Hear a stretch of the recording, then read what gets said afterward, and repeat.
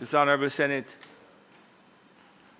is called to order, and we meet for the first time after what has been a lengthy adjournment occasioned by a number of issues. Mr. Clark, anybody joining online that you're aware of? And before we get into the business of the day, I just welcome the visitors that we have here today, and specifically Mrs. Dorothy Webby Zadie, who is a sister of former Senator Don Webby, who is sitting in the chamber, in the well of the chamber as my guest, along with Mr. Frank James, CEO of the Grace Kennedy Group. And we just need to let you know that there is a tradition that Don used to have with us where he provided us with water and other dry snacks. So we need to have a discussion that you continue with that. And Ms. Gail Solomon, General Counsel and Chief Corporate Secretary of the Grace Kennedy Group. And I also recognize, I think, Mr. Webby's secretary, who used to always coordinate with us on his various senatorial presentations.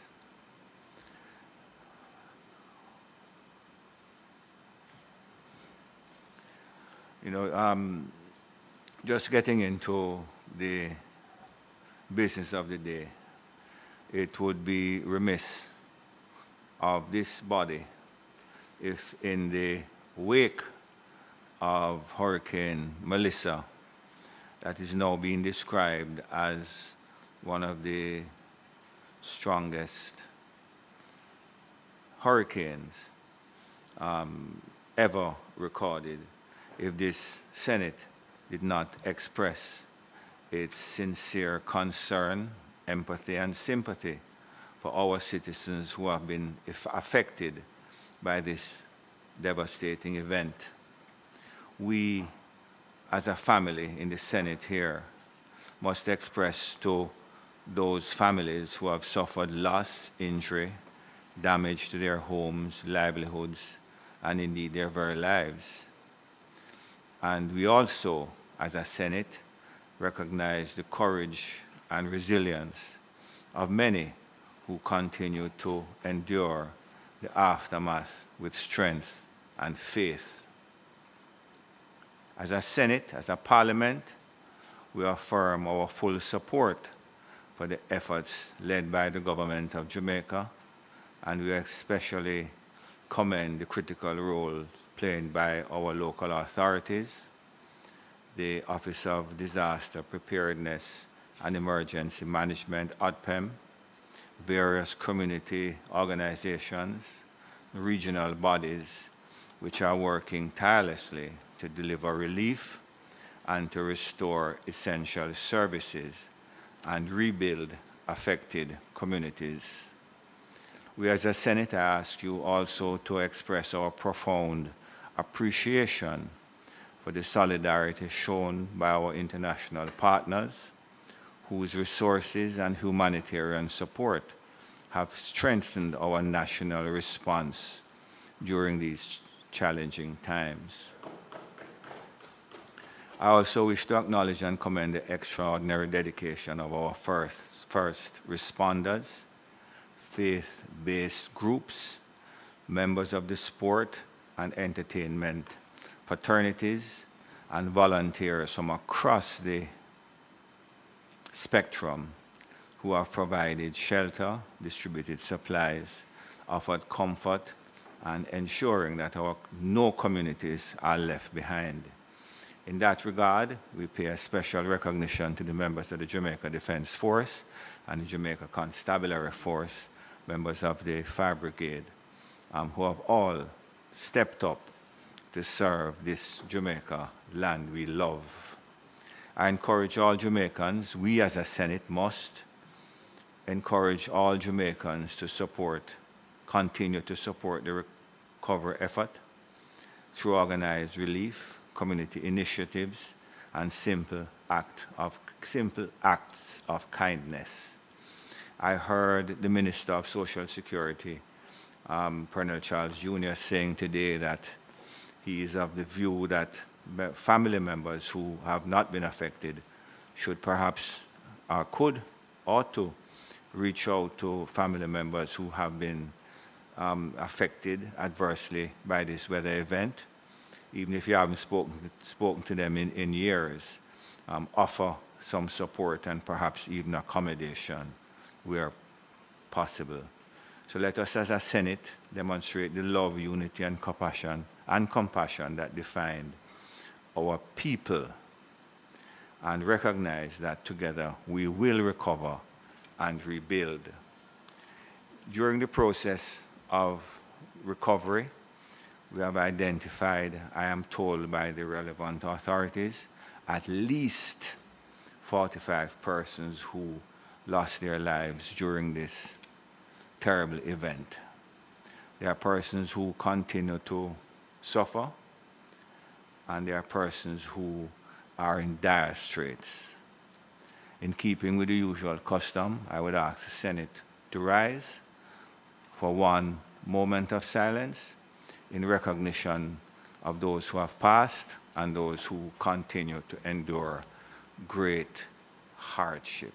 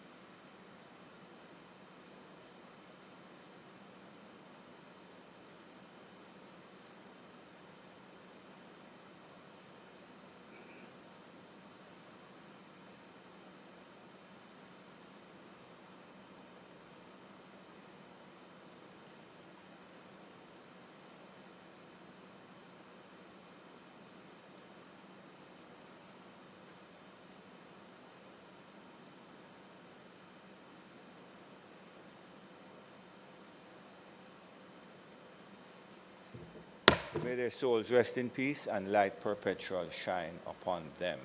Amen.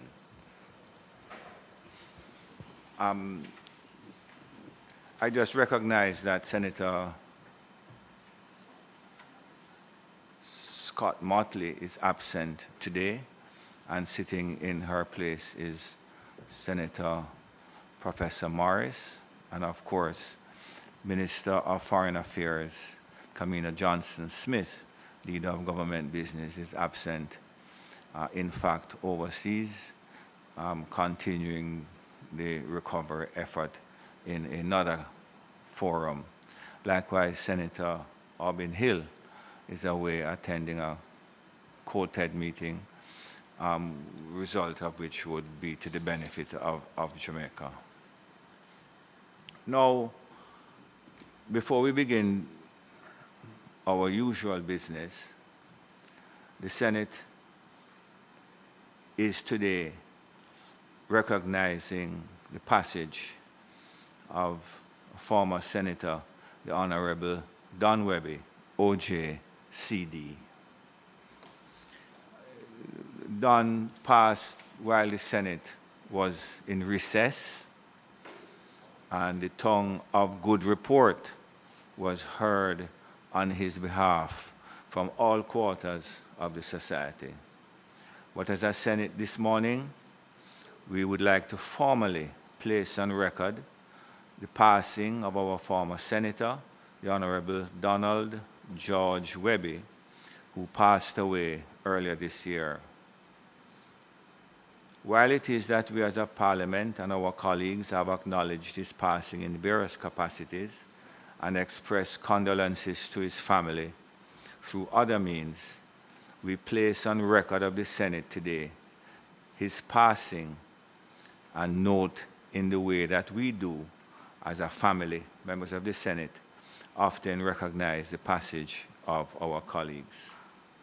Senator Webby served with distinction in this honorable House for more than 10 years, including his role as a minister without portfolio in the Ministry of Finance and the Public Service from 2007 to 2009.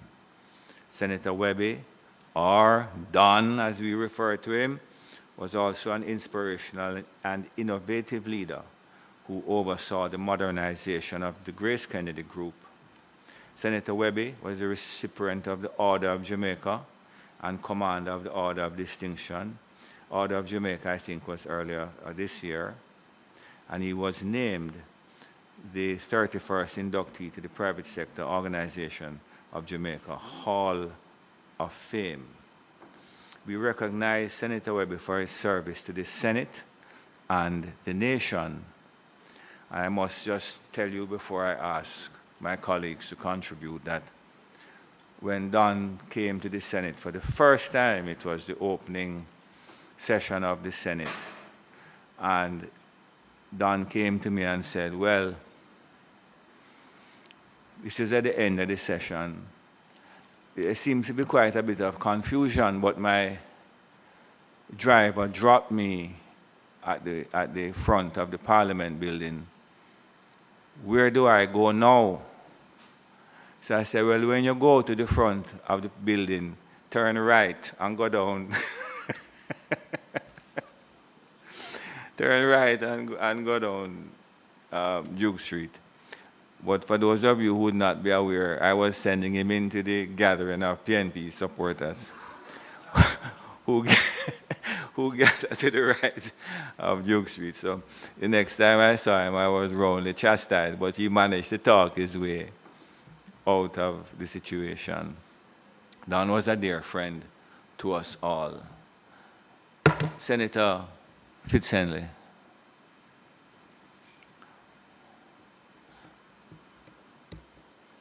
Thank you, sir.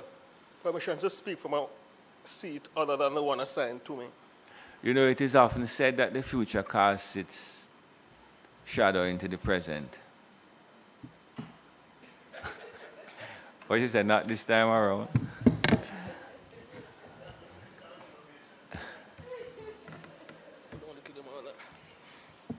Senator Fitzhenley. Thank you again, sir.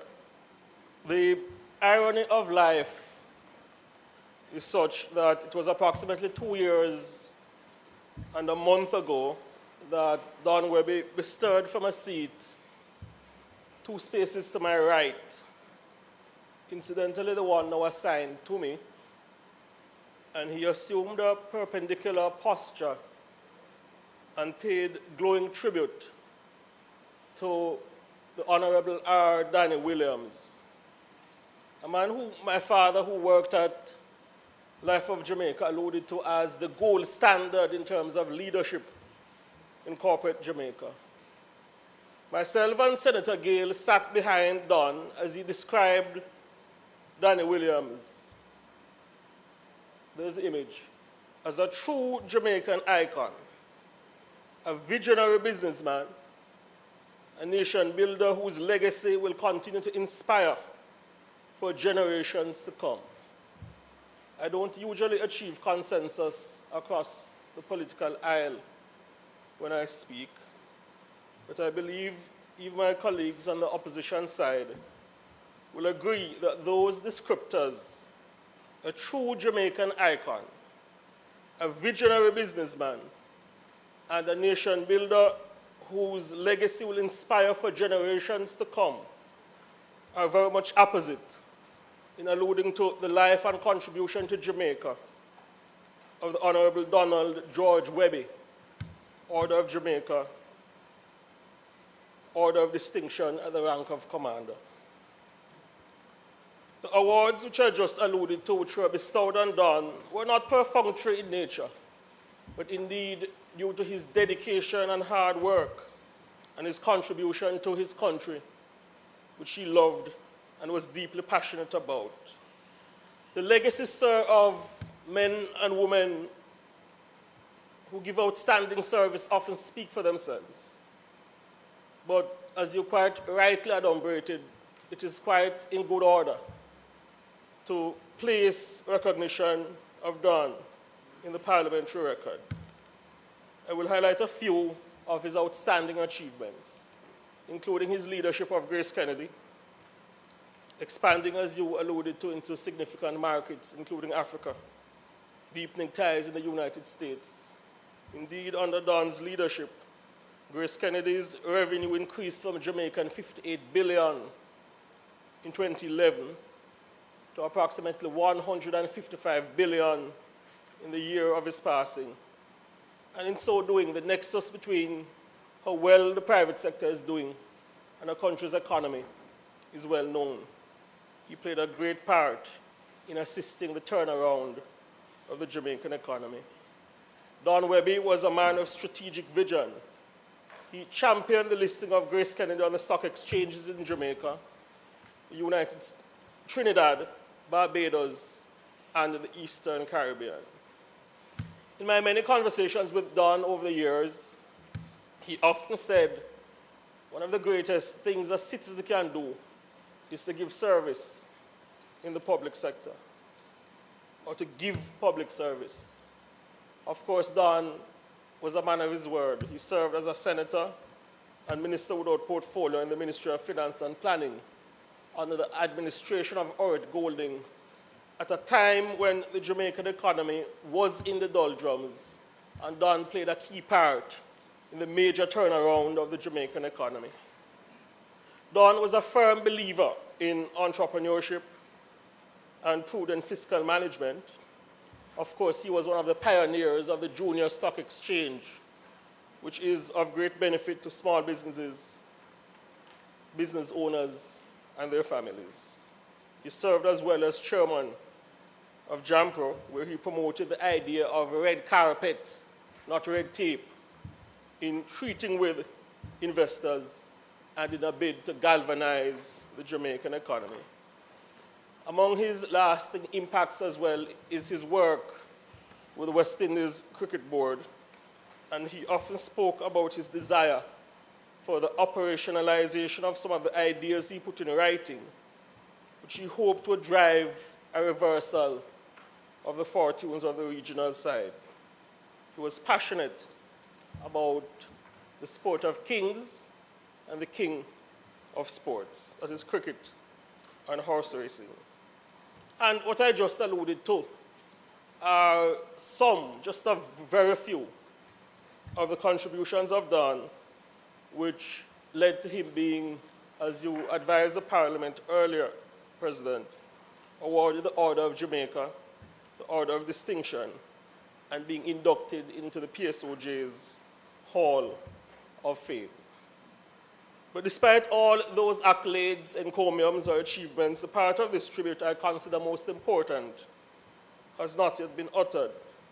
It must not be unsaid that Don Webby was a man of great humanity. He believed in people. For my family and I, Don was a friend. Indeed, for me, he was a mentor, a bigger brother from a different lineage. I knew him pretty much all my life. And my uncles who founded the Fitzhenley Business Colleges and Commercial Institutes often spoke about him as a great motivator behind their entrepreneurial endeavor across Jamaica. Don displayed the important traits of compassion and kindness when it mattered the most. He showed up for his family, his friends, and even strangers in their time of great need.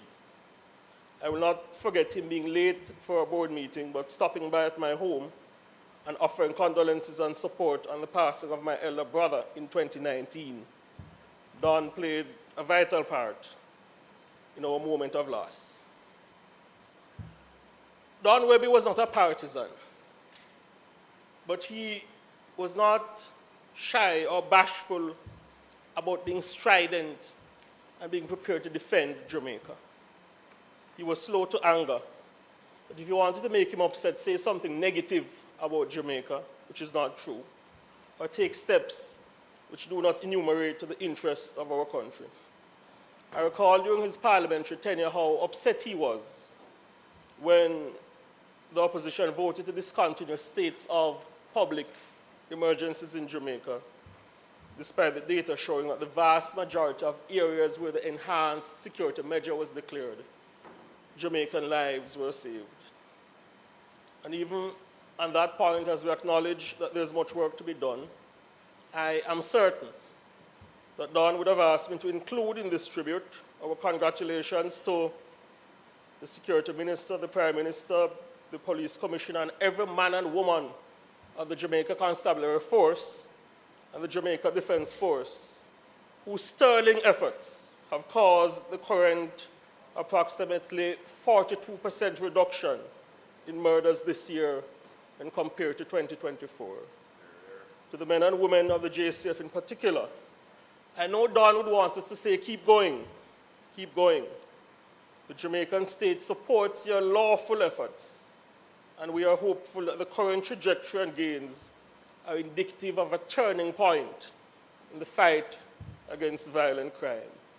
Indeed, part of Don Webby's legacy is that he believed that as lawmakers we should lawfully do what we can to save Jamaican lives, and that we should send a signal to criminals that enough is enough. Don was also a firm believer in the ability of sports and education to transform any society. Indeed, he did significant pioneering work with the Grace Kennedy Foundation.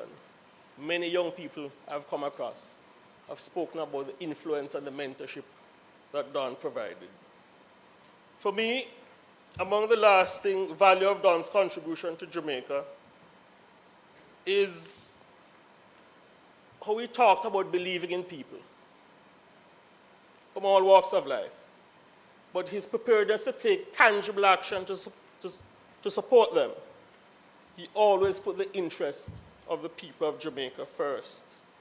The tributes offered on the occasion of his passing by entertainer Ding Dong, Olympic medalist Hansel Parchment, and the undisputed greatest of all time, Ambassador Dr. the Honorable Shelley and Fraser Price, all speak to the measure of the man that was Don Webby and his impact and his belief in the potential of our Jamaican people, regardless of their background, class, or creed, or their struggle.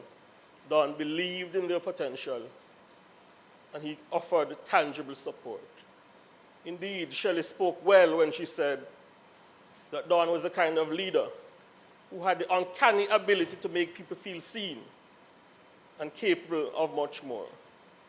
On the matter of sports, I'm sure my colleague, Senator Sinclair, will agree with me that Don Webby was a winner.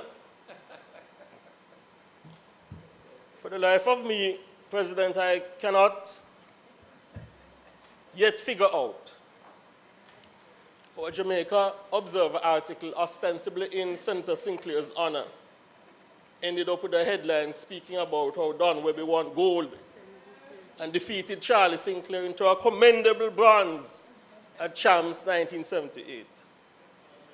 I know that Charlie cannot improve upon my submissions when I say Don knew how to win. Indeed, he carried that knack during his professional life, whether he was contributing in a philanthropic manner or to the business community.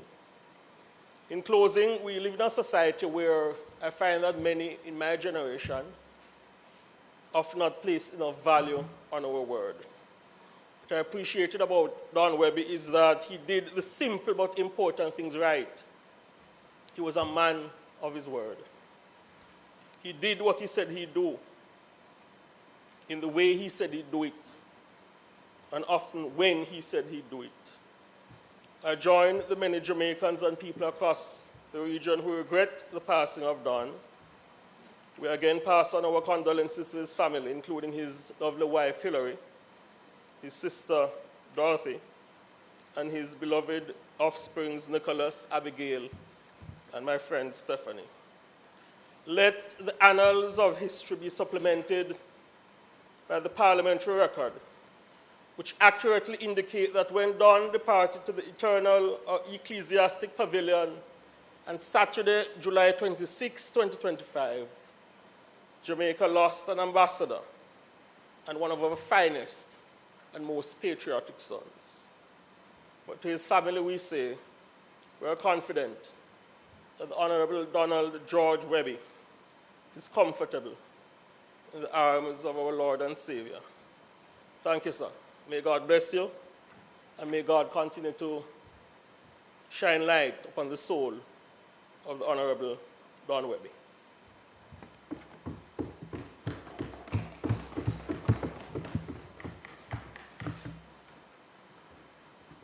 Senator Morris, recognized from a place other than your own. I had suggested already that you were recognized as such. Yes, thank you. Thank you very much. No. Thank you very much, Mr. President. I do rise to make my tribute to the Honorable Don Webby, who served with distinction in this chamber and in our nation. And I must say, Mr. President, before I venture into the substance of my presentation, that Senator Fitzhenry, in his presentation, alluded to a situation where he is hardly agreed with by members of the opposition. And I was just about to agree fully with his presentation until he ventured down the pathway of the state of emergency. And I will say to you, Senator Fitzhenry, that we agree with everything that you said prior to that comment and what flowed after that. Mr. President, Don Webby can best be regarded as a colossus. He was a giant. He was a giant in every sphere of his life, whether it be in business, in sports, or whether it be in his contribution to the Senate. And I say we not often agree on all the points that he made in the Senate. But we understand the dignity and the decency of the man. Mr. President, I want to start by indicating that Don Webby was a distinguished graduate from the University of the West Indies, where he pursued his BSc and his MSc in accounts at the institution. And he never just completed those degrees at the institution and abandoned the institution. He contributed immensely to the development of the institution and was deeply involved with the Mona School of Business. And the University of the West Indies celebrates and recognizes his seminal contribution to the institution and to Jamaica. Mr. President, it has been pointed out his contribution in sports. And you know, sports is the heartbeat of Jamaica. If Don was alive,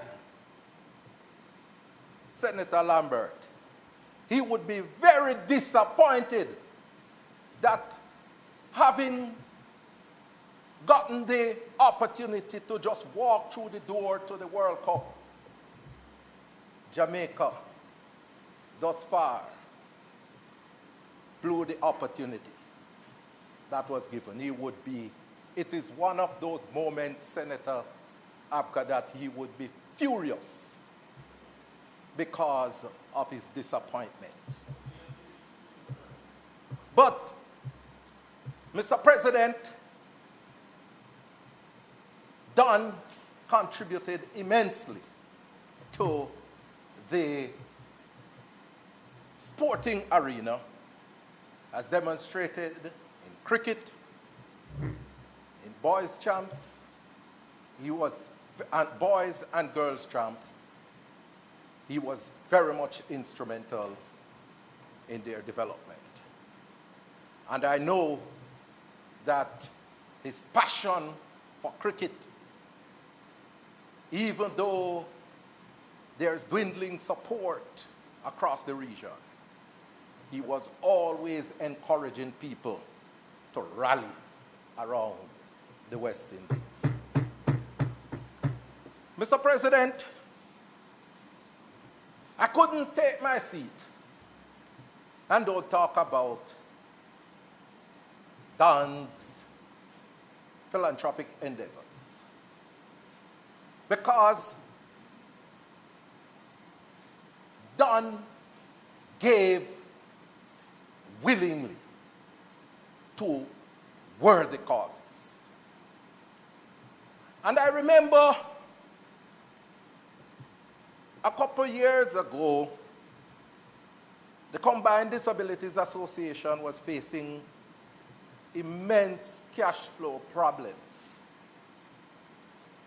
Combined Disabilities Association is a non-governmental organization, and it depends on support from various individuals and organizations. And I remember speaking to Don in the Senate about the problems being experienced by the organization. And without hesitation, he said to me, send a letter directly to me on behalf of the Combined Disabilities Association. And I tell you, Mr. President, I did. And certainly up to the point of his passing. Every year since I spoke to him, and I thought it dates back to 2020, he was making an annual contribution to the Combined Disabilities Association. And his support and passion for persons with disabilities is also demonstrated in the support that is given to one of the staff members in the organization that he was responsible for, Dr. Curtis Sweeney. And Don was very much instrumental in encouraging Curtis to pursue his academic dreams and to make sure that he gave the organization, gave the support to Curtis in terms of pursuing his doctorate. And Curtis responded and completed that PhD and is now a senior executive at the Grace Kennedy Group of Company. And so, Mr. President, at every sphere of his life, he has been what I said and describe him as a colossus. And as a believer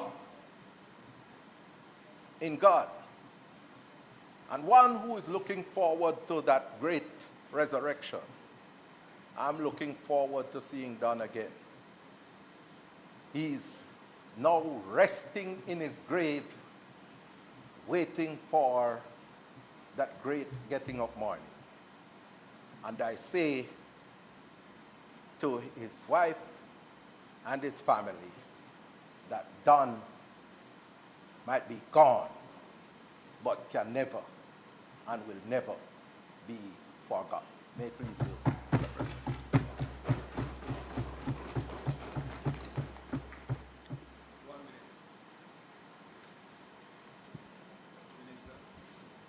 Minister? Mr. President, permission to speak from a seat that is definitely not my own.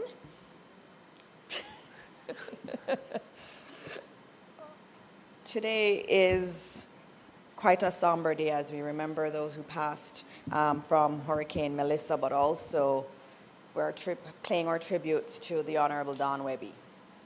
Don was an exceptional man.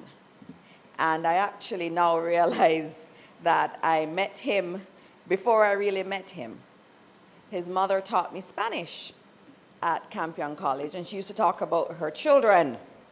And so it's quite interesting that I got to work with his sister Dorothea, and I also got to work with Don Webby also, after having heard about them so much when their mother taught me Spanish. And it's not her fault that my Spanish isn't great. It's definitely not her fault. But when I...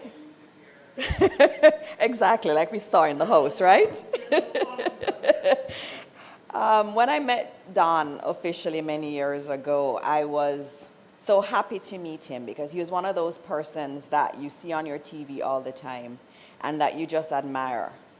He was an inspiration to many of us in the financial sphere, because he represented someone who had done things that were just spectacular. And just even if you looked at him in the business sphere, he was a giant in Jamaican business. And what was really great when you looked at him and you look at Grace Kennedy and even the legacy he's left in Grace Kennedy, is that he was building a company that was respected globally. It was a global company. He was saying through Grace Kennedy that Jamaica is great. Jamaica is not just what you think about, the beautiful beaches and also the athletic prowess.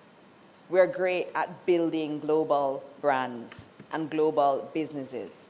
When you traveled in our diaspora markets or outside of our diaspora markets, Grace Kennedy loomed large.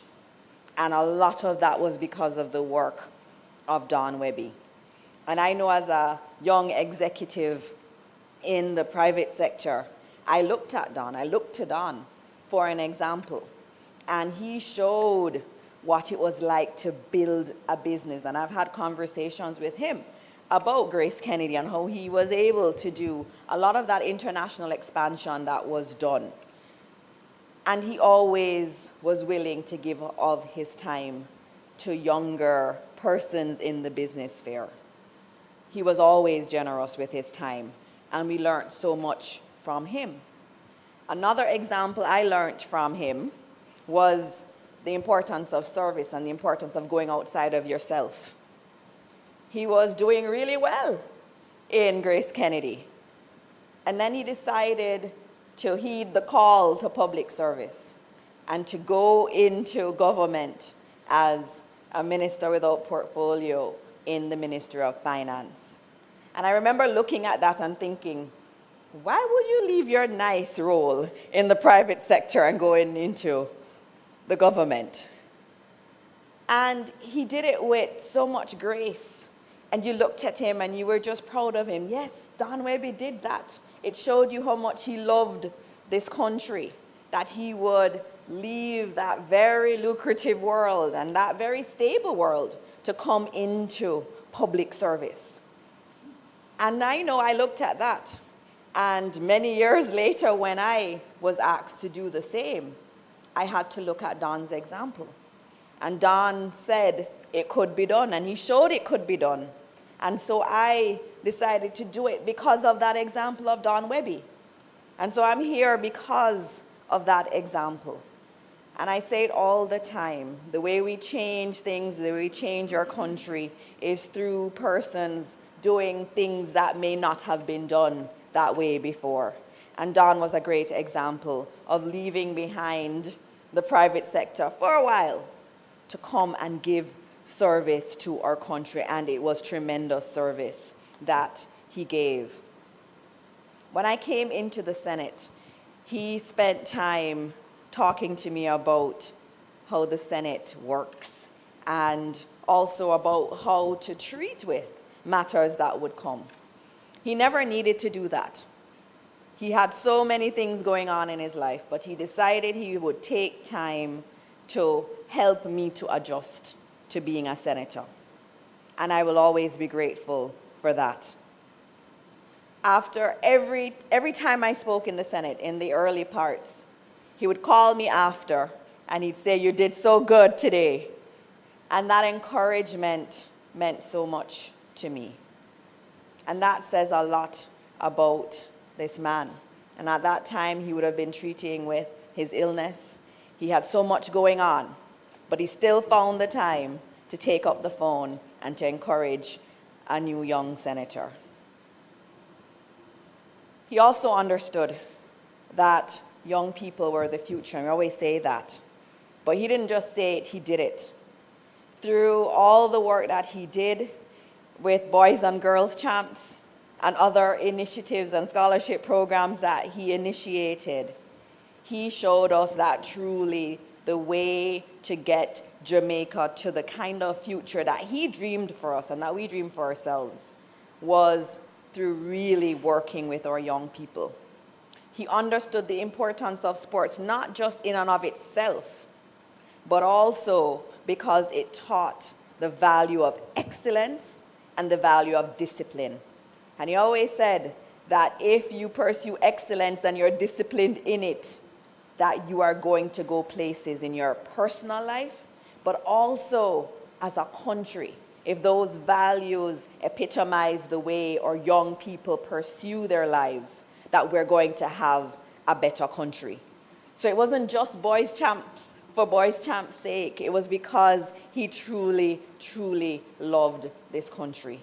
And so in Don Webby, we see what it means to be a strong Jamaican, to be someone who truly loves your country, that you put aside personal gains so that you can help to build the country that you dream of. He has taught me a lot, and I hope that in my time in the Senate, I will be able to navigate it with the kind of poise and grace that he has been able to do so. And as we think about Don Webby today, let us all commit to continuing in his legacy of focusing on our young people, of instilling values of excellence and discipline, and in doing everything we can to take the vision of Jamaica, a bright Jamaica, a prosperous Jamaica, forward. May his soul rest in peace. Thank you, Minister. Senator Brown. Thank you, President. I rise to join in the tribute to a visionary, a patriot, a man who truly loved and served his country, Don Webby, OG. Let me again pay my own condolences and that of my family to the Webby family, his sister, his children, his wife Hillary, who work very closely with my own wife in another organization elsewhere. And Dan and I would often joke about what each wife was saying about the other and about himself and myself. And it was cordial, always cordial. I want to also pay tribute and condolences to the Grace Kennedy family, of which Don was a critical part. And is Camille here? Camille is not here. But Camille is one of his able assistants who was oftentimes the go-between himself and you as well, President. So I know they lost him well. And The Honorable President at the numbers 2 and 6. 26th of July, this 62-year-old man exited. And I'm wondering that 2 and 6 are numbers that we should retire. But we can't retire Dan, who left us at 62. What we can say, honestly, is gone too soon. At 62, he's in the prime of his life with so much more to contribute. And I remember Dan as part of the Senate family, despite the dividing line in the Senate. I've often said, we will disagree, we will fight when the gavel knocks, but we are family in this chamber. And that's how I see and remember Dan as being part of this Senate family. When Dan gets up to speak, you know you're going to be listening to a presentation driven key by data. And you know he's going to call names of people on his side and people on our side in making his point. When I pay tribute, I don't want to talk about self. I want to talk about the person I'm making tribute to. But sometimes he would say, like Lammy, I am driven by data. And I always took that as a compliment because it's important that decisions we make are grounded in data. And Dan Webby's presentation were always grounded in data, excellent research. But he ended his presentation, and I can't recall any president that wasn't ended with solutions. He was always making proposals and suggestions, often thinking outside of the box to get our country moving forward. And so we're going to miss him for that. And I hope you can step in his shoes as one of the private sector reps here in the Senate. I recall President was disagreeing on things in the Senate. One time Dan said, disgraceful, disgraceful. So when we went downstairs for lunch, I decided I was going to challenge him and said, Dan, why you're so strident upstairs? And he said, Lammy, I'm learning from you. Wasn't sure it was sarcasm or a compliment. But the point is that Dan was not afraid to put his views in the Senate, but outside of the Senate. When we leave and the chain is removed, the rope is removed, we are back to family. And it's in that context of family that we discuss a number of things. And even while he was sick, President, I had reasons to be chatting with him on WhatsApp. So I'm going to share with us a conversation we had November last year. I think this was after he had resigned. He had sent me a story in the newspaper about West Indies cricket. Last chance for the dinosaur directors to accept all the recommendations of Webby report and vote themselves out of power. So he sent me that. And I responded to Dan.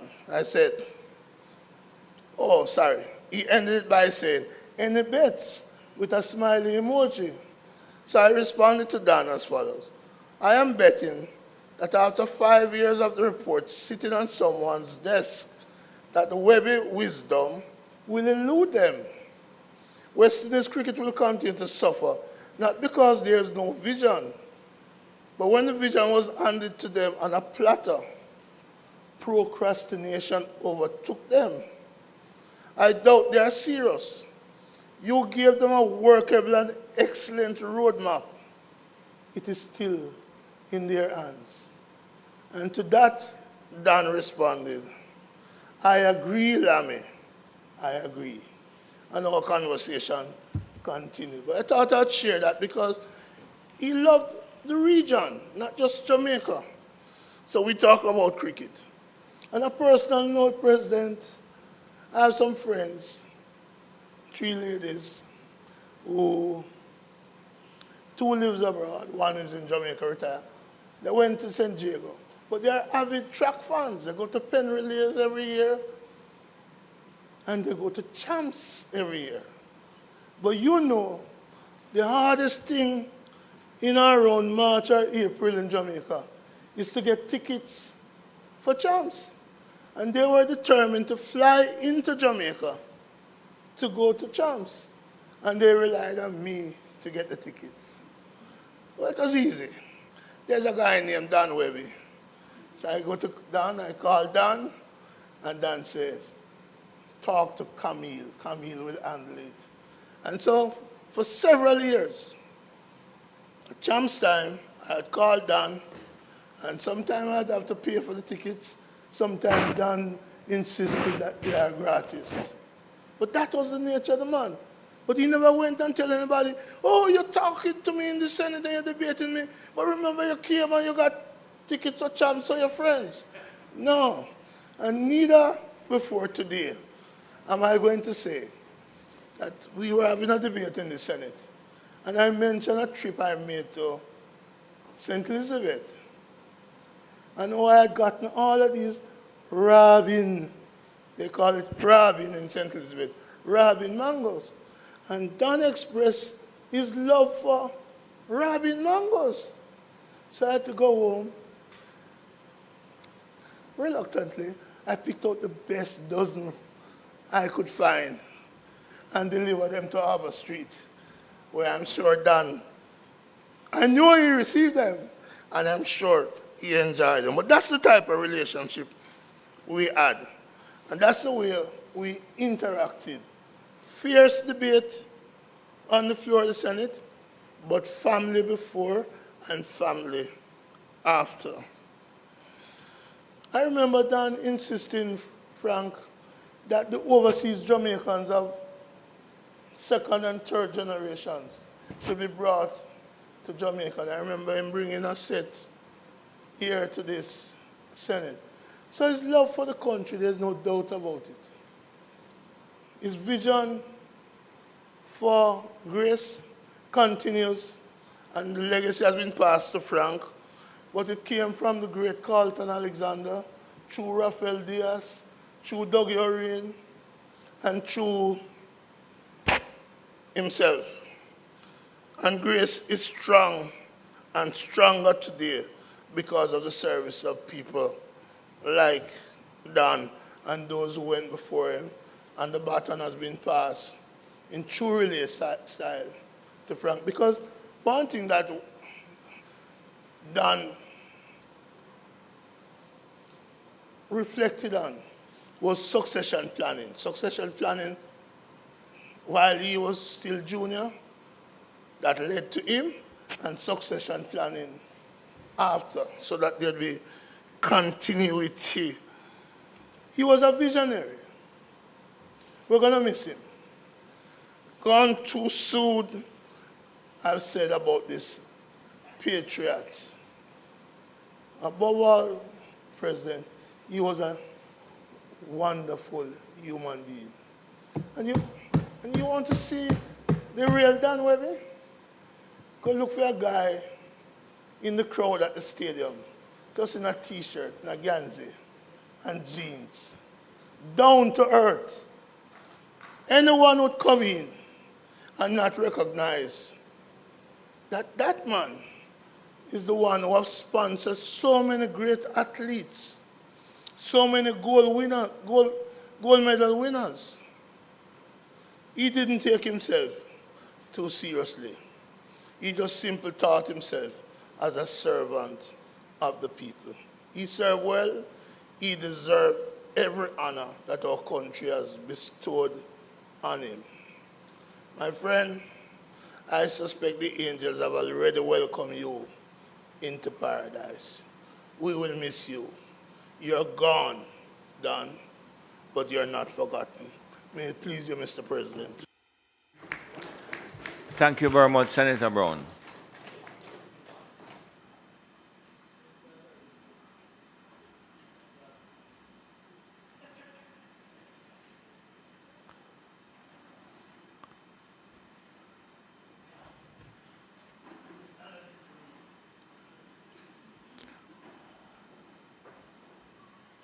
Senator Gill. Thank you, President. You know, Senator Brown, Don Webby would be very proud of you today. And I will tell you why later in my presentation.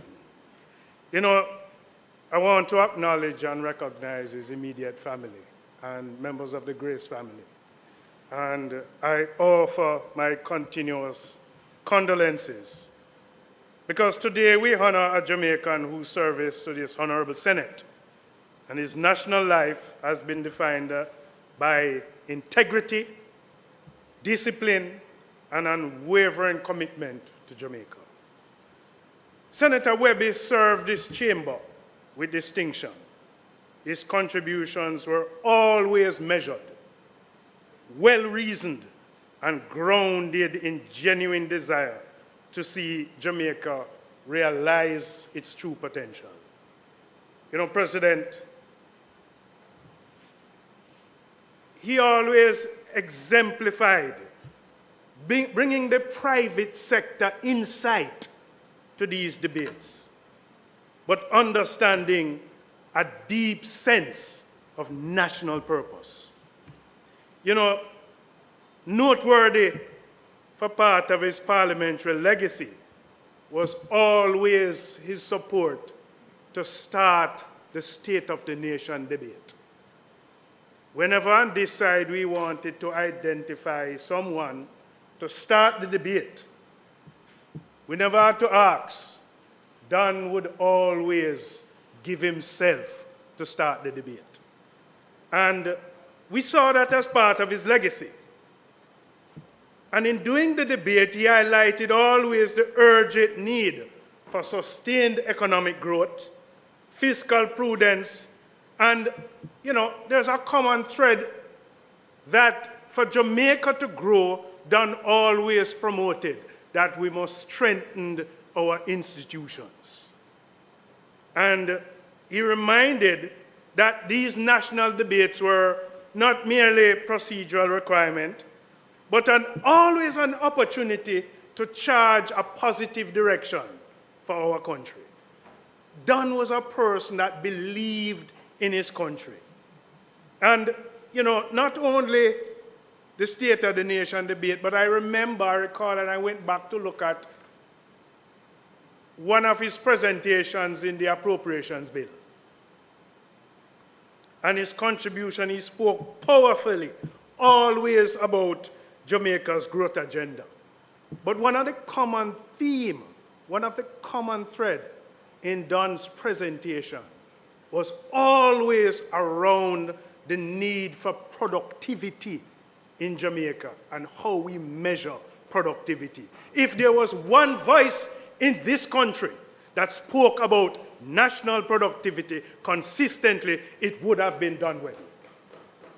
And he must be remembered for that. President, you know, he championed policies.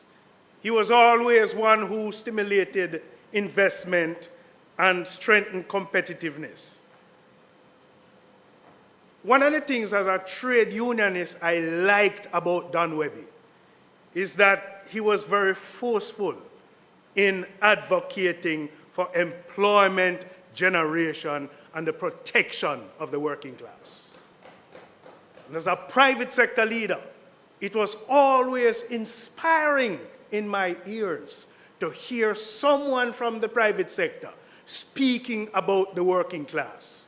He believed in the working class, and he believed in the success of any organization would have been always dependent on the working class. And today I want to use the opportunity to encourage our private sector leaders to take a leaf out of the book of Don Webby in the promotion of the working class in this country. The Jamaica for him was for a productive Jamaica, a fair Jamaica, a Jamaica where the private sector embraces not only profitability, but responsibility. And he was always one who saw a Jamaica where good governance and discipline management was the underpinning of national progress. And so we saw that in his leadership at Grace Kennedy. He demonstrated what that vision looked like in practice. And, you know, Don consistently championed the protection and the advancement of the working class. But he said that to ensure corporate success, it must be matched by investment in people and communities. So he was far extending what this investment in this country ought to look like. And throughout his career, Senator Webby was unwavering in his advocacy for national productivity. He wanted a kind of revolution for productivity. He wanted consistently in his presentation, he would say, we have to raise the standards. We have to adopt modern practices. And we have to adopt innovation. That was the kind of person that you had in Don Webby. And, you know, today we pay tribute.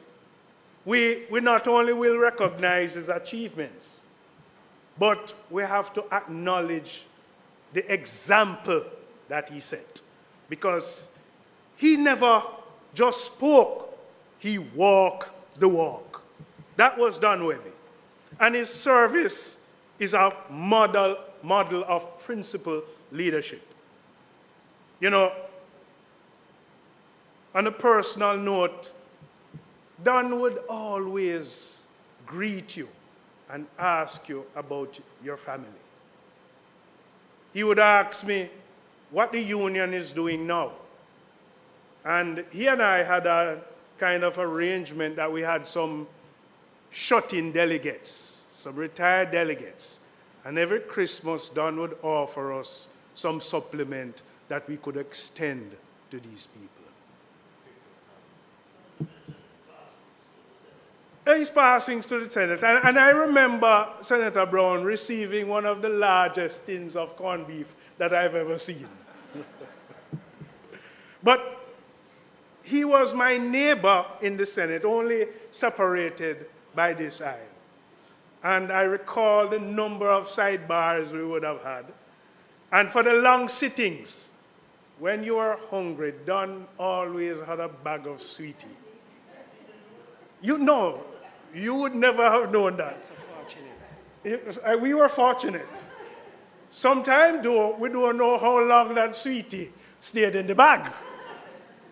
But we always had the opportunity to devour it. Now, there were two questions that Don would normally ask me that I refused to answer.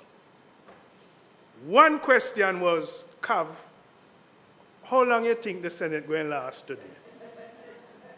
And the first time he asked me that question, I said to him, but Don is a very small bill, you know, so I don't think we would have been here for so long. Well, that time we ended up at about 8 o'clock at night. And so, whenever time Don Webby asks me that question, I always say to Don, I am refusing to answer that question, Don, because the last time I answered that question, we stay here long. The second question that Senator Webby usually asks me, and I refuse to answer, when a certain senator on that side gets up and him asks me the question, is your friend, what's wrong with Lambert Brown today? I said, Don, I'm refusing to answer that question. Maybe you should ask Senator Lambert Brown that question. You know, Senator the Honorable Donald Webby has served Jamaica with distinction. His contribution in this chamber, his leadership in the private sector, and his dedication to nation building will always remain an enduring part of our national record. On belief of this Honorable Senate, we offer our sincere appreciation for the work that he has done. Don, we owe you a lot. This country owes you more than you deserve. Rest well, my friend. Rest well. Thank you very much.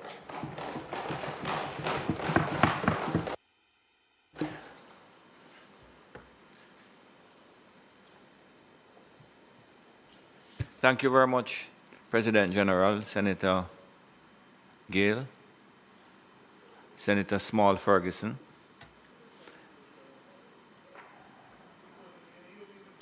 I don't know where the small come from in this at all, I must tell you.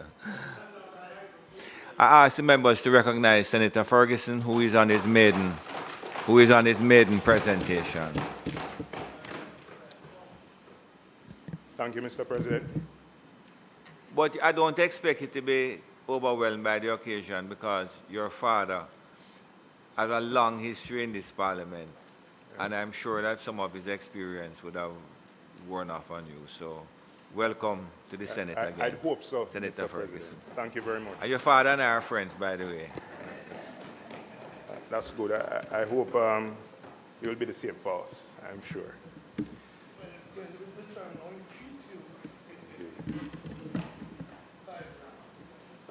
Colleagues, I'm honored to rise today in my maiden speech to pay tribute to the late Honorable Don Webby, OJ, CD, and reflect on the lasting impact of his life and, importantly, his service to Jamaica. His contributions remain deeply relevant and will remain deeply relevant for generations to come. And I think it's very appropriate for this Honorable Senate to devote time today to acknowledge his legacy. I didn't have the privilege of serving with Don in this chamber. However, I've had the significant benefit of interacting with him in business. His reach is very far and wide, right? And I'll share with you some of the personal ways he has impacted me. You know, in the moments that I got to speak to him directly, I think someone else said it earlier, it was apparent that he had a deep interest in young people, right? And as a young man coming up in business, he oftentimes took the moment to greet me and to ask me a question. You know, how are things going? What's going on your side in business? And that stood out to me as an up-and-coming youngster. I mean, in those moments, there are several things that stood out. Right? I remember as an analyst going to Grace Kennedy AGMs, and his vision was always apparent year after year, regardless of the state of the economy, regardless of the state of the globe. There was always an idea that appeared bigger than life. Right? And many of those ideas have been realized by the Grace Kennedy Group. He was very measured. I heard someone say earlier that he was slow to anger, and that was apparent. And he was authentic in how he dealt with others. His reputation for excellence wasn't only spoken about, it was embodied in his conduct, in the outcomes that he was able to engineer in business and in public life. You know, I spoke about the personal impact for me, and there are two things I'd share. I've spent several of the last years working with a lot of Grace Kennedy alums, right? Even though I didn't work at Grace myself. So you can appreciate, Frank, that Don is a constant feature in our conversations, right? And the wisdom that he has imparted as osmosis itself to me as a professional, right? So I want to thank Don for that. right, in the afterlife. The other thing that I'd share that is personal to me is a parallel that I've seen with Mr. Webby. I mean, naturally, as a giant in business, he has served as an inspiration for many of us in the second generation. And I remember watching an interview or reading something where Don said that he discovered his passion for business and accounting at St. George's College, right, when he was 15 or 16 years old. And I too attended St. George's College briefly for sixth form, but I too formed a love affair, having struggled between science and business, a love affair for business and finance and accounting at St. George's College. And interestingly, I actually attended sixth form at the same time as his son, Nicholas. So we're separated by a generation, but traveling along a similar path. Right? In over 3 decades of service to the Grace Kennedy Group, Don's impact is unquestionable. He has transformed the organization to remaining one of the most respected organizations here in Jamaica, but being a giant in the region and being representative of what Jamaica is capable of in business across the globe. Right. Grace was the first Jamaican company to be listed across all the 3 exchanges within the Caribbean, which is really, I think, representative of what is possible in terms of regional integration with respect to business and commerce and investment. Right? His work demonstrated principled leadership, but it also showed what can be achieved when you effectively combine business and align it with national purpose. So like the minister who spoke before me, he was certainly an inspiration that brought me here from the private sector. Right? In his public life, he stepped away from the boardroom, which undoubtedly was a sacrifice of sorts, to serve Jamaica. Right? He contributed to several things: the strengthening of the fiscal framework, improving public administration. There were several policies surrounding economic growth.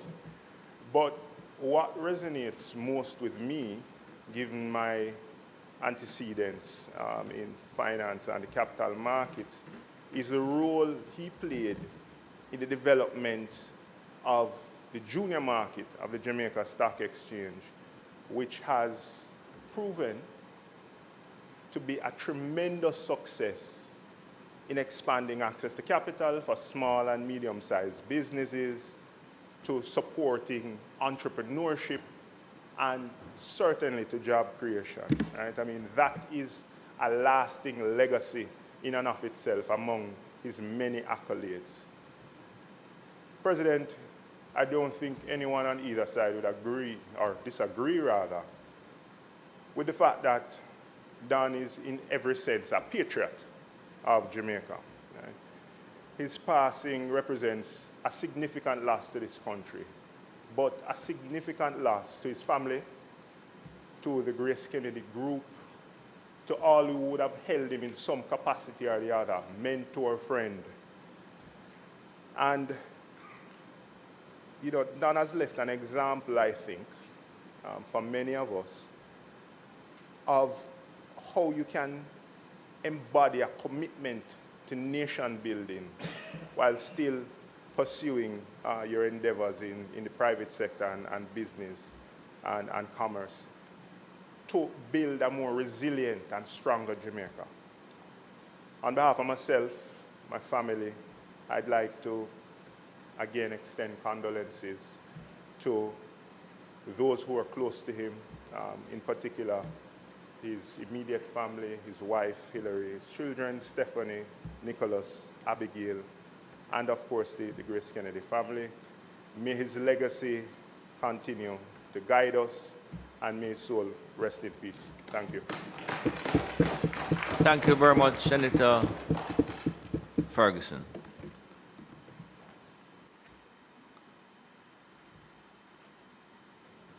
Senator Sinclair. Thank you, Mr. President. Mr. President, as I rise to make my contribution and tribute to Senator Don Reby, I wish to first of all recognize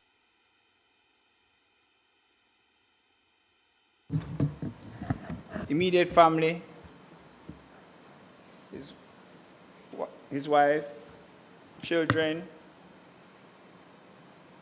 as well as the Grace Kennedy family, and to express my condolences on his passing. Mr. President, Senator Fitzhenley, in his contribution, spoke to a connection that I had with Don Webby. I am getting into the story, sir. We met many years ago, and I would want to believe many persons who are in this chamber would not have met Senator Webby as early as I did. The meeting that I had with him is not one that would normally be associated with the name Don Webby, because Don Webby is known for his corporate involvement for the main part. My meeting with him was on a track at National Stadium in 1970, I think you said 78, I believe it was 77. Yes. How could he forget? Don represented St. George's College, and I the great Cornwall College. It was the 100 meters, hurdles. Yes, hurdles. One of those special type of events. I led for about 80 meters, Mr. President. When we got to the 100-meter line, Don was ahead of me, yes. He gained the gold medal. And you know, when I reflected, we were also with other good company, Lennox Graham, a coach of Kingston College, known for his achievements in track and field. Well, he came second, and I came third.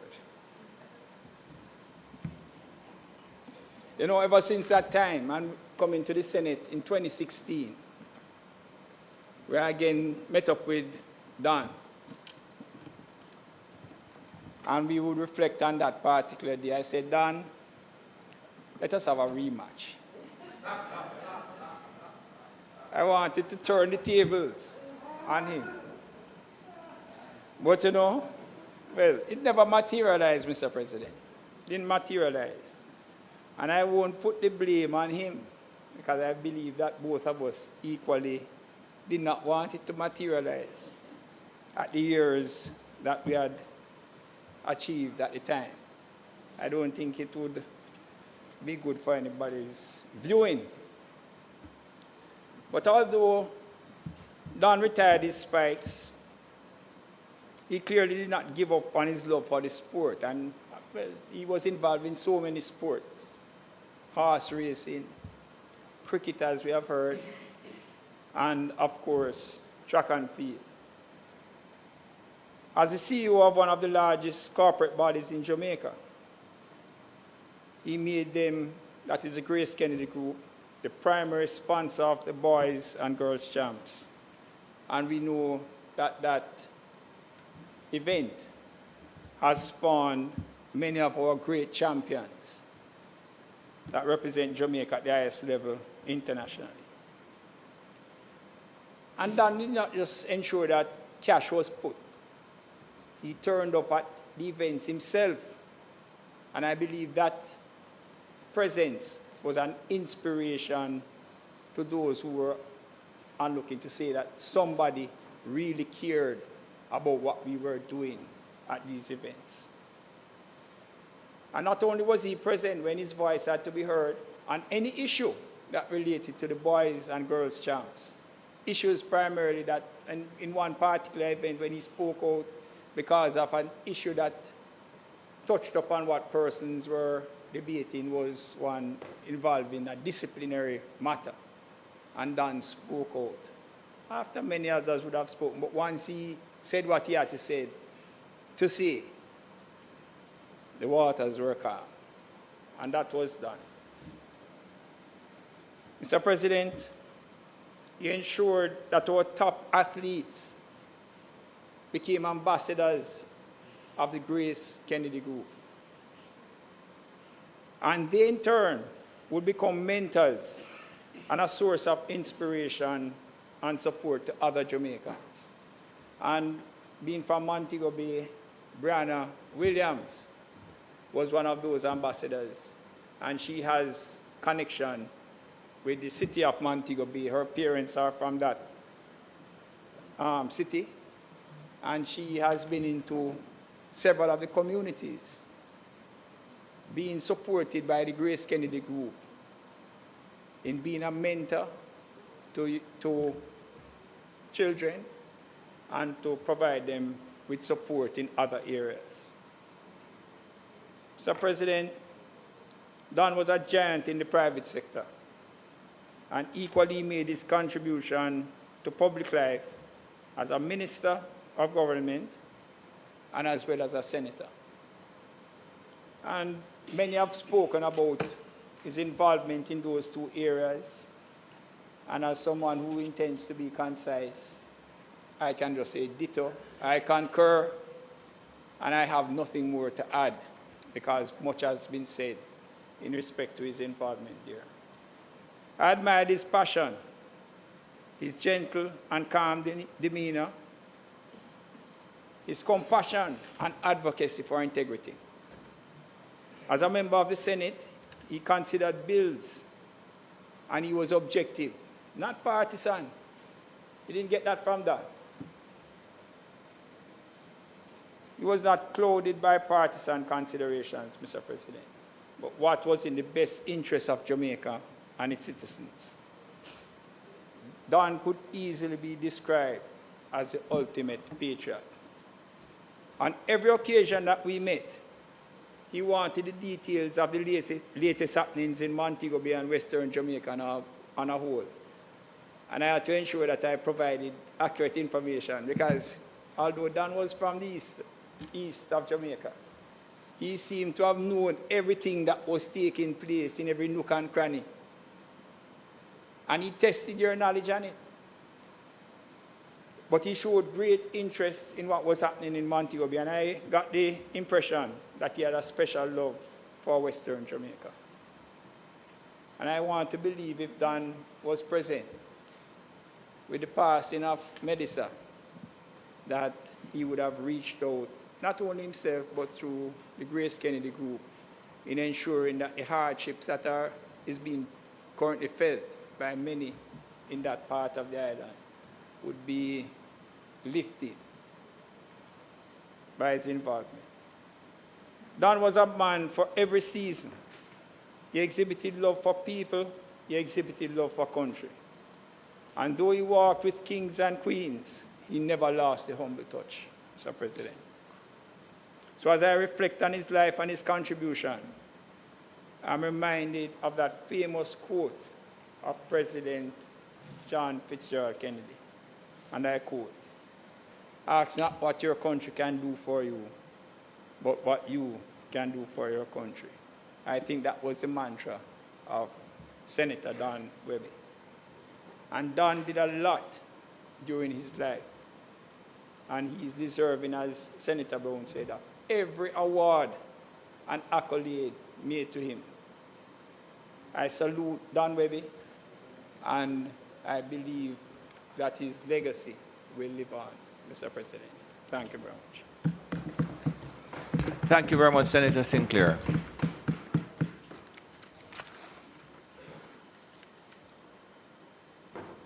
Thank you, Senator Sinclair. Senator Bernard.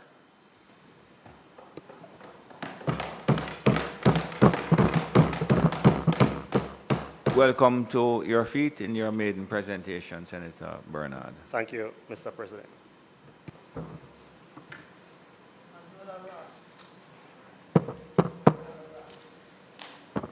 Thank you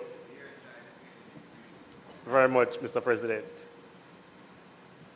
I want to extend my condolences to the family of Don Webby, his friends, and all those who were close to him.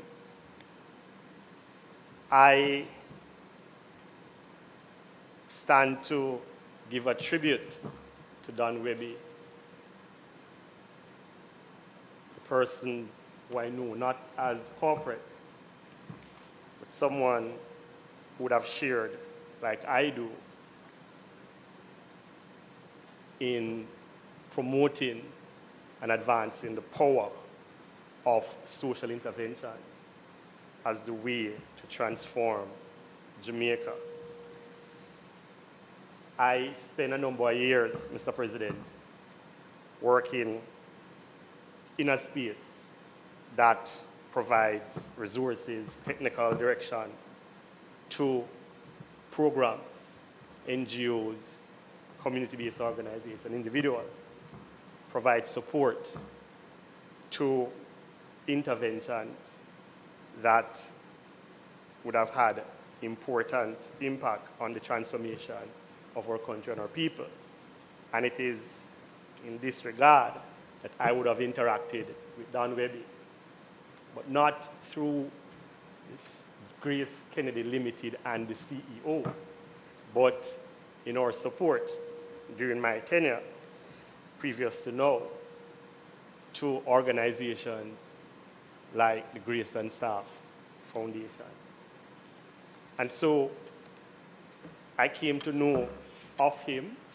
We would have interacted in many spaces, outreach primarily, mainly launching social intervention programs.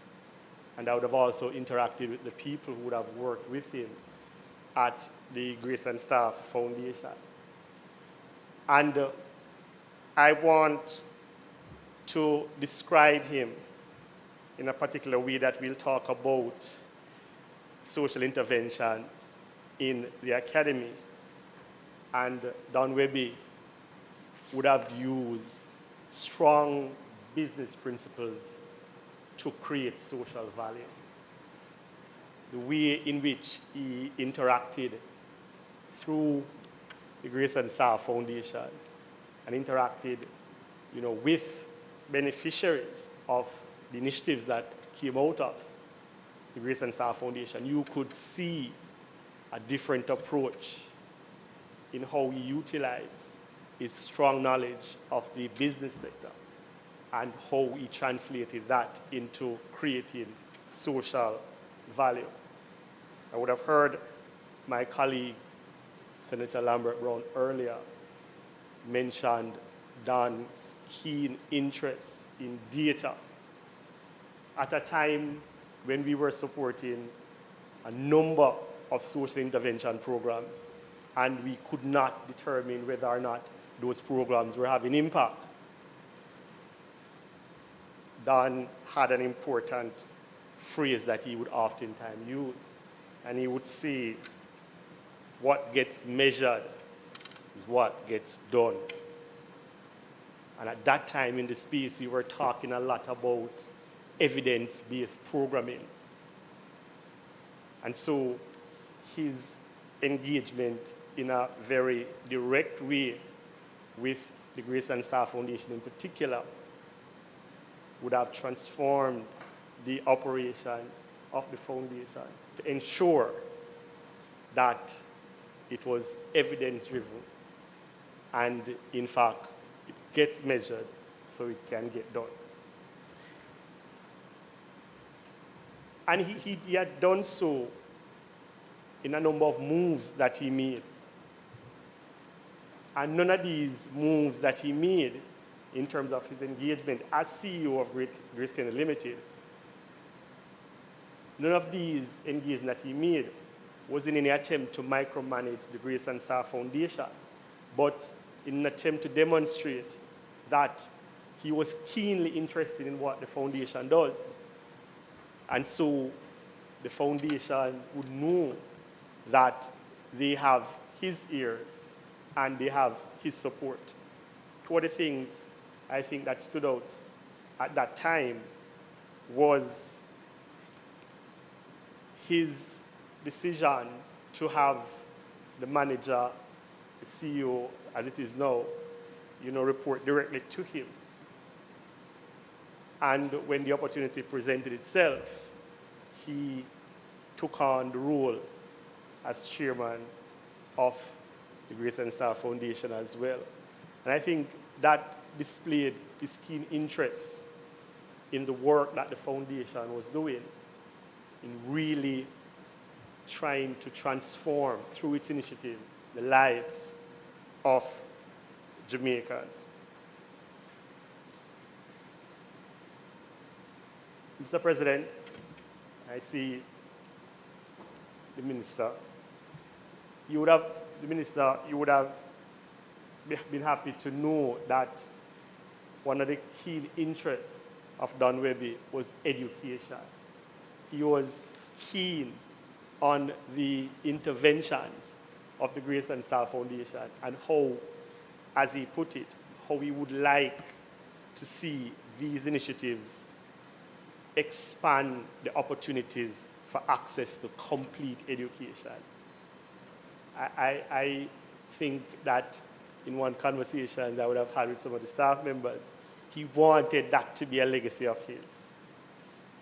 Very keen on education and the opportunities that the Grace and Star Foundation would have provided for those opportunities to expand, to include more persons, accessing what he considered, what he called complete education.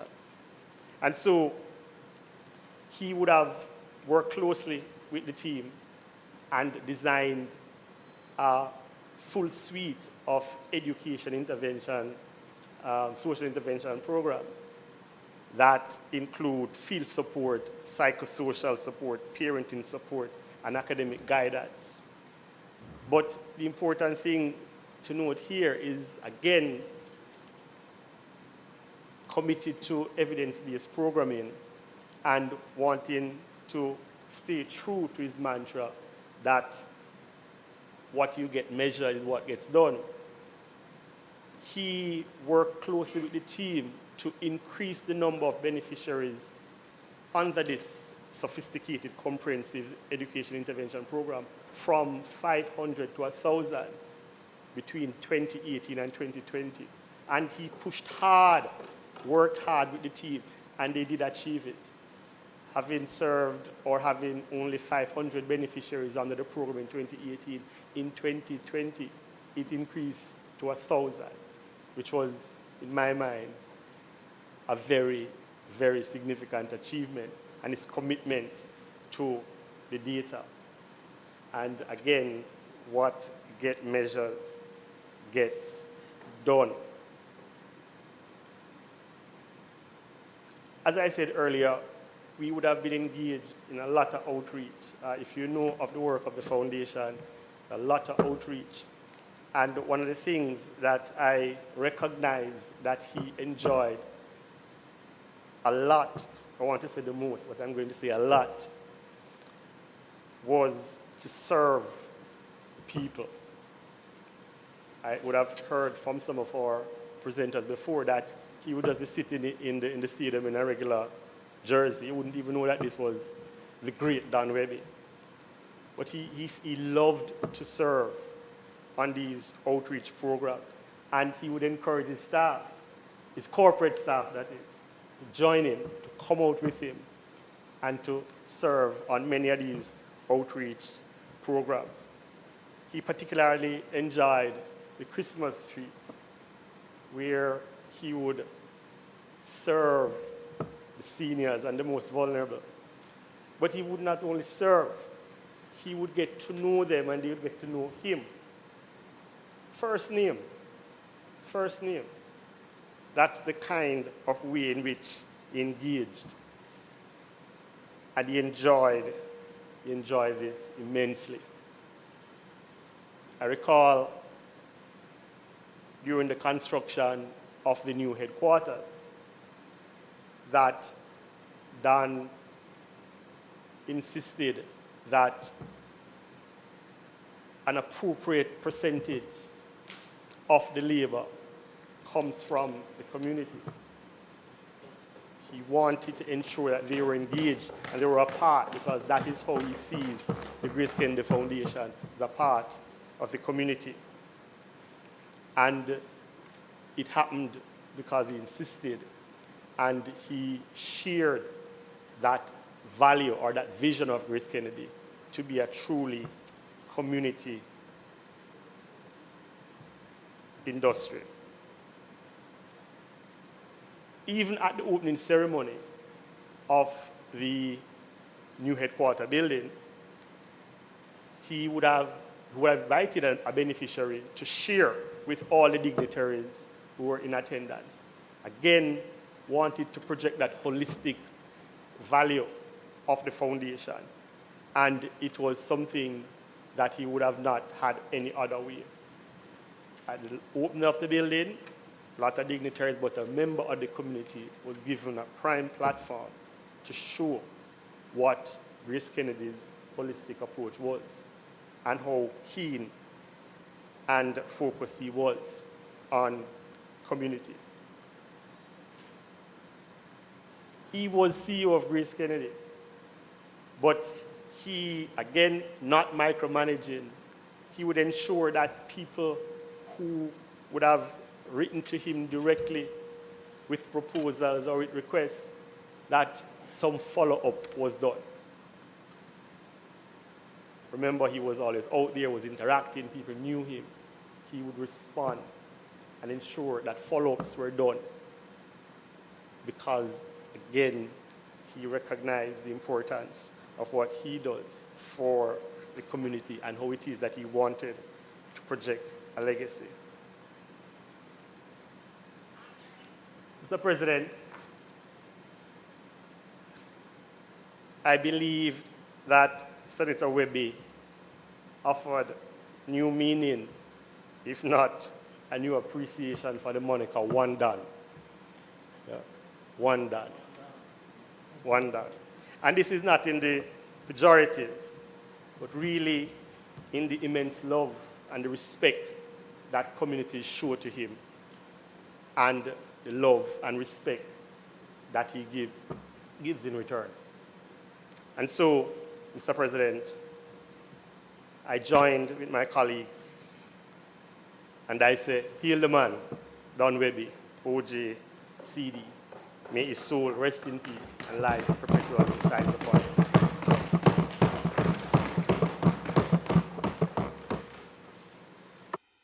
Thank you very much, Senator Bernard, for that very insightful perspective. Senator Shireen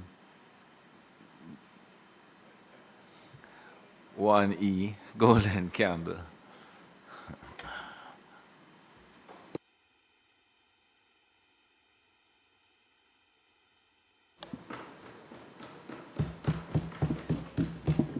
Thank you, Mr. President. Mr. President, I almost feel like I'm going to sort of repeat what has been said here today, but I want to focus on an aspect of Don that I watched for the entire time that I knew him, and that is his example of what I believe patriotism, true patriotism, should look like. Don was always quiet to me. He wasn't a noise maker, always consistent, always dependable, and always reliable. I do not recall an occasion, however trite the matter was, of calling him, and if I didn't get an answer to the call, I got a return call or a return message, no matter whatever heights he held. He never forgot to offer common courtesy and respect to you, no matter who you were. Don's leadership in business was also, as many have spoken of, not just about profit, but about building a stronger nation, empowering workers, and supporting communities, as we heard in the examples from Senator Bernard. He was very much, as Minister Morris Dixon said, he was very much about Jamaican industry excelling on the world stage. He used his influence to open doors for others, championing education and sports. But Don was also a proponent and a promoter of integrity in national development. In every role he has held, Don Webby has demonstrated that loving Jamaica means investing in its people, believing in its potential, and working every day to leave it better than you found it. His legacy reminds us that true patriotism is proven not in words, but in actions. And Don's actions have been seen, Mr. President.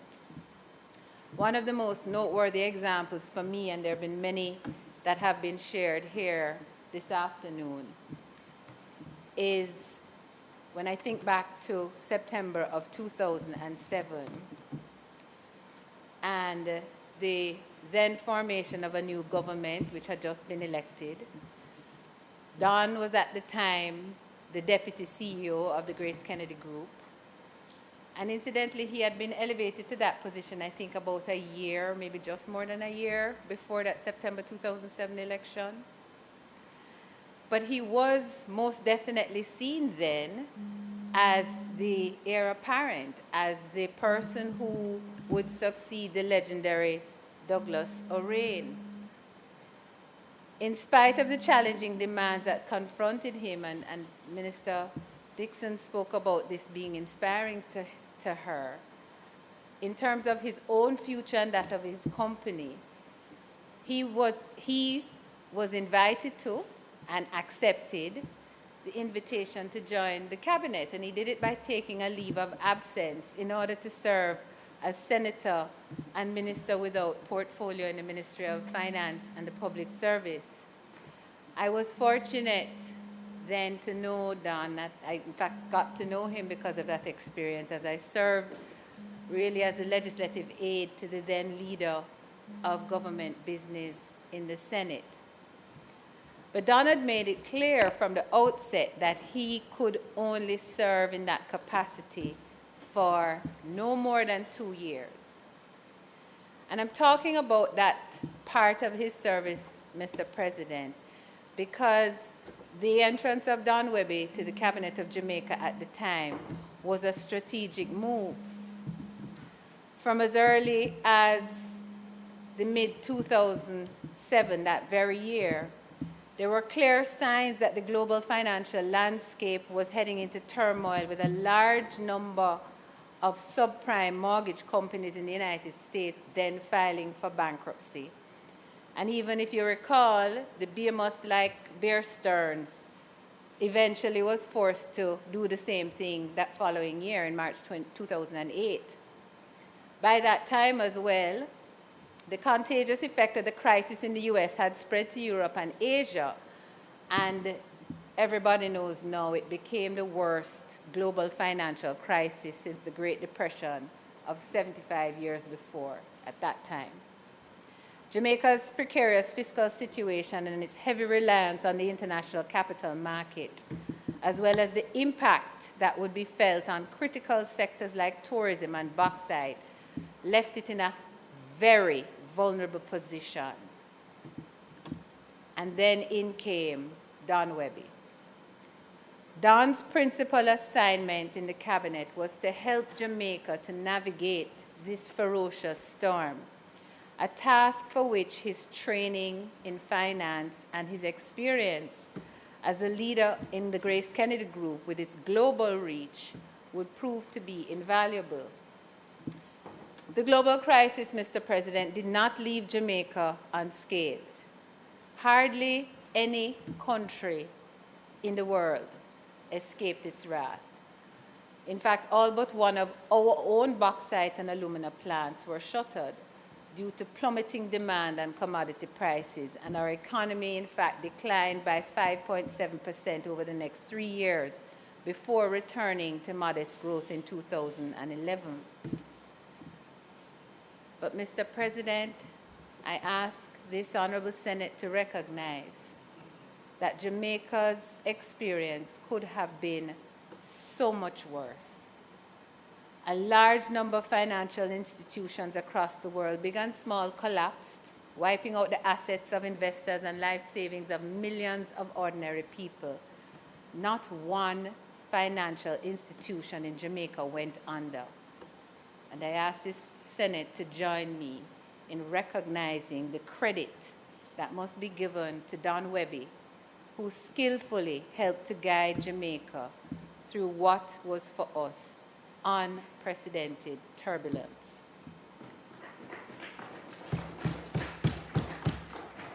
Mr. President, Jamaica owes a debt of gratitude to her son, Don Webby, who, knowing him, would probably casually brush that aside and say it was my privilege to serve my country.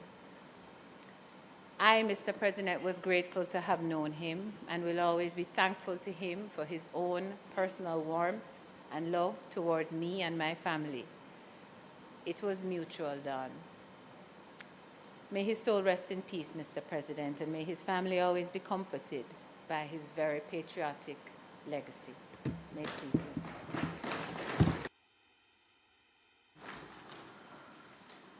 Senator Duncan, another deputant, please recognize him.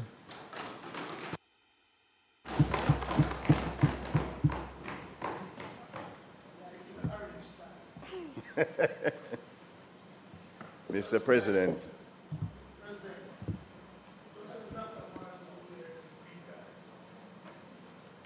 thank you very much. Right.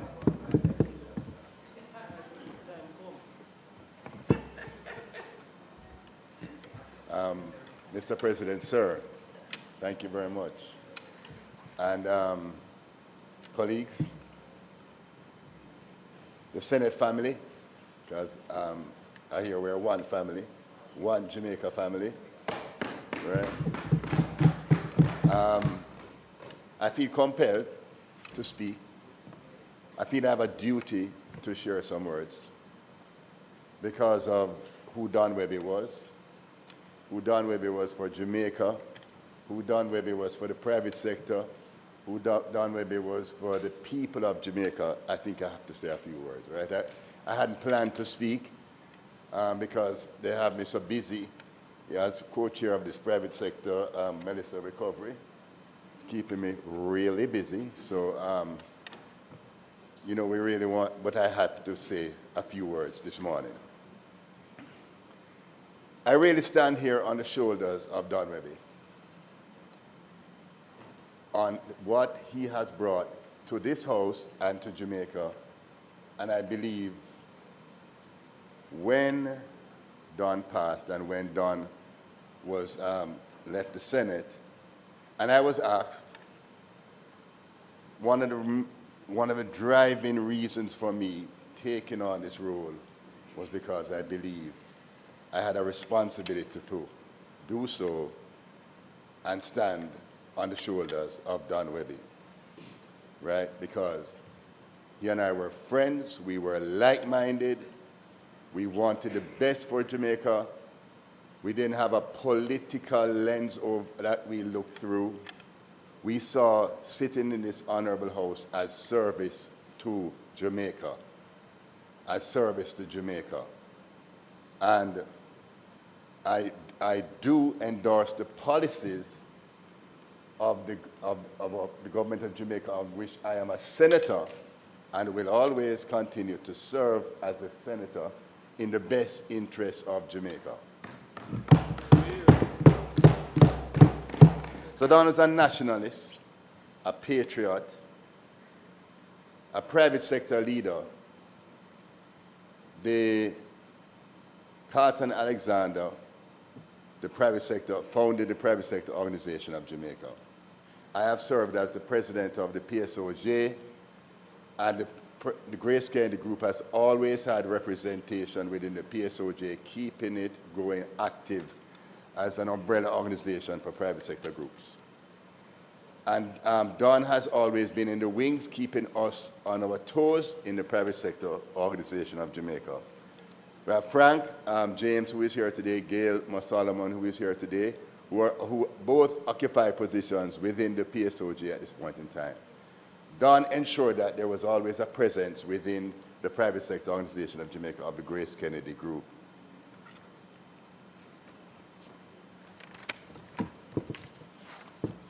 So I have worked very closely with Don on his philanthropic efforts, also my own philanthropic efforts, because Don was a great supporter of even projects like Project Star, which continues to deliver for the people of Jamaica, and the support of the Grace Kennedy Group has been tremendous in that regard. Don's sacrifice for this country, as was said before, putting his career on hold to become a minister in one of the most challenging times in Jamaica's history, in terms of economic history. It is, you know, that level of sacrifice is not ordinary, right? And I remember while he was in the Ministry of Finance, as a minister within the Ministry of Finance, I had worked along with the Jamaican financial sector and got alignment and agreement around doing a debt swap, because we did not see that the economy would be sustainable unless we were able to do some kind of debt swap. Right, so I found myself in Don Webby's office at the Ministry of Finance, and I said, Don, and I had a few of the members with me, this is the debt arrangement. And they had no clue, the government did not have a clue that we were working to get the alignment of the financial sector to swap their bonds in at a discount. We presented it to Don. About half an hour later, I was in Bruce Golding's office, right, as the Prime Minister of Jamaica, because this was one of the prerequisites for the IMF deal, which was a debt swap was a prerequisite, but they did not know how to bring that to the financial sector to say, you need to go and swap in your bonds, take a discount, lose a lot of money, so that Jamaica can be sustainable on a sustainable path. This was one of the first debt exchange, then came NDX, and these were important where the financial sector came together, and that's why I'm happy to see Raman over there, because we know we have work to do, right? In terms of how, with the reforms that are necessary for the country to go forward, right? So, as we go forward, and that was very important because that led that was a critical milestone in one, having a debt swap, the JDX that you could then replicate with an index which became necessary at a particular point in time. This was on the heels of the fiscal responsibility framework, which was laid out from in around 2010 under the Bruce Golding administration, and then which the further sacrifice and balancing the books and balancing people's life of the Portia Simpson Miller administration that built on, this has been a journey to get us to where we are today, macroeconomic stability. At Don Webby, leadership has been a big part of why we are where we are today. Don and I also share the passion of horse racing, right? So I was really happy to see a few years before that his prize filly, Atomica, was able to win the Jamaica Derby, the Jamaica Cup, and a whole heap of things that win a whole lot of money, prize money. I have not been able to achieve that as yet, right? So, you know, I'm really happy for Don because it was passion. Don will be there kissing up the horses, right? in the winning enclosure. You know, I said, Don, you're going a little far there now, my brother. You know, but I'd like to thank his family because to serve in this house, you know, as somebody spoke to about this thing can get to all 8 o'clock in the night and even longer, right? That's a lot of time And that's opportunities that, I mean, we, you know, as private sector leaders, we have work to do. So the sacrifice that Don made to be here, it was tremendous also, you know. So when he asked the question, what time do you think this is going to wrap up, right? No, I quite understand. But he was willing to serve in the best interest of his country at the highest level in this honorable house. And for that, I have to pay a tribute to Don Webby again, right? I want to thank his family because I know the sacrifice and the amount of work that Don Webby has put in for this country, for Grace Kennedy, for all his philanthropic efforts. I'd like to thank his family for giving him to Jamaica, right? It is appreciated. So again, I am here standing on very powerful shoulders and building on the powerful legacy of the Honorable O.J. C.D. Donald George Webby. Thank you very much. Thank you very much, Senator Duncan.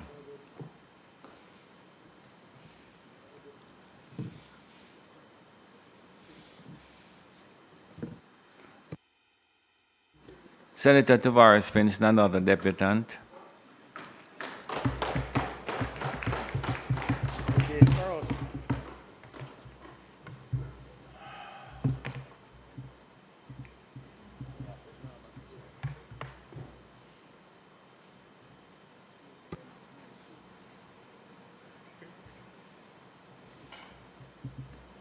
Mr. President, I want to welcome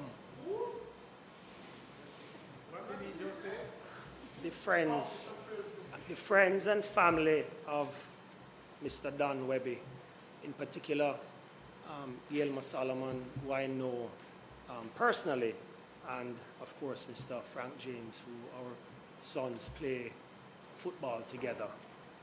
Mr. President, I stand before you today to pay tribute to a man whose leadership, integrity, and vision have helped to shape not only one of Jamaica's most respected companies, but also the direction of my own life. I speak, of course, about Mr. Don Webby, a name that has become synonymous with steady leadership and unwavering commitment to national development.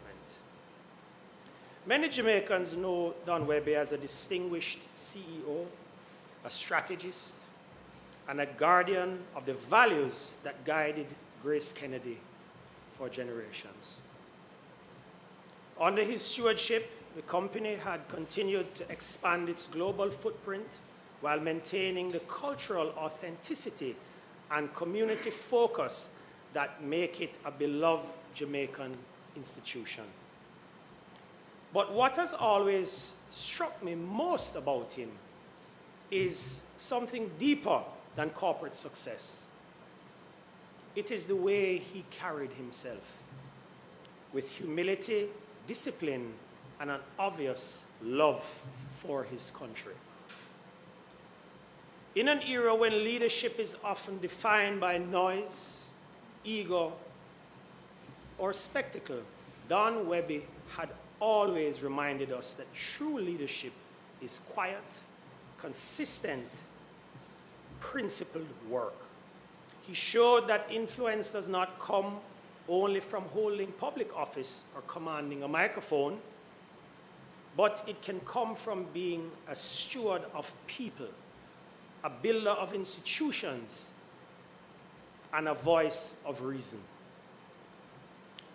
As I watched him over the years, through interviews, public contributions, and of course, my time serving with him on the JAMPRA board and the example he set within the business community, I found myself absorbing lessons I didn't even realize I was learning at the time.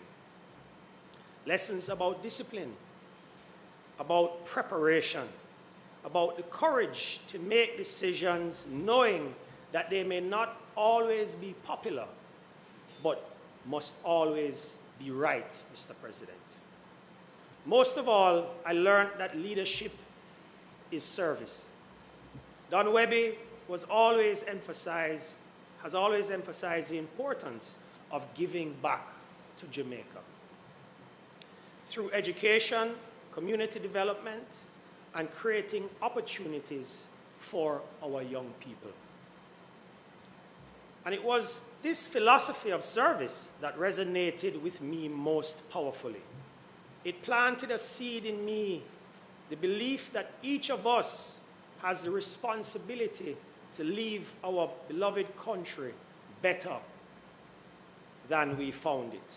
For a long time, I admired this from a distance.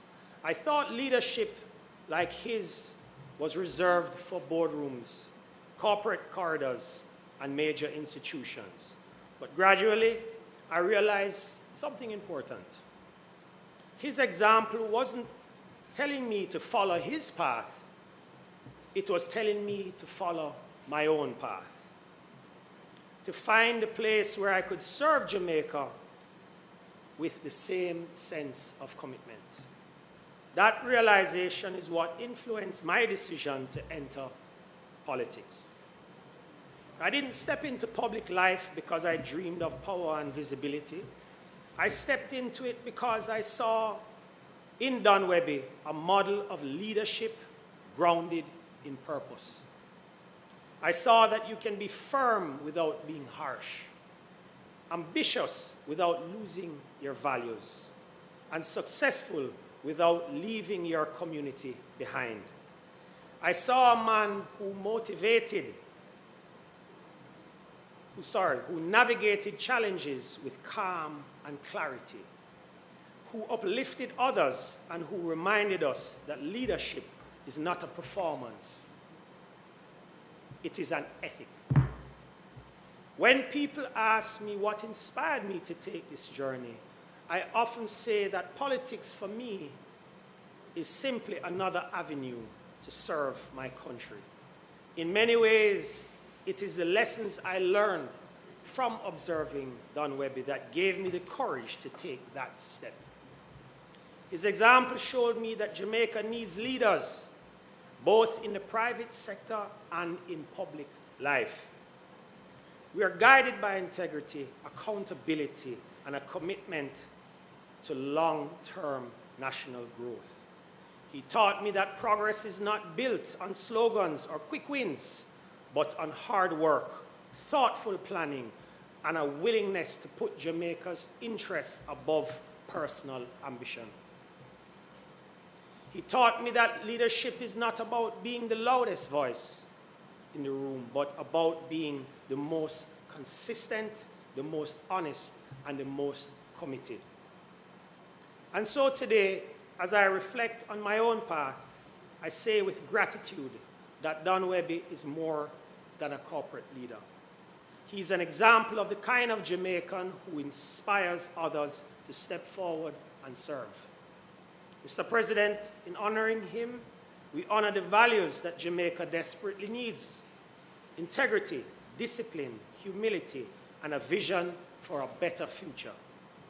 These are values that transcend politics, transcend business, and transcend generations. Mr. Webby, thank you for your service, your leadership, and your example. Thank you for showing us that excellence is not an act, but a habit, and that leadership is not a title, but a calling. You may never know the full extent of the lives you've touched or the paths you've shaped, but I stand here today as living proof that your influence reaches further than you can imagine. I choose not simply to comment on Jamaica's problems, but to be a part of the solution. Because of you, I learned that leadership begins with character. I found the courage to enter public life with a sense of purpose rather than fear. Mr. President, let us continue to celebrate leaders like Don Webby, leaders who remind us that Jamaica's future is bright, not because of what we say, but because of the people who choose to quietly diligently, passionately build it every single day.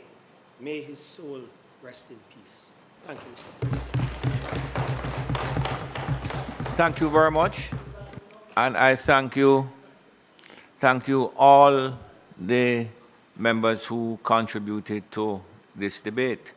I am to indicate that Senator Kamina Johnson-Smith, Senator Hill, and Senator Scott Motley all send their regards and condolences, respects to Don's family, friends, members of the Grace Kennedy family, and indicate that their absence was unavoidable. And had they been here, they would have contributed. I ask the members to rise and stand, acknowledge the passing of Senator Don Webby, the Honorable Don Webby, OJ, CD, in a minute of silence.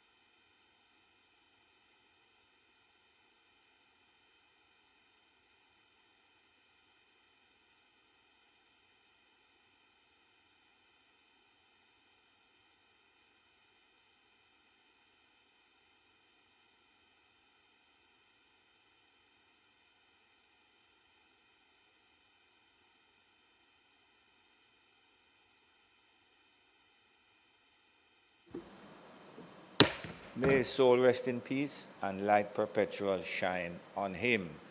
Thank you. I'm going to ask the clerk to have prepared the transcript of today's proceedings, prepared, and a copy sent to his family and also the Grace Kennedy family. I'm going to just permit the members of the Grace Kennedy representatives here and members of Mr. Webby's family to leave.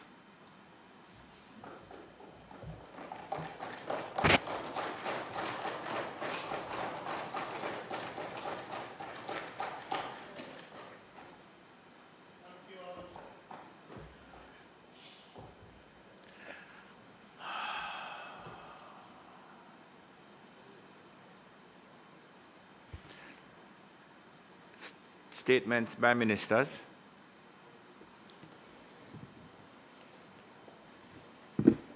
Minister, would you recognize the members of UNESCO for me, please, and your staff? Thank you. Thank you, Minister. I'll let the minister explain. Minister, the question that Senator Brown is asking is if you're giving two statements. Or... All right, good.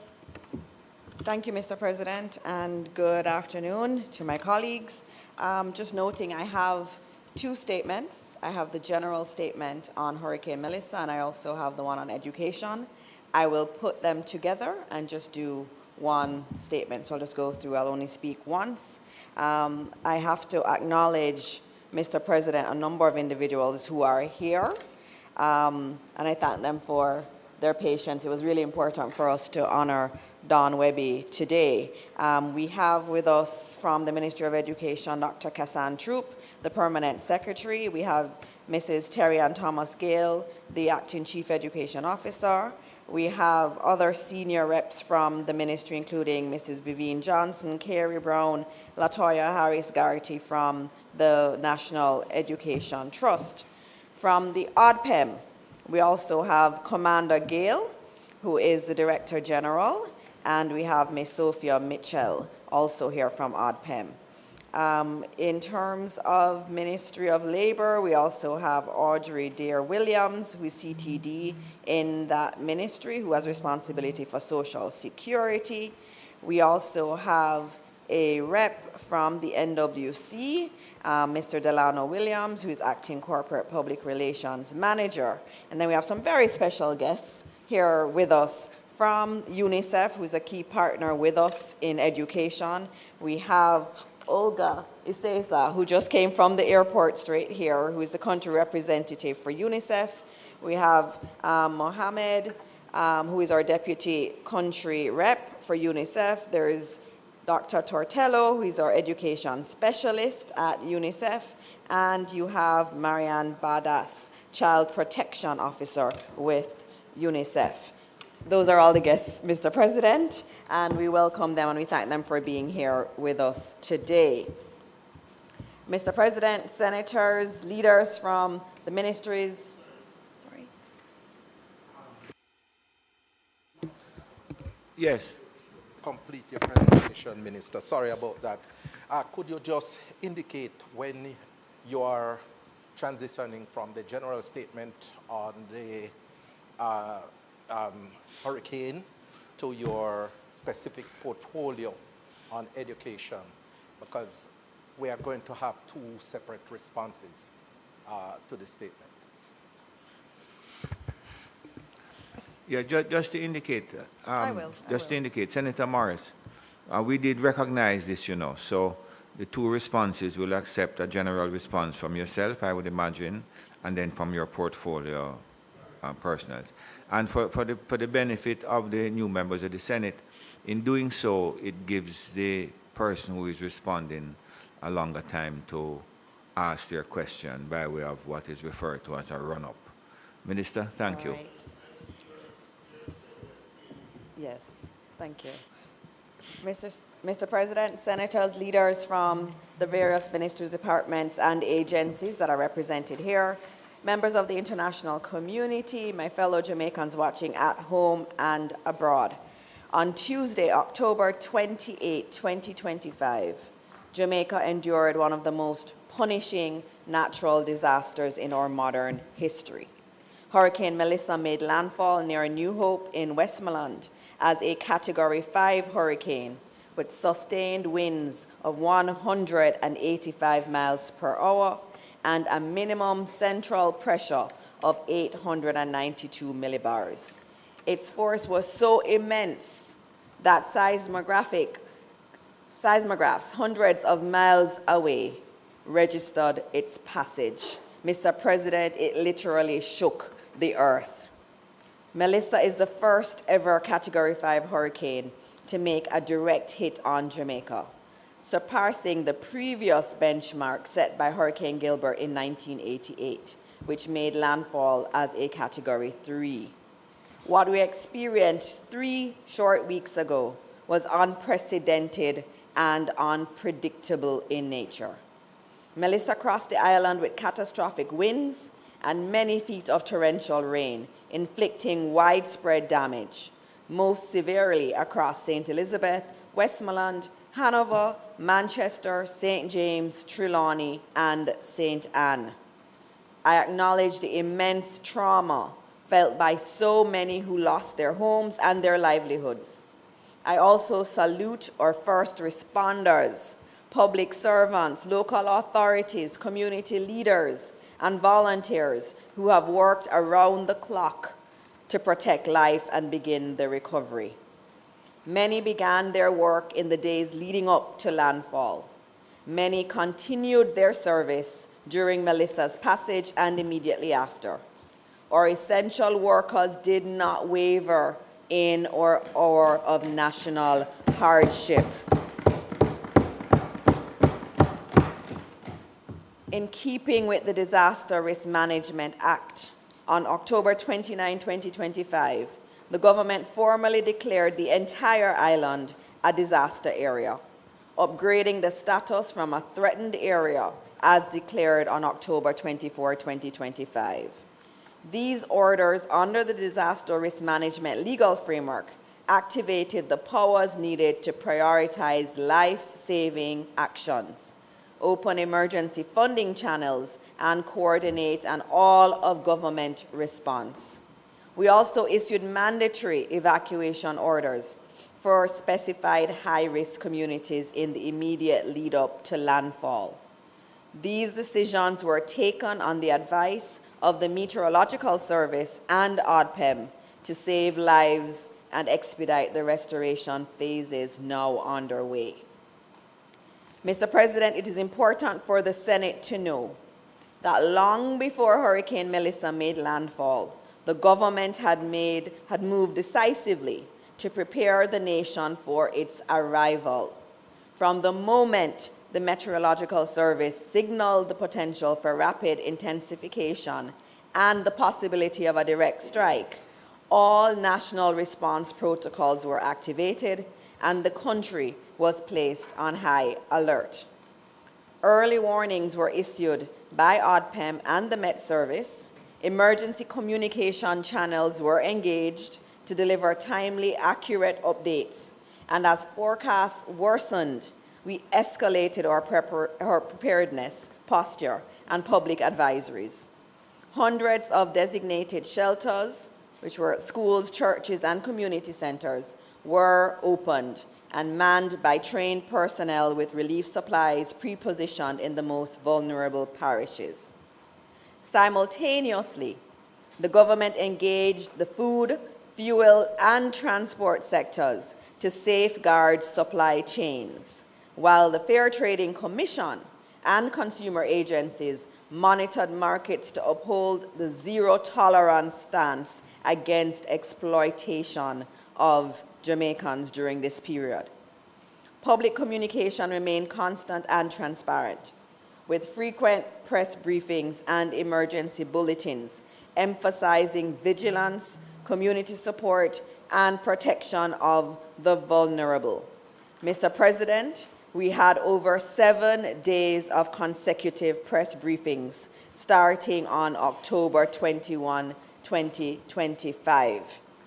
Every single day, we had these briefings. Every single day, we had many ministers speaking about our preparedness for the hurricane. I have to pause and thank members of the media who carried the briefing many times live at the expense of critical revenue. They dispatched teams even during the passage of the storm. In fact, I had some media houses that had their representatives sleeping at ODPEM so that they could disseminate information to the Jamaican people as quickly as possible. I also want to, in his absence, make special recognition of the head of the Meteorological Service, Mr. Evan Thompson.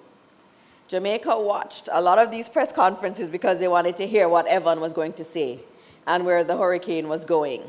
And he is definitely an expert, and we were guided every step of the way by the Met Service. Mr. President, the government approached this storm with seriousness, urgency, and unity of purpose to protect life, preserve order, and prepare our people for the fury of a Category 5 hurricane. Jamaica's response was undoubtedly admirable.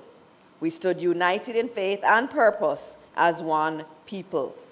Though the damage was immense, our proactive measures ensured Jamaica faced Hurricane Melissa with the greatest possible state of readiness to safeguard our people and enable a rapid transition into relief and recovery. And Mr. President, as a part of the administration, I think that needs to be said again, that we did a lot of work to ensure that we faced Hurricane Melissa in as best a position as we possibly could.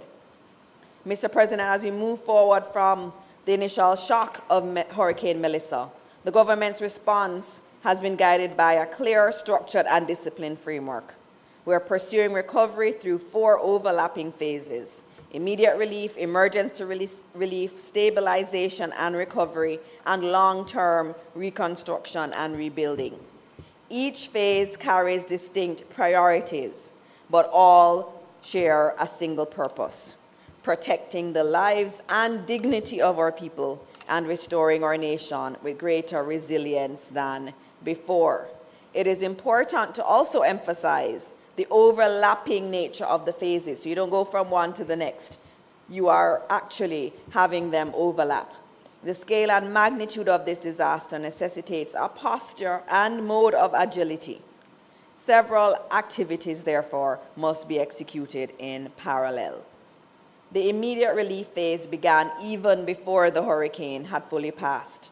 In those critical hours, our priority was to safeguard lives and maintain essential order. Search and rescue operations were initiated in affected communities as soon as it was safe for teams to be deployed.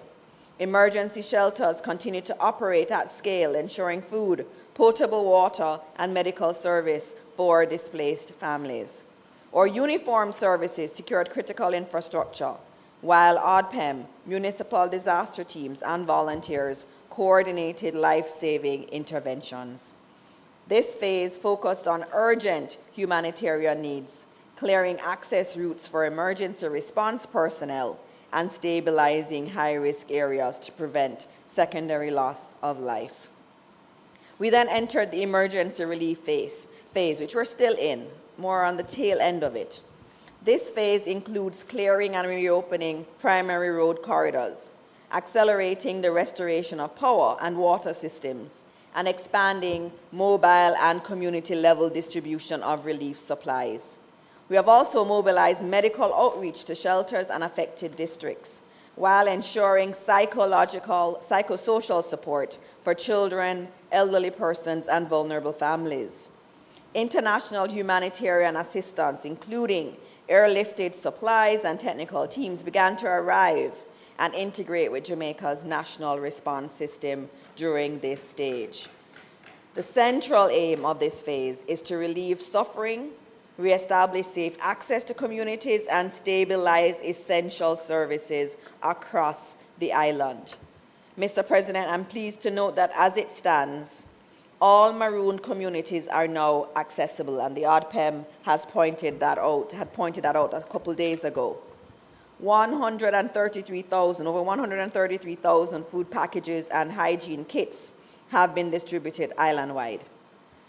Over 61,000 relief supplies have been distributed with the support of JDF Air Wing and Ground Fleet. JDF has done a fantastic job delivering, especially to areas that have been difficult to reach.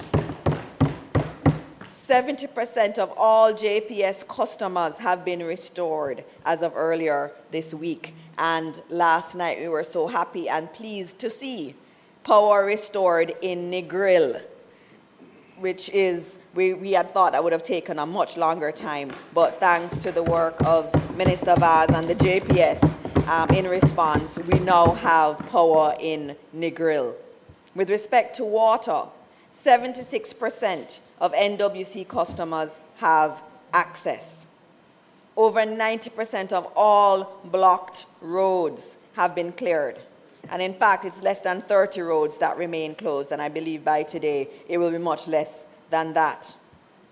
73% of Digicel mobile sites are online as of today at 10 a.m. They sent me their update as I was preparing to speak. And these sites serve over 90% of their daily active users, and they point out that they've actually seen an uptick in service use since Hurricane Melissa. In terms of flow, 70% of their mobile customers have been restored. Mr. President, we are well on the way in the emergency relief phase, and to accelerate this phase, further funding has been deployed.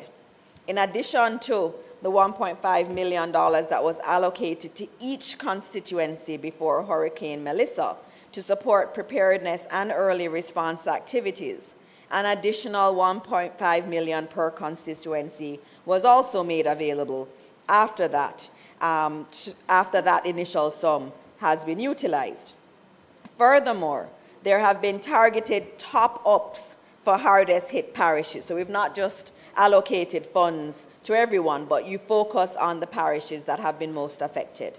So those are St. Elizabeth, Westmoreland, Hanover, St. James, and Trelawney, and they all received an additional $5 million per constituency. Manchester, St. Anne, and Clarendon received an additional $2.5 million per constituency. And these funds are intended to give MPs some resources to work to address local relief, small repairs, and constituency level support. That's in addition to all the other work that the Ministry of Labour, ODPEM, have been doing in the areas. In addition to that, we've provided $2 million per constituency to manage water trucking in the most affected areas. And we've also allocated $1.5 million for selected communities where we know there are significant water challenges, and others have also gotten a $1 million allocation. In addition, 4,000 to 5,000 water tanks will be distributed in the most affected communities depending on need, with special attention focusing on schools, families with young children, and the elderly. A constituency-based building support program is also being implemented through constituency allocations. And so $10 million per constituency has been allocated to the hardest hit parishes of St. Elizabeth, Westmoreland, Hanover, St. James, and Trelawney. And $5 million has been allocated to others with significant damage, such as St. Anne, Manchester, and Clarendon. And $3 million has been allocated in all other parishes. This is in addition, Mr. President, to our forthcoming National Building Grant Program and separate NHT support, where we have moratoria, low-interest loans, and grants to NHT contributors. Earlier this week, Mr. President, Prime Minister Dr. the Most Honorable Andrew Holness announced that the National Housing Trust will be purchasing 5,000 container, or they prefer to call it modular homes, for Jamaicans impacted by the weather event. We know shelter is a problem. I mean, when you go into Westmoreland, for example, and you're driving, it's just mile after mile of destruction. It feels as if there's no house really left untouched in so many parts of Western Jamaica. And so it's very important that we work to assist those who need that assistance. And so we've already authorized the purchase of those, that initial sum of houses, but we're going to be doing much more, and we'll be announcing more as the assessments take place and we understand how many individuals do need government support in terms of housing. Mr. President, the next phase will be the stabilization and recovery phase, which we've actually really started, and that focuses on helping families and businesses regain a sense of normalcy and restoring the foundations of daily life. This includes the full reopening of schools, which I will treat with later. Mr. President, the final phase, the reconstruction and rebuilding phase, will ensure that Jamaica emerges stronger than before. This phase will see major capital works aimed at rebuilding and climate-proofing critical infrastructure, including roads, bridges, water treatment plants, health facilities, and power and telecommunications networks. Housing reconstruction will prioritize stronger building standards, improved drainage, land use guidance, and support for formal construction. Throughout this phase, we'll apply the principle of building forward better, ensuring that public investments not only replace what was lost, but reduce risk and improve resilience against future climate-related events. This is the phase where we overcome the adversity caused by this shock and come out ahead with modernized frameworks and long-term planning for better resilience against the future shocks that will inevitably come. To that end, Mr. President, the government will therefore establish the National Reconstruction and Resilience Authority, NARA. This is a statutory body with special powers to lead, coordinate, fast-track, and oversee national reconstruction, reporting directly to the Office of the Prime Minister. The NARA will focus on building back better, safer homes, climate-resilient infrastructure, better land use planning, and relocation from high-risk zones. The NARA will be much larger in scope and scale than others that we have seen before. And given the extraordinary powers that will be sought to expedite reconstruction, the NARA will be set up with a sunset date of 5 years, renewable by Parliament. NARA will not maintain the status quo. Mr. President, the NARA will have special powers to accelerate planning approvals, procurement, public investment, and implementation, reducing delays for priority reconstruction projects in designated special reconstruction areas. And Mr. President, that's very important. We know the procurement guidelines that we currently have really stymied many projects. But if we're going to rebuild and rebuild stronger and rebuild as quickly as possible, we are going to have purpose-built legislation that is going to allow us to have procurement rules that will allow us to move more quickly. Mr. President, let me take a step back and walk you through the big picture vision of NARA. There is both national and international precedent for adopting this kind of arrangement. Around the world, special purpose reconstruction entities have been created to manage recovery from major disasters. For example, we have in New Orleans, following Hurricane Katrina in 2005, they set up a body similar to our NARA. In Canterbury, New Zealand, after the 2011 Christchurch earthquake, and in Japan in 2011 after the devastating earthquake and tsunami. Jamaica itself has followed a similar path. After Hurricane Ivan, then Prime Minister P.J. Patterson established the Office of National Reconstruction, ONR, as a dedicated unit to coordinate relief, rehabilitation, and rebuilding efforts. The ONR operated as a special coordinating mechanism within the executive. It was not created by an act of Parliament, but it nonetheless provided a central point of leadership, streamlined decision-making, and improved collaboration among ministries, agencies, and international partners. NARA is therefore a more complex setup, as legislation will be brought to the Houses of Parliament for deliberation. Mr. President, oversight will be robust. A high-level public-private advisory board chaired by the Prime Minister will be established. There will be persons on the board with expertise and experience in engineering, finance, planning, procurement, and project management. And I should note, I've been working with our international partners, especially the World Bank, in looking at what's the best framework for doing reconstruction.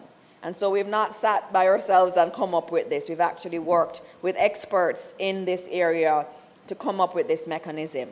We've also been giving thought to having the National Partnership Council be that overarching body that would be overseeing the redevelopment after Hurricane Melissa. And that's a very good body to have oversee it, because it does have Senator Lambert Brown on it.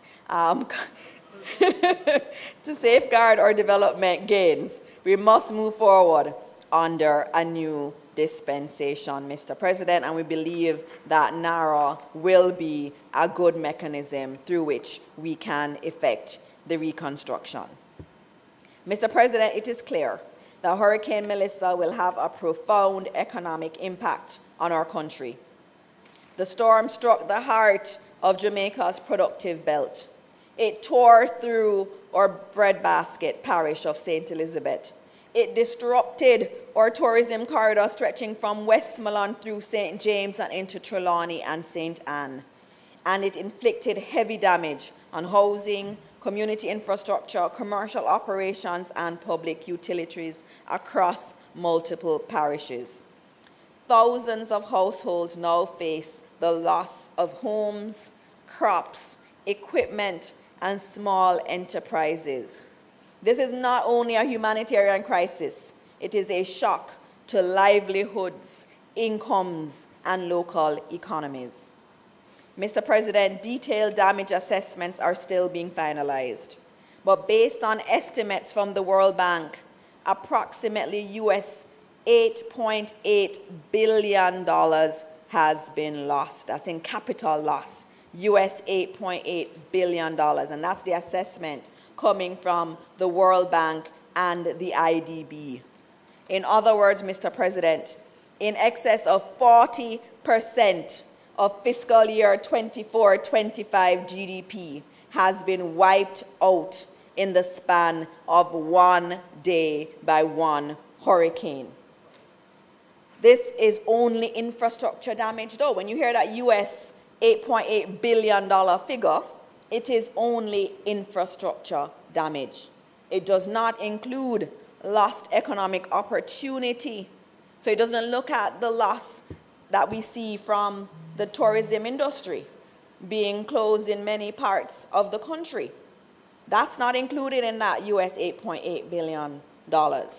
So the number, if we look at the overall impact that PIOJ will give, it will be significantly higher than that. And I know, Senator Duncan, when you see that number and you think about it being 40% of last year's GDP, you see what disaster we are facing.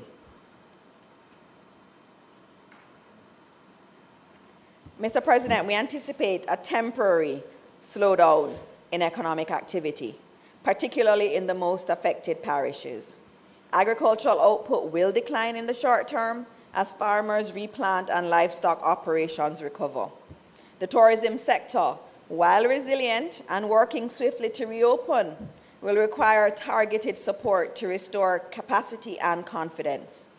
Small and medium-sized enterprises, especially those in retail, manufacturing, services, and the creative industries, have sustained significant losses and will need liquidity and recovery support to rebuild inventories, repair facilities, and restart operations.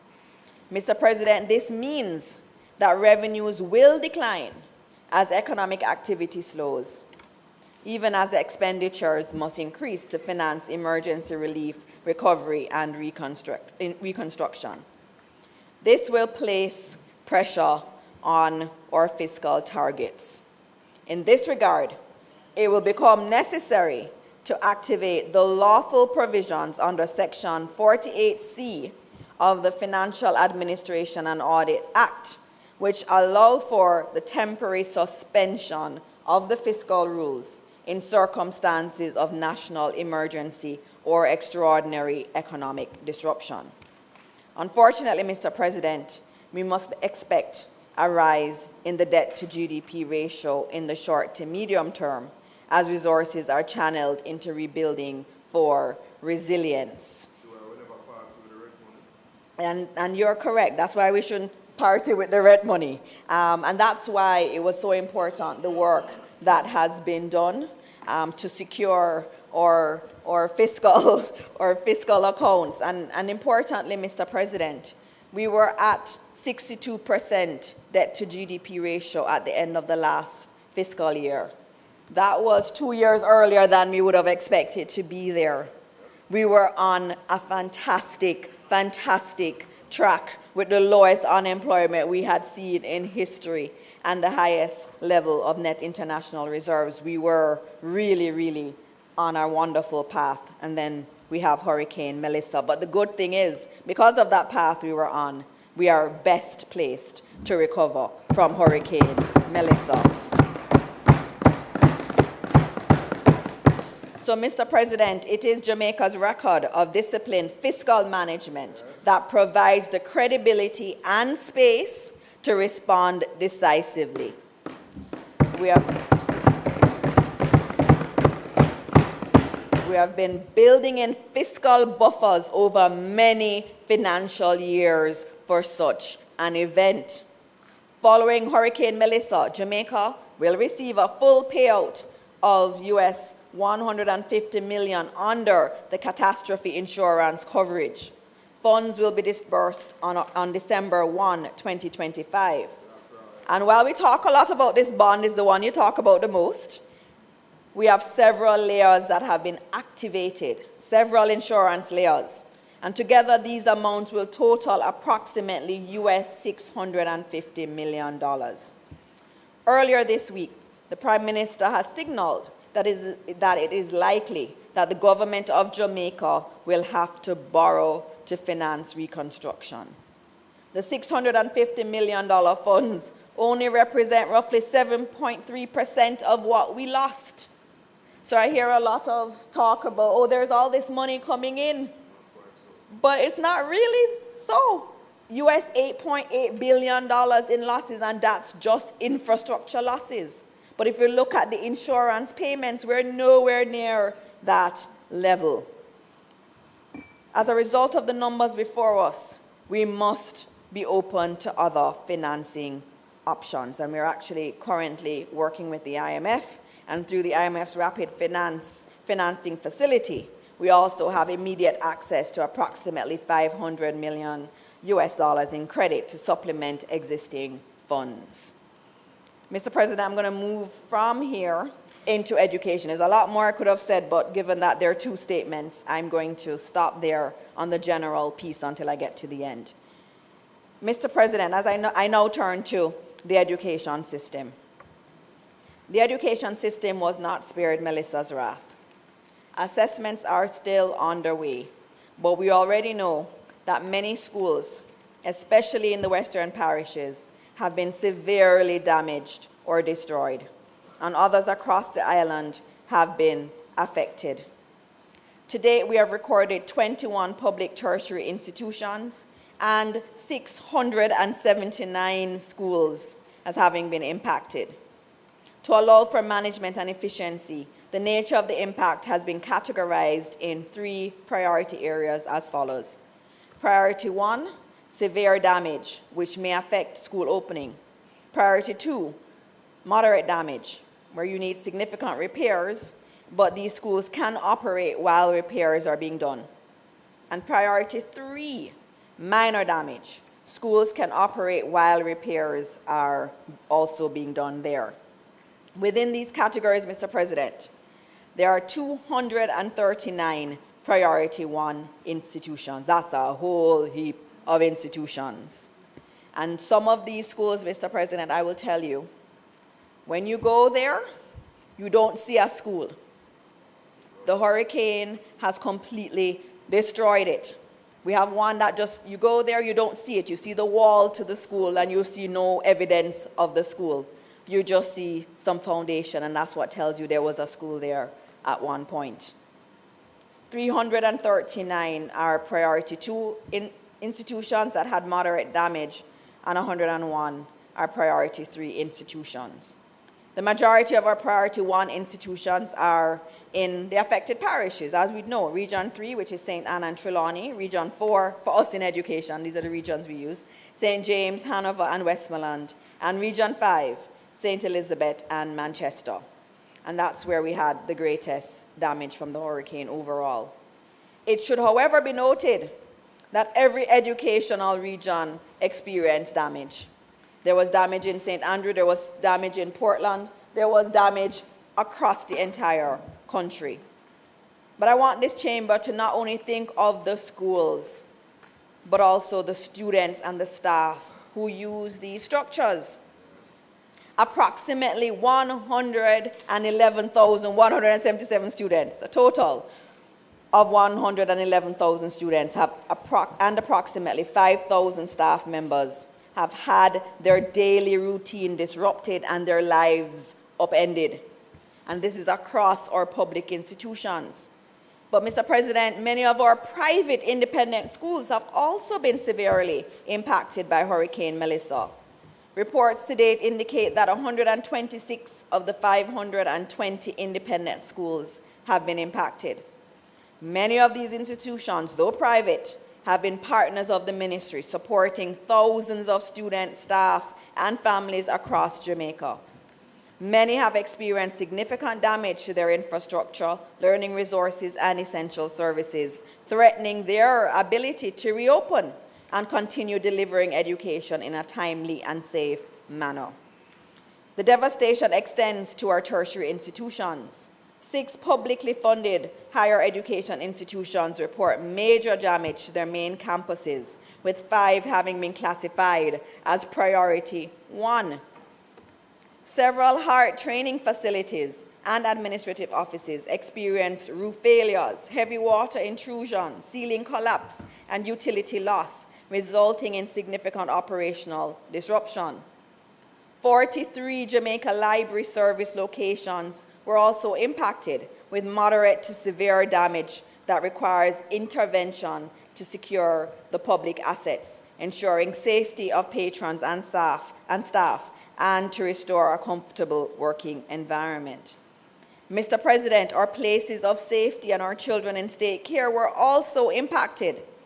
There was island-wide disruption across Child Protection and Family Services Agency facilities, CPFSA facilities, both government-owned and private places of safety, as well as private children's homes.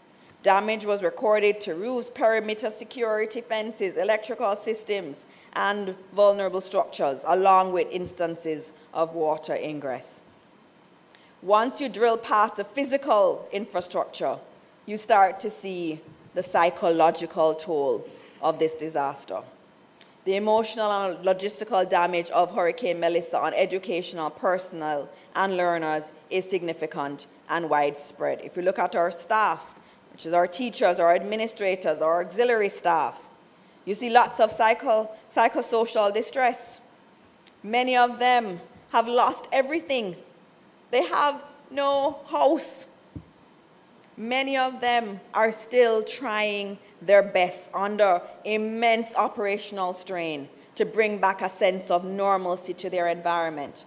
I went to one school where a vice principal said that during the hurricane, the roof on her vice principal's flat flew off, and she had to run to the school, to her office during the hurricane.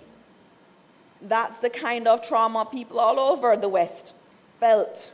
And a lot of our school leaders, they feel it. They feel it at home, and they feel it when they go into their schools. They feel it personally. And so they've been working really hard under difficult circumstances.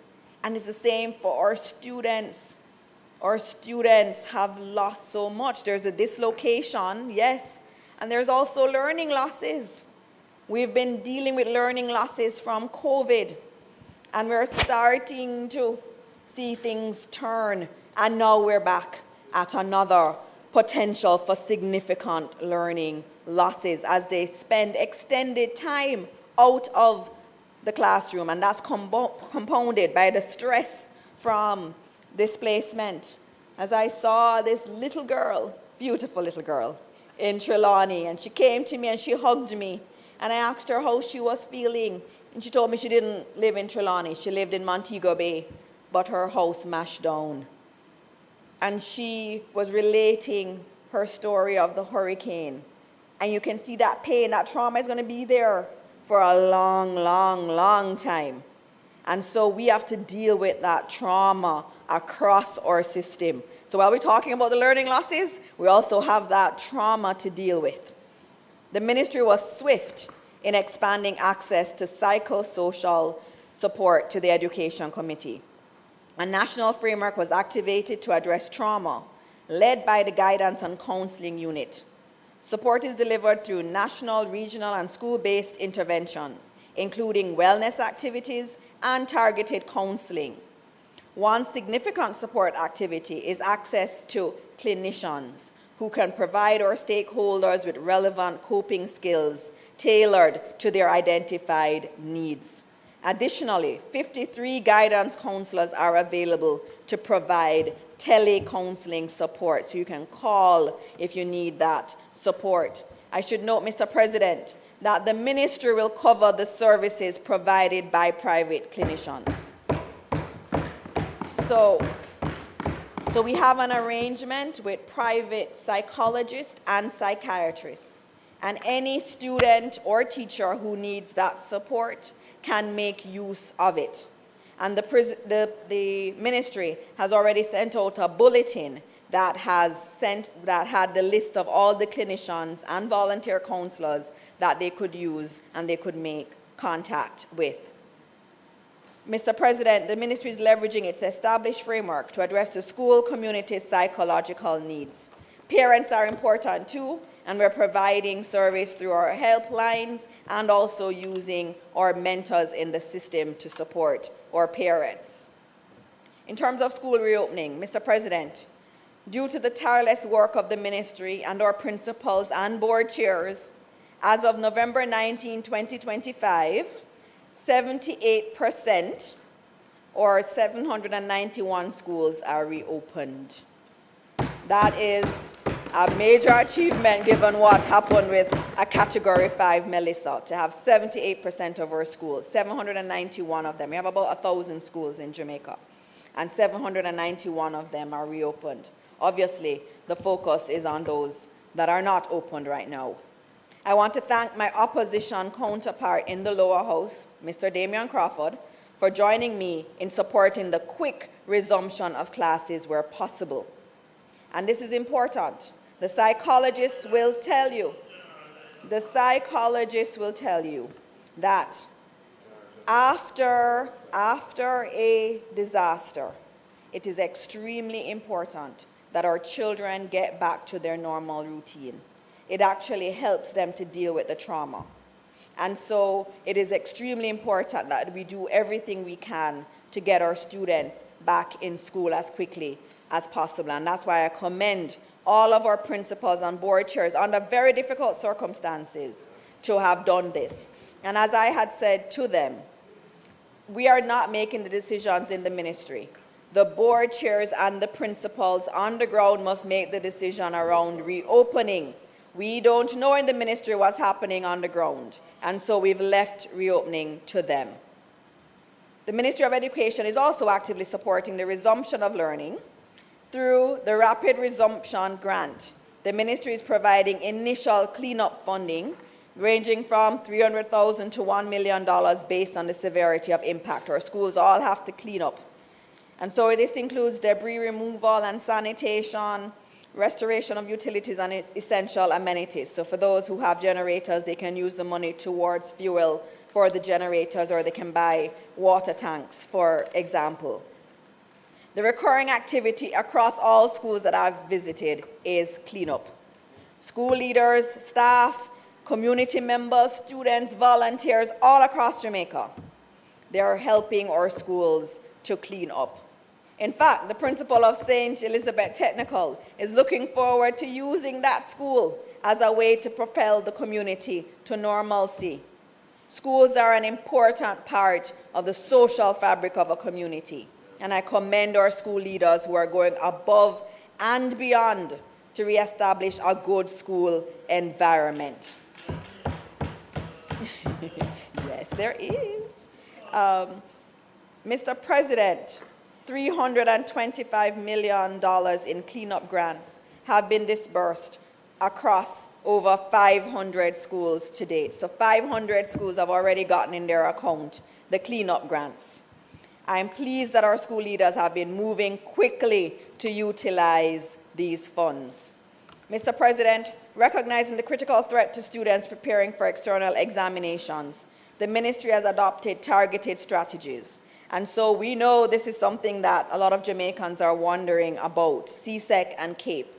We are still in discussions with the CXC to determine necessary relief, including adjustments to deadlines and requirements for school-based assessments and practical examinations. So we're looking at how we can change the deadlines for those, and there is a lot of flexibility built in.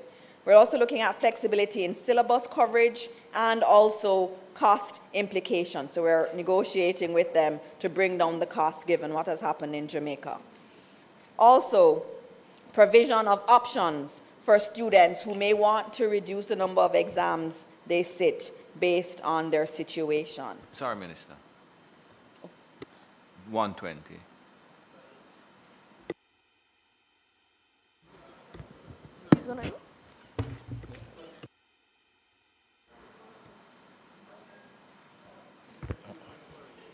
Thank you very much, Senator Morris. I noticed that it's 2 Morris today, you know. And 2 of you is just one day Busha thing going on. You know, so. The Morrises are in charge. For the day. Mr. President, it being 1:20, may the standing orders be suspended to enable the sitting of the Senate to sit beyond 1:20. Members would have heard the question. Those in favor? Thank you very much. Sorry to have disturbed the minister. Thank you, Senator Morris. Professor Morris, you may continue. Dr. Morris. Thank you, Mr. President. In terms of NCTVET, the November sitting has been postponed. Examinations are tentatively rescheduled for February 2026, with a further option in June 2026 to allow students and institutions adequate time to prepare. For City and Guilds, they have proposed a 2-cohort examination model with sittings in June and November 2026, offering increased flexibility for schools in the most severely impacted regions. So we're working with our primary external partners to ease the burden on our children as best as possible. In terms of rebuilding, Mr. President, the situation in Western Jamaica is particularly grave and poses a real risk of significant learning loss. Our children need their classrooms and the structure they provide. Every day out of school is a day of lost opportunity. So we're acting quickly, and a preliminary request for the phased repair and reconstruction of over 600 affected schools has been submitted to Cabinet for consideration. The ministry is proposing several school operational models to support the continuity of learning. So as I said, we have several schools that cannot open in the condition that they're in. And so we've had to, as a ministry, be looking at other modality. So we have some schools in Group 1 that can open full school, regular school. In Group 2, we have schools that have to operate on a rotational model or extended day model. So we've been busy trying to phase out shifts, but unfortunately, we have to institute shifts in many of our schools because several of the classrooms would have been affected, and so you only have a part of the school available to you. And so we've been instituting shifts in some of our schools. Group 3 are those that need the most support and that have the most damage. And so we're looking at alternate or temporary sites, including the use of tents on the existing site or use of another space. We're also looking at reassigning students to host schools. In the case of host schools, though, Mr. President, I really should speak on that. To ensure learning does not come to a halt for the thousands of children in the severely damaged schools, we have activated a host school modality. This is a temporary arrangement where a student from a non-operational school continues learning in another institution for a defined period of time. Students, nevertheless, remain anchored to their home institution. So we're not doing a transfer. This is a host period. So you're going to go there for a period of time. Hosting is an interim solution.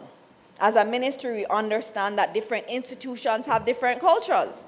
One does not change school mid-term without some transition pains. And as a result, students and their host schools will be supported by strong regional coordination, psychosocial services, and clear accountability measures.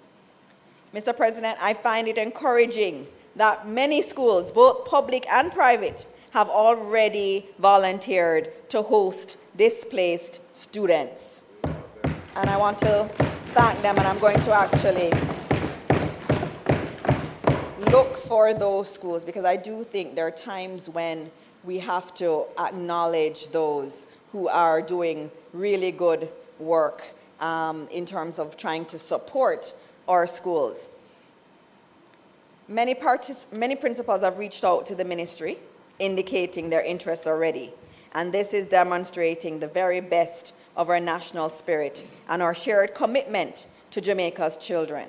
So parents who want to benefit from this host school initiative should reach out to one of our regional offices. So you will go to the nearest regional office that you have, and there you'll be able to sign up for one of these spots that we have. And the schools range from Kingston Technical to St. Andrew Technical High School to Campion College, Arden. So there are a range of schools in Kingston and also in St. Catherine that have said they are willing to take students, and some of our schools in Manchester are also renovating their boarding facilities to facilitate children from the West. And so we thank them and congratulate them, and we hope other schools will do similarly.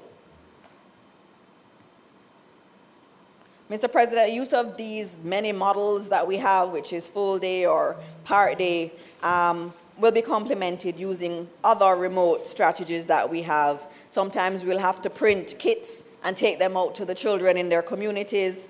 And where possible, we are going to be broadcasting on radio for students. But obviously that can only move forward when there's electricity in the area. So the modality that will be chosen will depend on the level of connectivity and supporting infrastructure available to teachers and students. Mr. President, yesterday I met a large cohort of principals of the affected schools in the western parishes.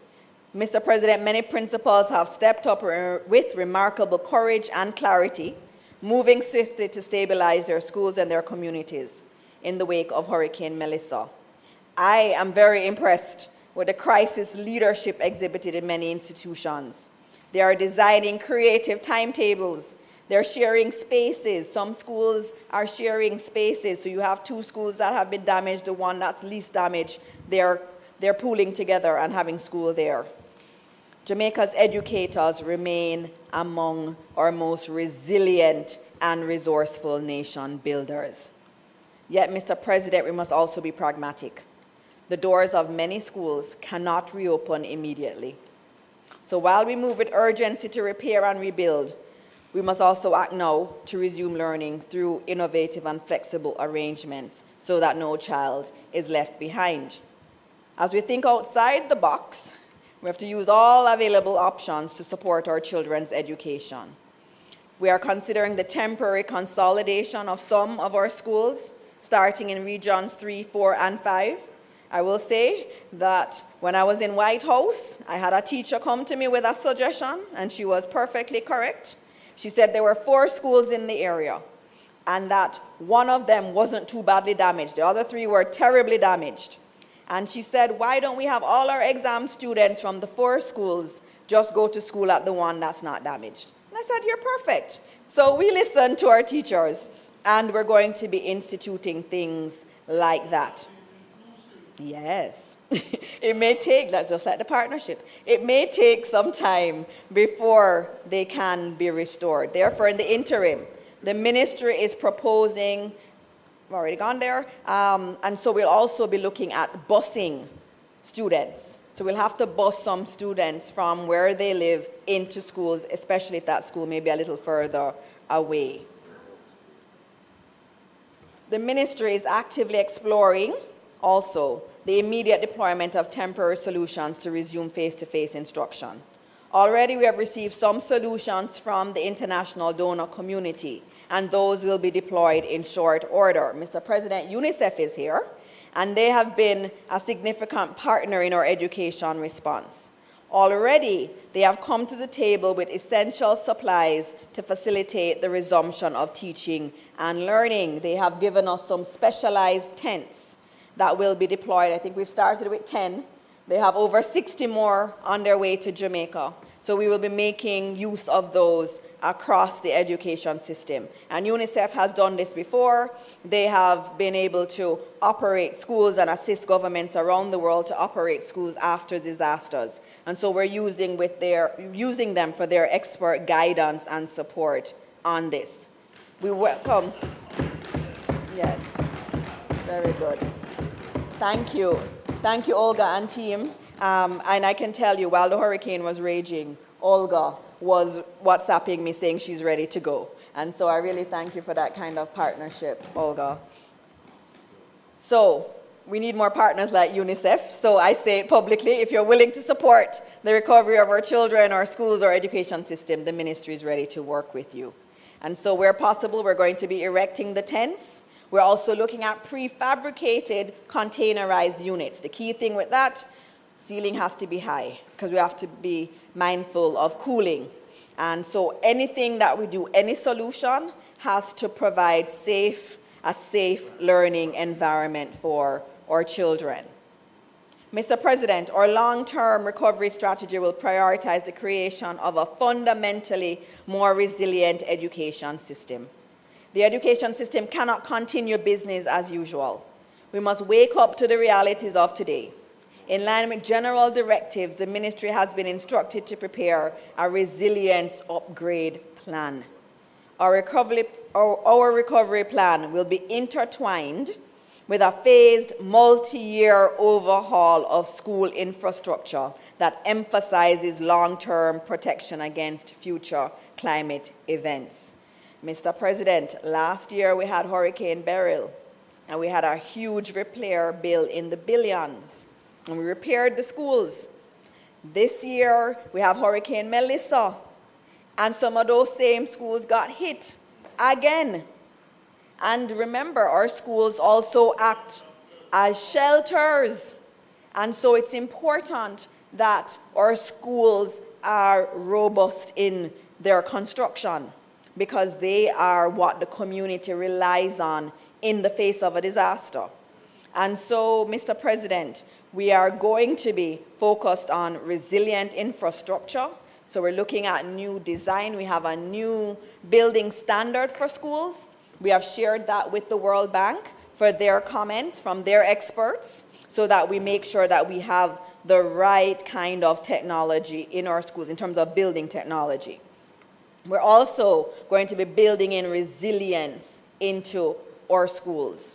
And we're going to have to be looking at generators, more water tanks and water treatment facilities for our schools, and of course, potentially looking at other sources of internet. Mr. President, we successfully navigated the education system through the global pandemic, and many of the leaders are here who did that through the pandemic, and they also provided stellar leadership in the aftermath of Hurricane Beryl. I am absolutely confident that we'll do so once again. Our mission is to get our children learning safely, swiftly, and in stronger, smarter schools than before. I am fortunate to have an excellent team supporting me at the ministry. Mr. President, I have State Minister Rhoda Crawford and Parliamentary Secretary Senator Marlon Morgan, who have given great support. I could stand at the information podium day and night, and I did so many press briefings because they were standing right beside me. Minister Crawford was leading teams in the field, exploring the damage when I had to remain for those briefings, and Senator Morgan was leading on the initial education emergency response. I thank you very much, Senator Morgan, since I have you right beside me. You are very, very instrumental in us being able to move forward quickly.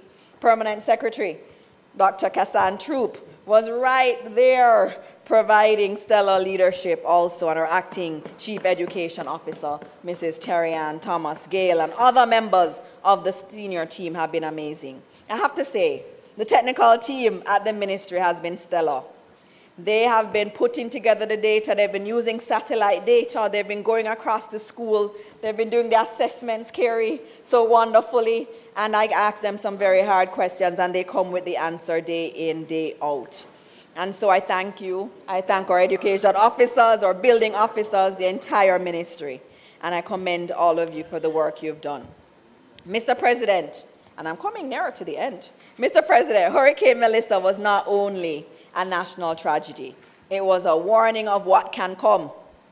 The storm's 13-foot storm surge on our western coastline and up to 30 inches of rain in the Central Highlands revealed the devastating power of a new climate reality. I was watching TV recently where in Europe there was a country that got 3 inches of rain and they talked about the flooding. We got 30 inches of rain in parts. Yes.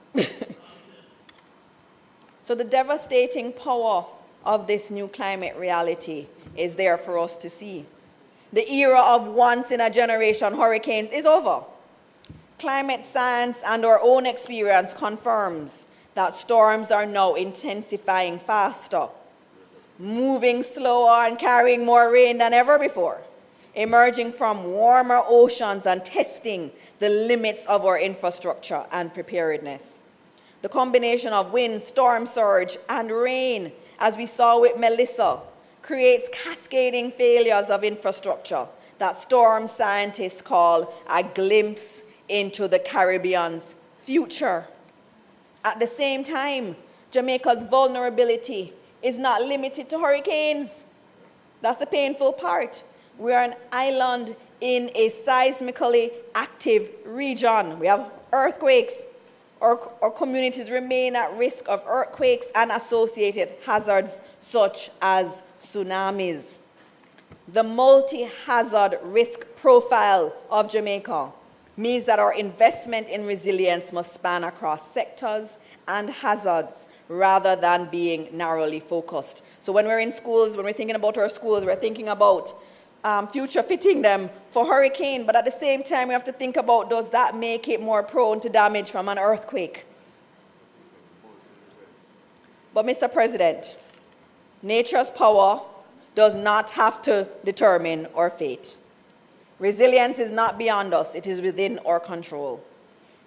We've seen it regionally. We've seen that when we looked at earthquakes, for example, Mr. President. You had one in 2010, you had the Haiti earthquake in January, magnitude 7.0.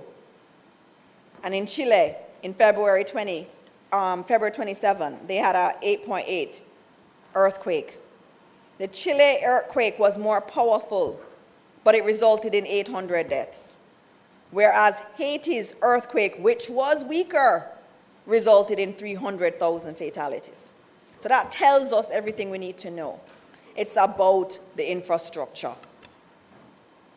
That's the lesson for Jamaica.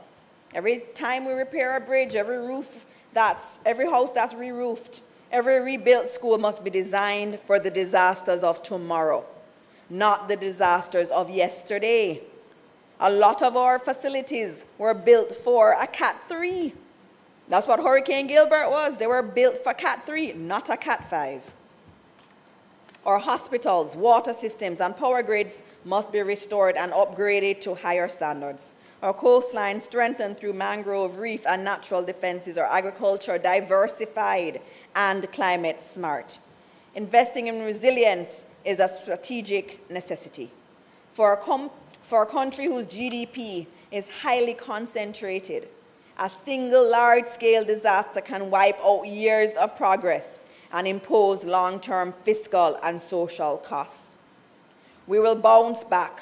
Our institutions may have suffered damage, but it does not break us. One thing I know for sure is that our teachers are strong, our students are courageous, and our communities are unified. Mr. President, we will build back better in education and in every sphere that has been adversely impacted. Mr. President, I'll be very quick with this piece, just noting that the eyes of the world have been on Jamaica as we confronted this ordeal. And the outpouring of solidarity has been extraordinary and deeply moving. The generosity shown to us reflects Jamaica's high standing and goodwill on the global stage. Even before Hurricane Melissa's landfall, messages of support and offers of assistance came from every region of the world.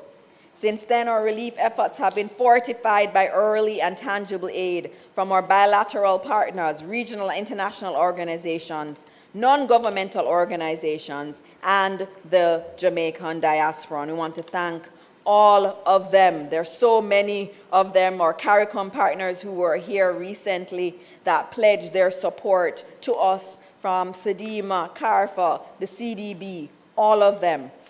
We also want to acknowledge the international and local NGOs, including World Central Kitchen, Doctors Without Borders, Direct Relief, Samaritan's Purse, the Salvation Army, Food for the Poor, and the list just keeps going on. Their teams are on the ground and working in affected communities, and they've been doing fantastic work. I know as I drive around Westmoreland and even in Trelawney, I've been seeing a lot of World Central Kitchen there.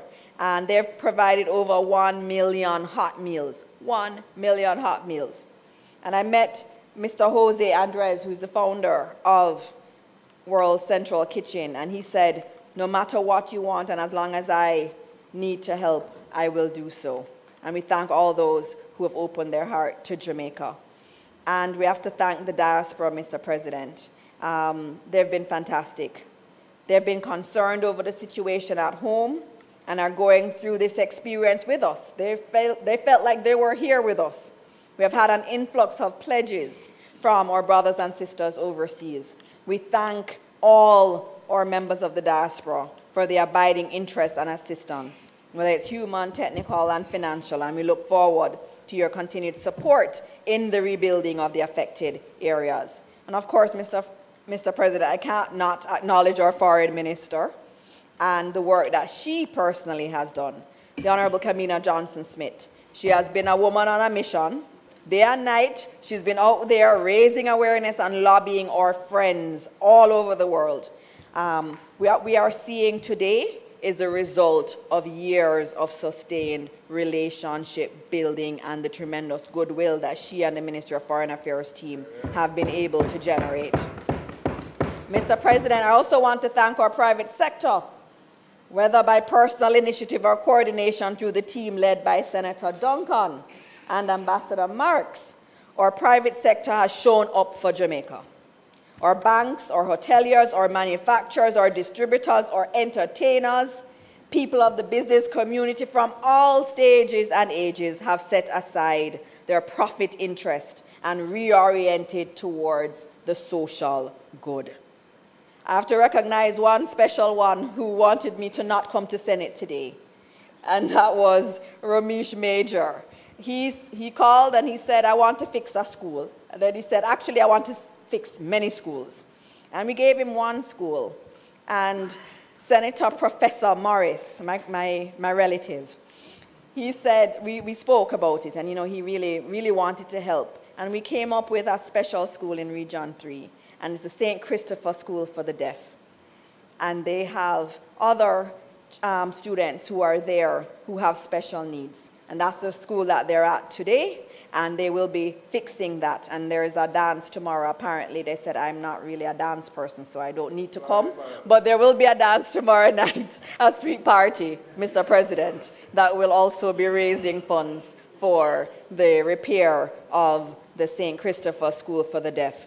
And so everybody is supporting, and we support everyone in that support. And we say we have many schools, over 600 schools to fix. If you want to help fix a school, we're here to listen, and we will work with you.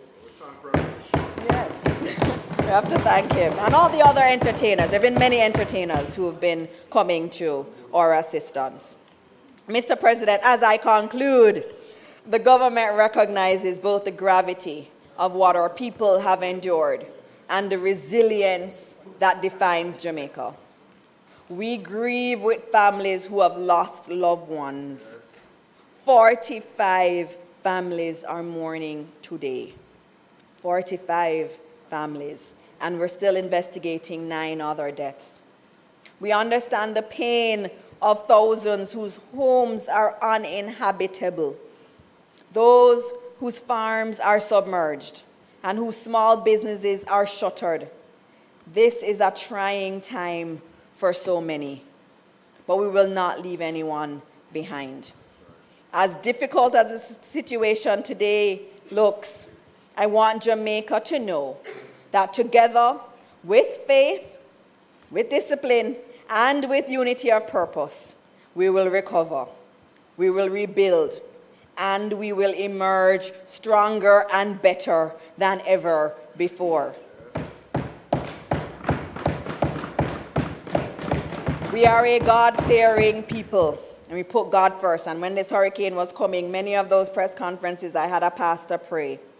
We fear God and we know that God is our protector.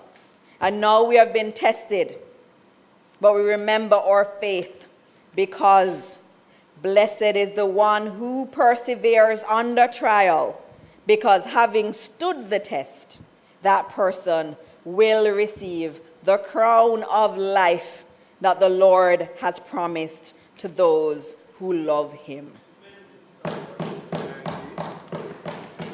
Mr. President, colleagues, Jamaicans all, we will recover and we will build back better. May God continue to bless and protect the people of Jamaica. Thank you, Mr. President.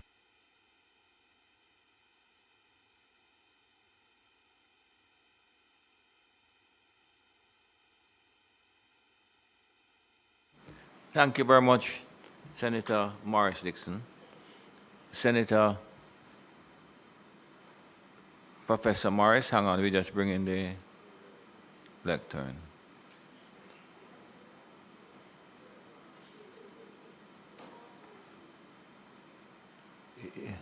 Is it, you engage your microphone? Hello? You engage your microphone?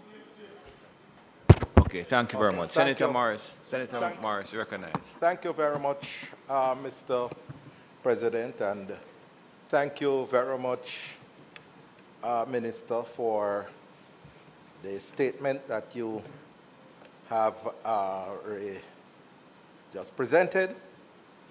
And I want to start off with a point that you ended with, Minister, and that is to acknowledge and express our profound condolences to the families that have lost loved ones during the passage of the hurricane. We share their pain, we share their grief during this time. It's always difficult to encounter these situations after a natural disaster. I want to also, Mr. President, acknowledge the tremendous effort of our first responders to the natural disasters. They were on the front line, working even in situations of danger to protect this, our beloved country. And so I salute all the first responders who were involved in that Herculean effort. Mr. President, one of the positive things that have happened over the past 20 years is the improvement in technologies to, amongst other things, aid in tracking and monitoring hurricanes. And so we have been privileged to experience that during the lead up to the hurricane. And whilst we were watching our television and listening to our radios, we could get daily updates as to where the hurricane was situated and its possible landing in Jamaica. And so, Mr. President, for almost a week, we knew what was likely to happen in Jamaica. And the good Lord was on our side. It gave time and time through days and days of delays before it finally hit and landed in New Hope in Westmoreland. And here, Mr. President, I want to express some disappointments.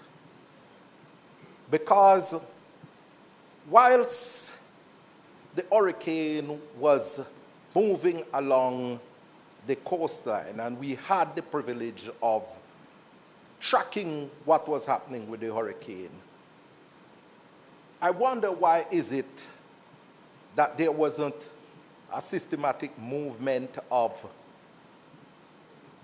supplies and equipment to strategic points across the island that will allow for a quicker response in terms of the hurricane. I heard a number of complaints subsequent to the hurricane in terms of delays in food supplies, in supplies for temporary shelter, and also equipment that would assist in clearing those roads that were cut off. Mr. President, I appreciate the tremendous search and rescue mission of our police, our soldiers, and our firemen. I was listening to a story from a fireman who he was busy out on search and rescue mission. And when he went home, he had no house. He had to resort to sleeping in his car. And Mr. President, you know, as I reflect on all that has taken place in the hurricane, I've heard calls for a united approach to the disaster recovery effort. And we, as a part of the opposition, support that call tremendously. And we have been reaching out to the government, as demonstrated by what was said by the Honorable Minister from the spokesperson on education, reaching out to her to give support on a particular initiative. But Mr. President, as we call for unity, I wondered where we would have been today if on that initial flight by the Prime Minister to St. Elizabeth, if the leader of the opposition was with him, and the powerful signal it would have sent to this nation that we are in this together. We are in this thing together. Because, Mr. President, the truth of the matter is that when the hurricane landed in Jamaica, it never looked or searched for the greens or the orange. It affected everybody across the area, the affected parishes. And so, Mr. President, I am very disappointed that that initial effort was not seized upon by the Prime Minister. And Mr. President,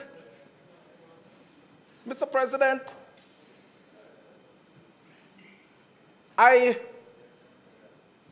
also want to express my disappointment in the fact, I want to also express my disappointment, Mr. President, in the fact that it took over 20 days for the Prime Minister to visit what we regard as ground zero in New Hope. in Westmoreland. 20 days. Mr. President, we have to change how we deal with and approach the rebuilding effort, because the rebuilding effort is going to require the 2.7 million Jamaicans, not the 410,000 who supported the government on September 3rd. Mr. President. 1 minute, Senator Morris. Senator. Point of order, sir. The member is misleading the Senate when he suggested that the Prime Minister took 20 days to visit upon Westmoreland. Dr. Holness visited upon the parish, several sections of the parish, approximately 48 hours after the hurricane. And as soon as he got clearance from the folks who are in charge of conducting the flight, the member is misleading the Senate. And I'd urge him to resist the urge to politicize a national disaster. Thank you, sir. Retreat from the divisive tone, man. Senator Morris, continue. Senator Brown. Senator Brown. Senator Brown. Senator Brown. Senator Brown. Senator Brown. Engage Professor Morris. Thank you. I thought you were harassing me today, sir. Mr. President, you want me to continue? Yes, no, yes, of course, continue. Okay, thank you very much, Mr. President. Mr. President, we have to engage in a rebuilding effort that is anchored in unity. Because, as the minister said, $8.8 billion US of our GDP was damaged, was affected. That is $1.4 trillion. That is $1.4 trillion. Mr. President, it is going to require that unity of purpose. And I want to say, Mr. President, that the leader of the opposition has called for this multi-sectorial committee to assist in the monitoring of the disaster relief effort and reconstruction. And so, Mr. President, I see and hear the minister mention the establishment of the National Reconstruction Team. And I am taking note of the team and its compilation. I think it is a positive step and a positive development. Mr. President, there are 135,000 buildings that have been estimated to be affected in the hurricane. And a significant portion of these are homes that have been damaged across the country. And no doubt that would have been calculated in the $8.8 billion that have been estimated thus far. I want to point out, Mr. President, that for many of the homeowners, they have invested in their houses based on their life savings, some through partners, and some borrowed money from the NHT, etc., and other financial institutions. And I hope that we are going to see a significant effort in terms of assisting the homeowners across this country in terms of rebuilding their houses. I went and visited one of the housing developments that was recently constructed in Edmond Ridge. Edmond Ridge. And Mr. President, I was amazed at what I saw. Absolutely. And I make no apologies about it. Because, Mr. President, you know, Mr. President, since they invite me and members would be curious as to how I see what I see. Senator Morris, don't be distracted, you know, because remember, hold on, your run-up is 20 minutes, you know, and you're running close to it. So don't be distracted by Senator Morgan. Yes, Mr. President. You stick to the script. But, Mr. President, I just want to indicate that when you go into that housing development, you're talking about a situation where some people have not even moved into the homes as yet. And the houses were destroyed. And I'm wondering what is going to happen to those homeowners who paid for the houses, never moved in, and what is going to be the recourse for those individuals. And are we going to see the contractors stepping up to the plate to repair those damages that were done to the houses in that particular development? Mr. President, I know the decision of the government to purchase 5,000 modular, and I'm going to be very specific, modular container homes through the NHT. And, Mr. President, whilst, as I heard the minister's presentation, I am forced to ask the question, these modular homes will cost Sorry, Senator Morris. Minister, this is the question. Go ahead, please, Senator Morris. Mr. President, I thought... No, man, it's for the guidance of the minister, you know, not you. You're an experienced man in this thing, so you ask the question, you know. So, Minister, I would like to know, these houses will cost about 6.5 million. But I think under the NHT, you can get up to $13 million as a single contributor. So I want to find out if, when they get these funds to purchase one of these modular homes, a contributor, will they be able to access the other portion of funds to, say, for example, engage in expansion of those homes over time? Because I understand that the units, the modular homes, they're up to 430 square feet.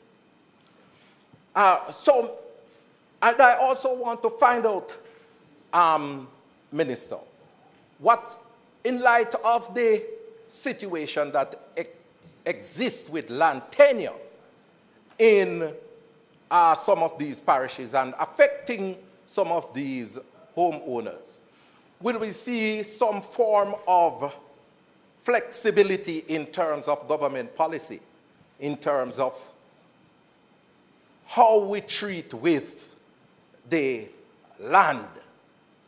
Is it that we are going to see a situation where the individuals who occupy the land can get some proof that they have occupied the land for a particular period of time, and therefore they would be eligible to build at that particular location once the location is deemed safe for construction? Mr. President, I note that we are moving towards the modular container homes. But I want to also stress the need for the enforcement of existing regulation where building are concerned. Because, Mr. President,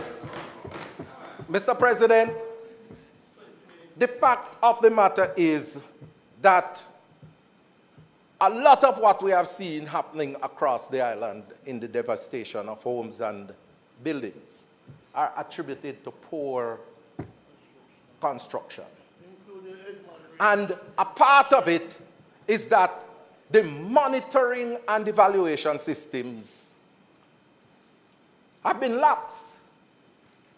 And so we have to make sure we strengthen those mechanisms going forward to ensure that, as Minister pointed out, we build back better and we build back stronger in terms of future preparation for not just Category 5 hurricane, because there are talks now of having another category, a Category 6 hurricane. Mr. President, I am going to conclude with something that the minister said at the end as well. And Minister, I am putting on my church hat now because I appreciated the fact that whilst you were doing the press conferences and giving the updates during the lead up to the hurricane, there was this constant call for prayer. And I appreciated it because I know the role that God has to play in the affairs of men, and the fact that he controls the winds and the rains. But Minister, I have taken note that since the hurricane has passed, we have not heard a call similar to what you have made for a national day of recognition or thanksgiving for the goodness of God, because it could have been worse for Jamaica. It could have been worse for Jamaica. I note that there were a number of churches that have been, there are a number of churches that have been engaged in prayer and thanksgiving. But in terms of a governmental response, just as how you called for prayers across the country, I was expecting a similar call subsequent. And if it was done by you, Minister, in any press conference, I never heard it. I never heard it. But I believe that we as a nation have to go into that situation where we give God thanks for guiding us through, but also for preparing us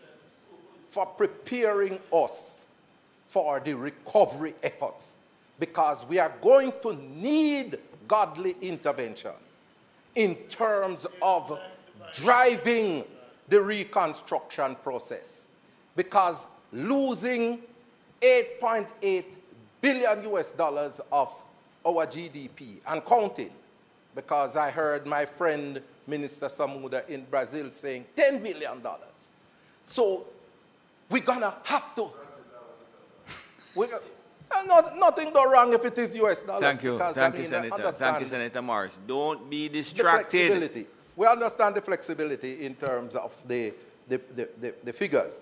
But, Mr. President, I want us to understand that we are going to have to make a united effort to rebuild this country.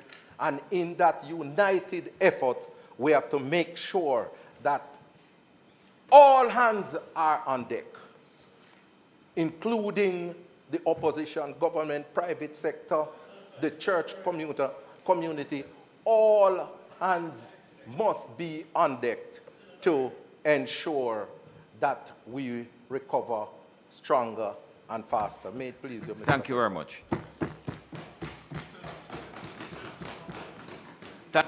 Thank you very much, Senator Morris. Oh, Senator Maziki Thame will respond to the issue of education.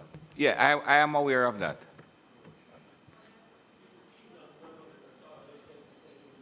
And you will note, Senator Morris, that because of your great seniority, I allowed you to drift over the 20 minutes. Senator Thame may or may not get such privilege. Eh? Say what? No, man. The standing orders allow the minister to speak at her leisure, you know, but it reflects, hold on, but it reflects now on how the opposition respond. But that's the goal. Senator Thame, please acknowledge her maiden presentation to this honorable house.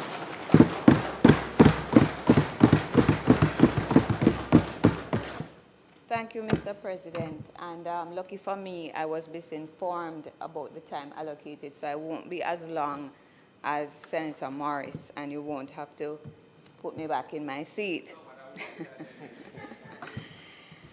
Thank you to the Minister for her statement. We appreciate especially the attention to psychosocial well-being of those in the education system. Our most immediate concern in relation to the effects of Hurricane Melissa on the education sector is the well-being of children and their educators. But also, there is a need to contemplate how the present connects to a long-term vision for education, including the prospect of the development of a national framework for education in times of crisis such as this. We have heard the minister speak to building for resilience in the face of climate change, but I want to state that resilience in the education sector is not just about infrastructure. Melissa raises the question of whether education is fit for purpose in Jamaica. Mr. President, surely the effects of the hurricane have raised the urgency of the need for an education system oriented to grappling with climate change. It tells us it is imperative to mainstream environmental studies into the national education curriculum.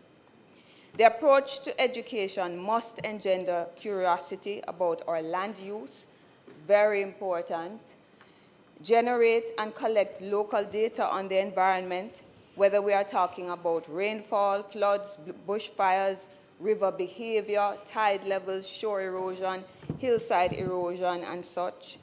And it must especially develop indigenous knowledge and solutions on how to secure the land, its resources, and the climate for a future of common human well-being.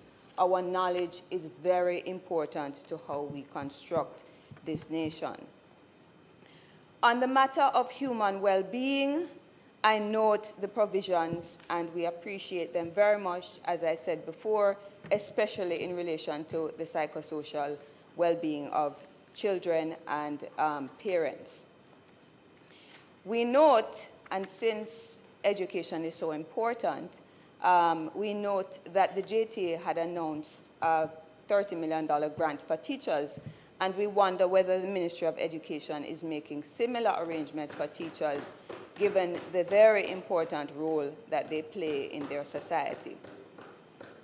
Relatedly, we have been provided with important information on the state of schools, and I wonder whether the Ministry of Education would also provide information on the number of students and teachers affected by the hurricane, so that those who are interested in assisting in the rebuilding effort would also be given information that would allow them to give attention to that sector or that aspect of the education system. Mr. President, we are aware that some people may think that democracy is slow and unnecessary in times of disaster. But we believe it is especially important at this time to show respect to our people by having consultations with them. Indeed, we believe that parents and teachers have ideas about what is best to get their children back to learning, and so they should be heard. Has the Minister of Education consulted with parents, or is there a schedule for consultation with parents and teachers about how learning should occur from here on? Are teachers clear on what is expected of them going forward? Mr. President, we can all agree that Melissa has imposed trauma on the nation, and especially the hardest hit. In response to national trauma, we propose that the Ministry of Education consider its role beyond its obligations to those in the education system. We believe that culture and education are organically linked, and that the Minister of Education should work with the Minister of Culture to initiate a process of national repair through mobilizing the arts to address our collective trauma. A national program in written and oral storytelling, performance, and the visual arts could, at this time and over the period of rebuilding, provide means to cope with trauma, inspire repair, and even improve literacy. More immediately, measures such as shifting the school year and suspending the primary exit profile for grade 6ers should be considered. I note that there is attention to the external examinations, but we didn't hear anything in the statement as it relates to primary school children. Alternative mechanisms to determine placement in high school are possible, especially given the fact that the ministry would already have had 2 years of PEP data on student performance. Mr. President, we are especially concerned about the effect of Melissa on the state of inequality in the nation. Many people believe that education is their route out of poverty, and I want to state that in response to Senator Fitzhenley's statement earlier on the use of states of emergencies, we on this side believe that education is the route to peace and that inequality is a route to violence. In that regard,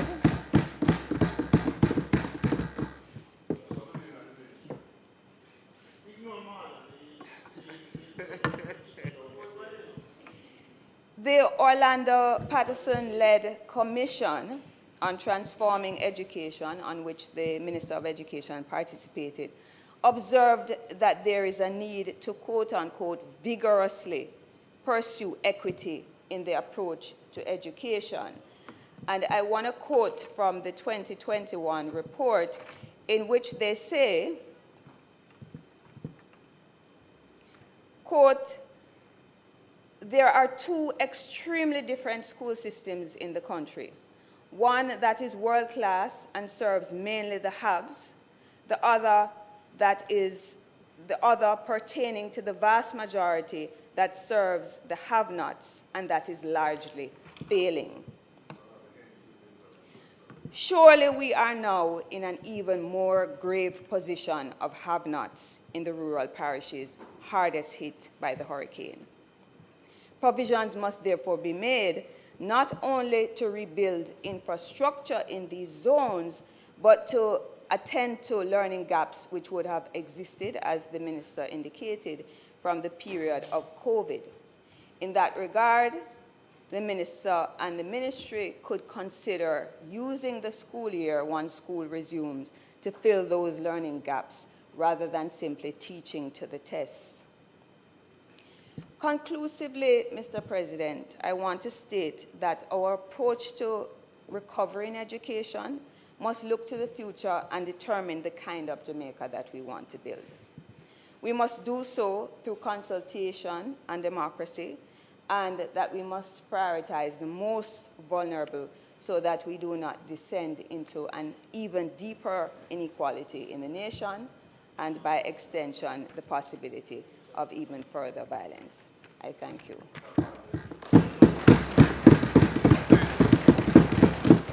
Thank you, Senator Tim.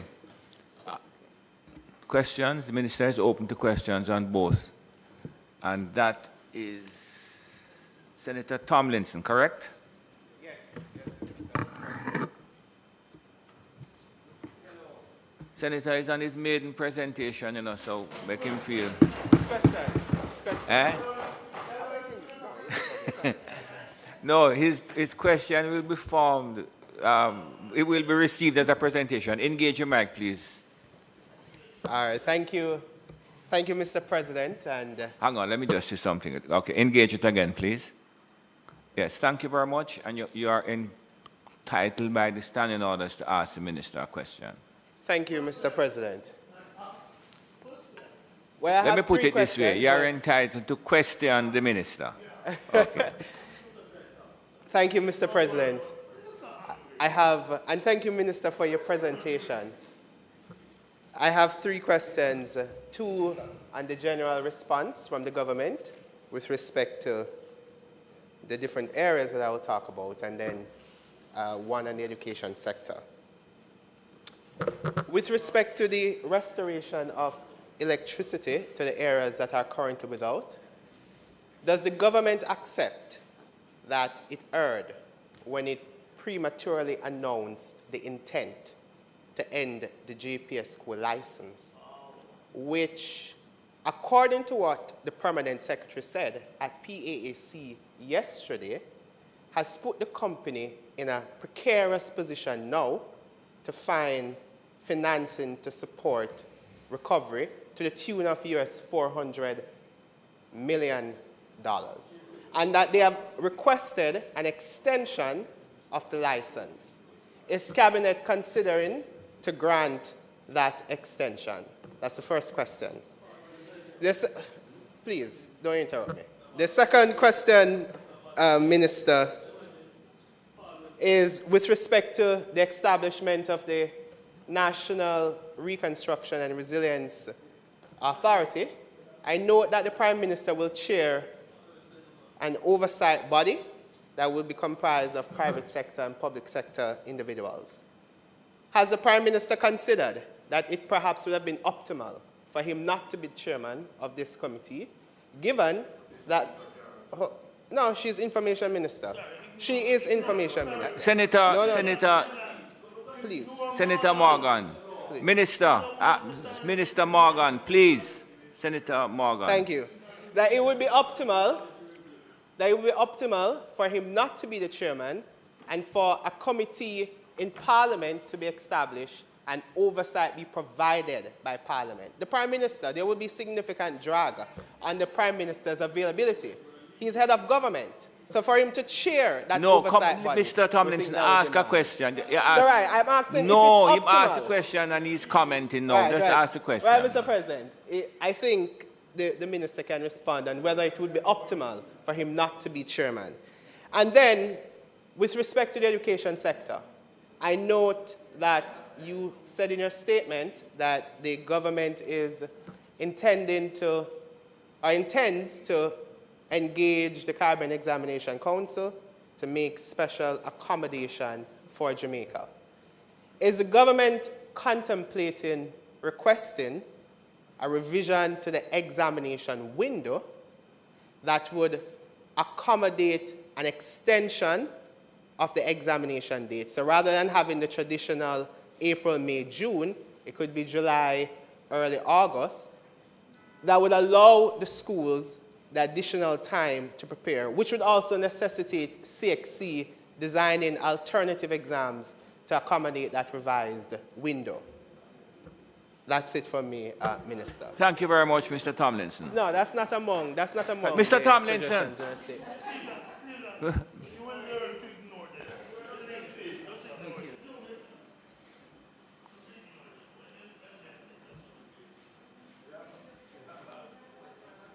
Yeah, if you have a question, no, 1 minute, please. The minister has indicated that she would hear the questions and then respond. You have a question, question, Minister? Eh? That is her prerogative, you know. I know you didn't ask what I was telling you. Senator Golden Campbell, go ahead, please.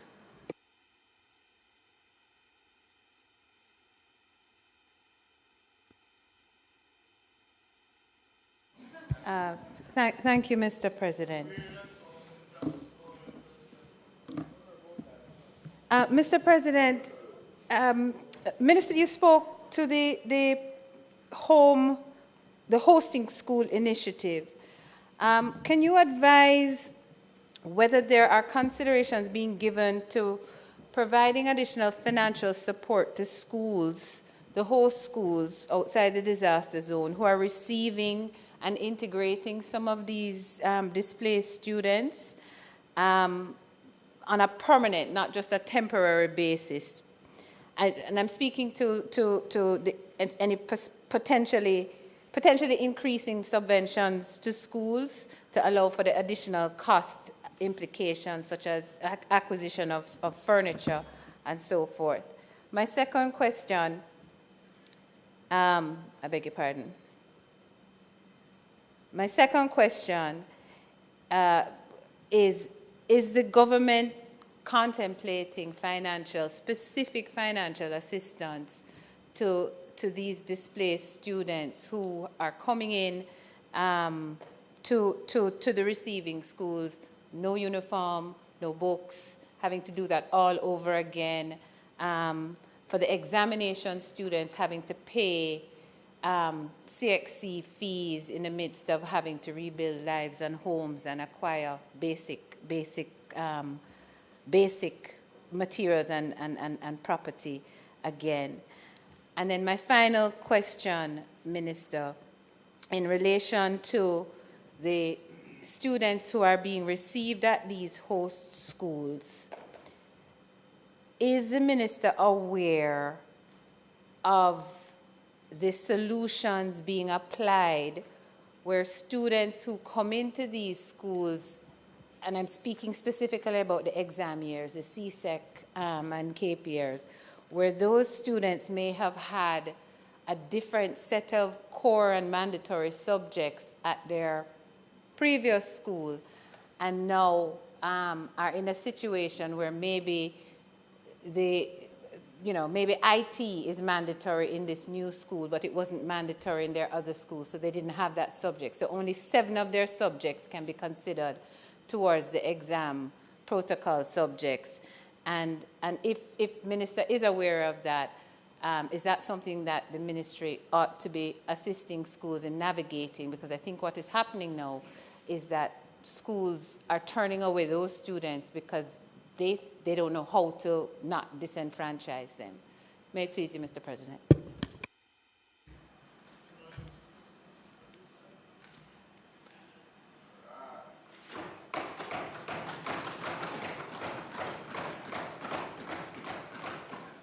Thank you, Senator Golden Campbell. Senator Anderson, on your major presentation, let me put it that way. Your major. Welcome her, please. Thank you, Mr. President. Do I need to ask permission to speak from a seat other than? Okay, granted. You have my consent to do so. Thank you. Minister, I first want you to know that I speak from the context that us winning at this point for Jamaica is a significant thing that will impact how Jamaica looks in the years ahead. And so, though having witnessed, I cannot be the same, having witnessed what has happened out west, that is in the back of my mind, as well as the fact that when we speak about numbers and situations in this House and otherwise, we are actually speaking about actual people and their lives. It's not lost on me at all.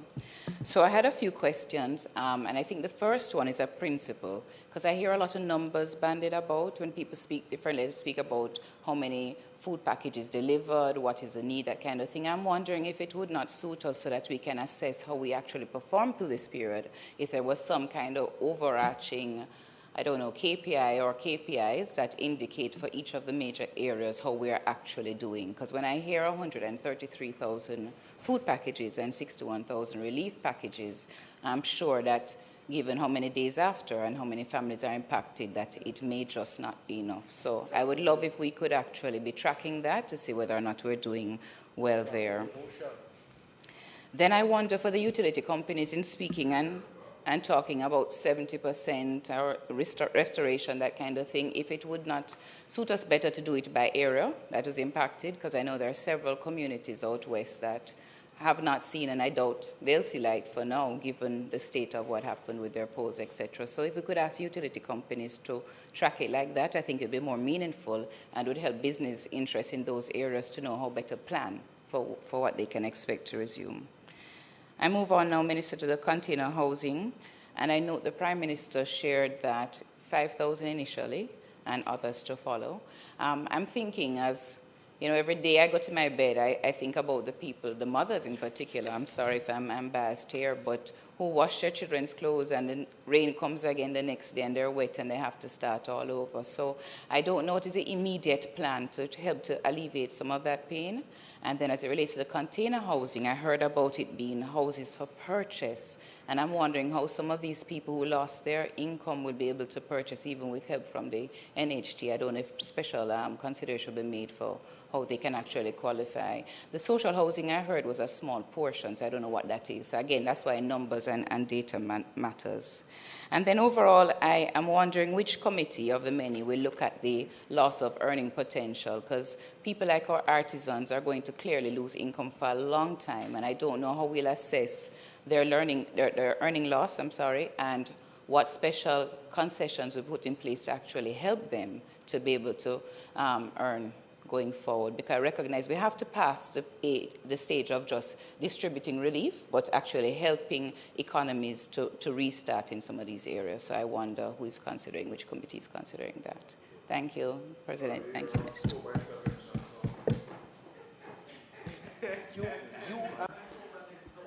Thank you, Senator Anderson.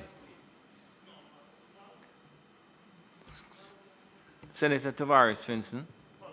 So, well,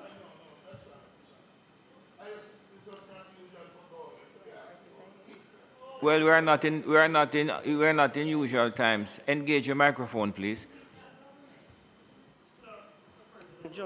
Just quickly, and I'll make this question simple.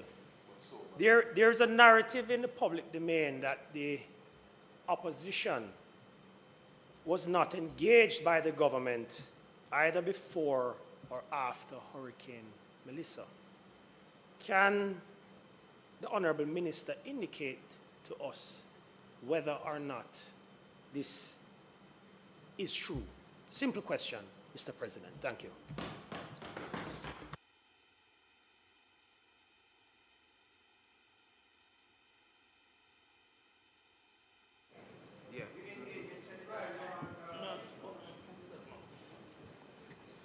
Senator Time, you spoke already, you know, so I'm not going to allow the Senate now.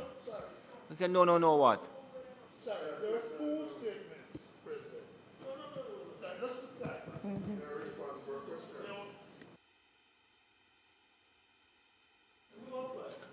Doesn't matter. There are two statements.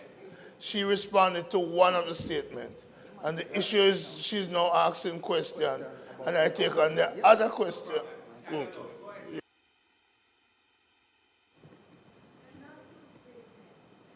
Minister, senators, please, just allow us to get through this process, please. Go ahead, Senator Tim. So my question is about the stronger building standards that were spoken about in the presentation. We know that in the case of Westmoreland, for instance, there were a lot of board homes that were destroyed in the hurricane. And part of the explanation for that is that land tenure issues would have impacted people's decisions to put something permanent or not on the land.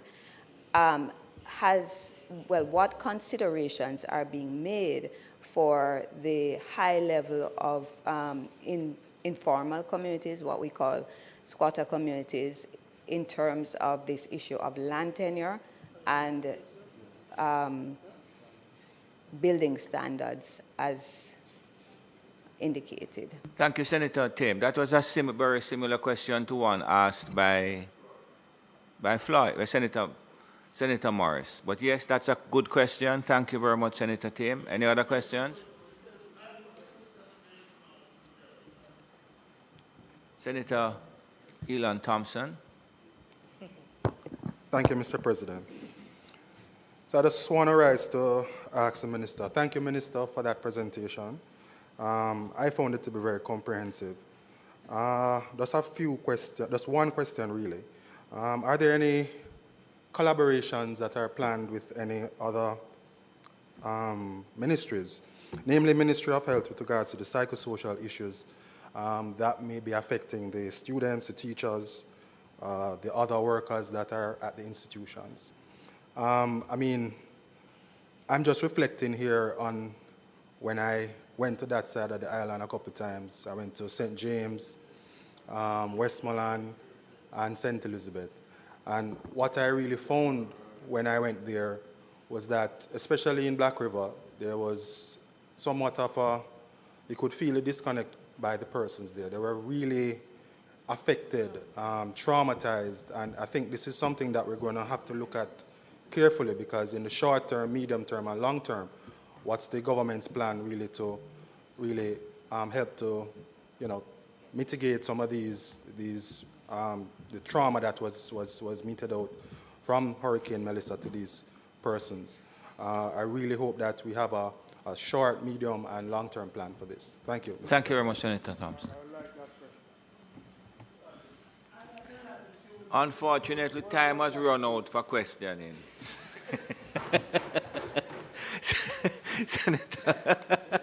Senator Brown, President, welcome. He's not a maiden presenter, but welcome. No, he's a veteran. Welcome the veteran. Not major either, not major either. President, I have a couple of questions for the Minister.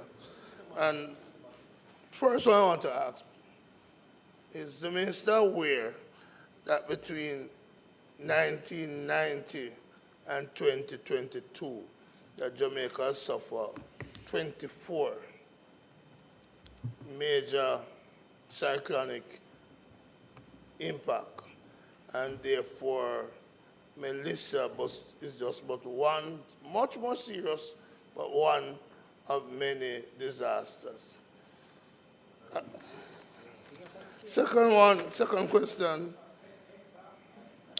question is, I note on page 8, I note, you don't have to trust that. Don't pay too much attention to what you say. Page 8 of the statement, the minister indicates that the Prime Minister had said that they're going to resume, engage in borrowing. But you also use a very interesting term, and I'm wondering if this is a code, Minister. You said, as a result of the numbers before us, we must be open to other financing options. Is this a code for more taxes, which goes contrary to the mantra of the government thus far of no new taxes? I don't want to hear it. I'm asking whether that is so, and whether this is a code for that. Senator Brown, just stick to the script, please. Don't get distracted. No script. Don't get distracted. The third question is,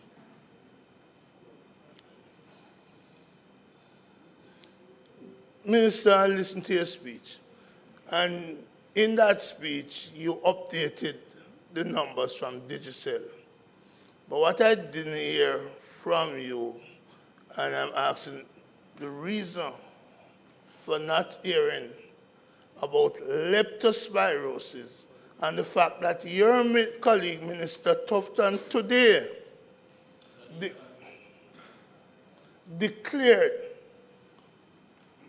that Jamaica is facing a leptospirosis crisis, which is consistent with what Dr. Alfred Dawes had said earlier would happen, but he was attacked on the basis that he had ulterior motive, when in fact what was at play was the real doctor versus the doctorate. So it may be pedestrian. So leptospirosis was omitted.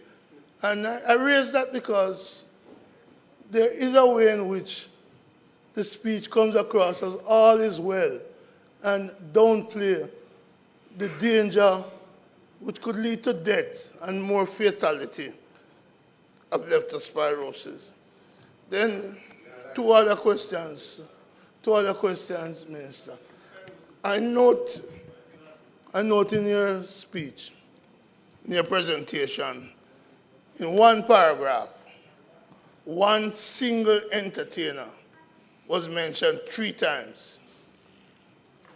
One of the criticism, and you think you're aware of this, Minister, and that's the question, you're aware, one of the criticism is that the government has not been inclusive enough in its approach to disaster relief and response to Melissa.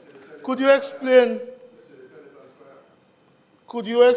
to us, Minister, why the names, while you have Ramich Major here, the name Buju Banton, Vibes Cartel, Spice, Shaggy, and the others were left out? And are you not concerned that the message that is being sent is that those who support the government get mentioned, but those who may in any way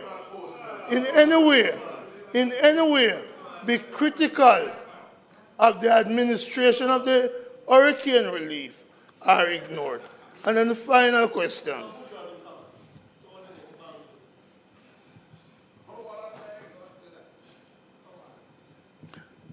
You don't want to go there. You don't want to go there, because I will focus on that, you know. I'll focus on that. So too, well, let me leave it, because you're really a waste. You're a waster. But this brings me to the final question, Minister. And maybe I should add another question. Senator Brown, just don't be distracted. distracted. I'm going to add another do what you question. have to do, please. In light of their tongue, is the minister,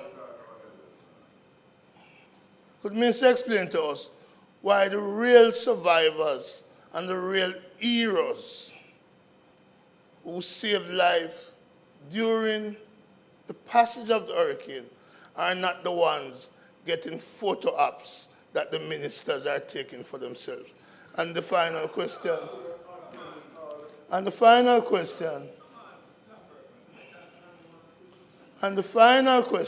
is, can the minister confirm that the Japanese government and people donate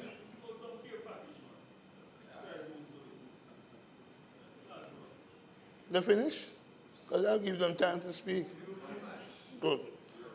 Can the minister confirm that the people and government of Japan has donated to Jamaica's hurricane relief 1,400 sleeping bags and 300 tents, and in light of so many Jamaicans left without shelter, sleeping in the open elements, could the minister indicate to us, if this gift was given to us, what has become of the 1,400 sleeping bags and the 300 tents?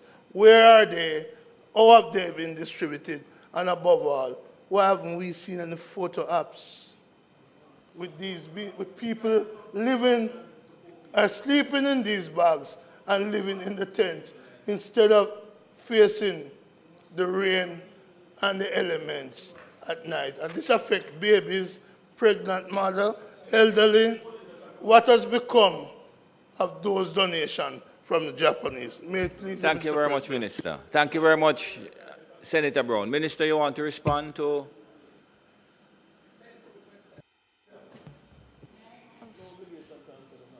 There were lots of questions, and I'm going to go through them.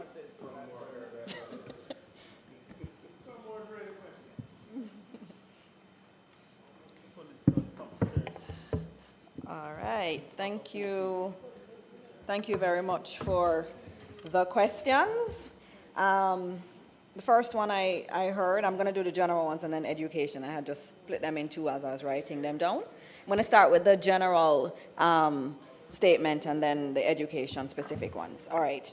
Why weren't supplies moved across the island? That's a very interesting question and a very strange one, because we had noted before the hurricane that the Ministry of Labor and Social Security had pre-positioned supplies across the country.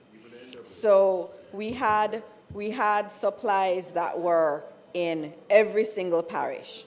In addition to that, each parish office under the MLSS had activated their line of credit for $2 million each for the purchase of food.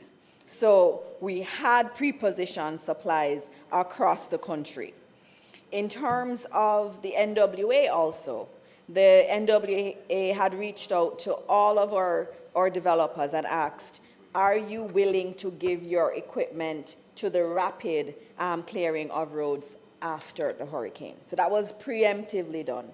And several of them had actually indicated that they would do so. And so as soon as the hurricane passed, we took them up on their offer and we started to deploy them across the affected areas. And remember, and you were correct in the statement that the hurricane kind of almost stalked us for a long time.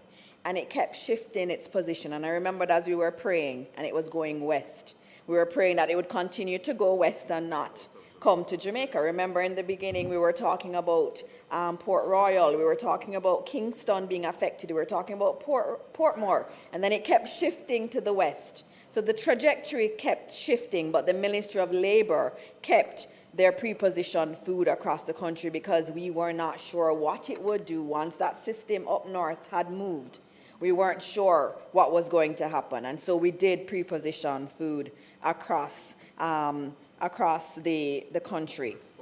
And there was a question about a multi-sectoral committee that kept coming up, and I'll come back to that. The 5,000 modular homes, can they access the other portion of funds from NHT? NHT has indicated that they should be able to do so. In terms of land tenure as a concern, and that's a big concern in parts of Westmoreland, that's very, very important, and I see on the screen. I think it may be. I think it's to show the Prime Minister in Westmoreland 2 days after the hurricane, because I think there was a statement that had been made. It was 20 days that it took for him to go to Westmoreland. So I think this is showing him departing Jamaica House for Westmoreland.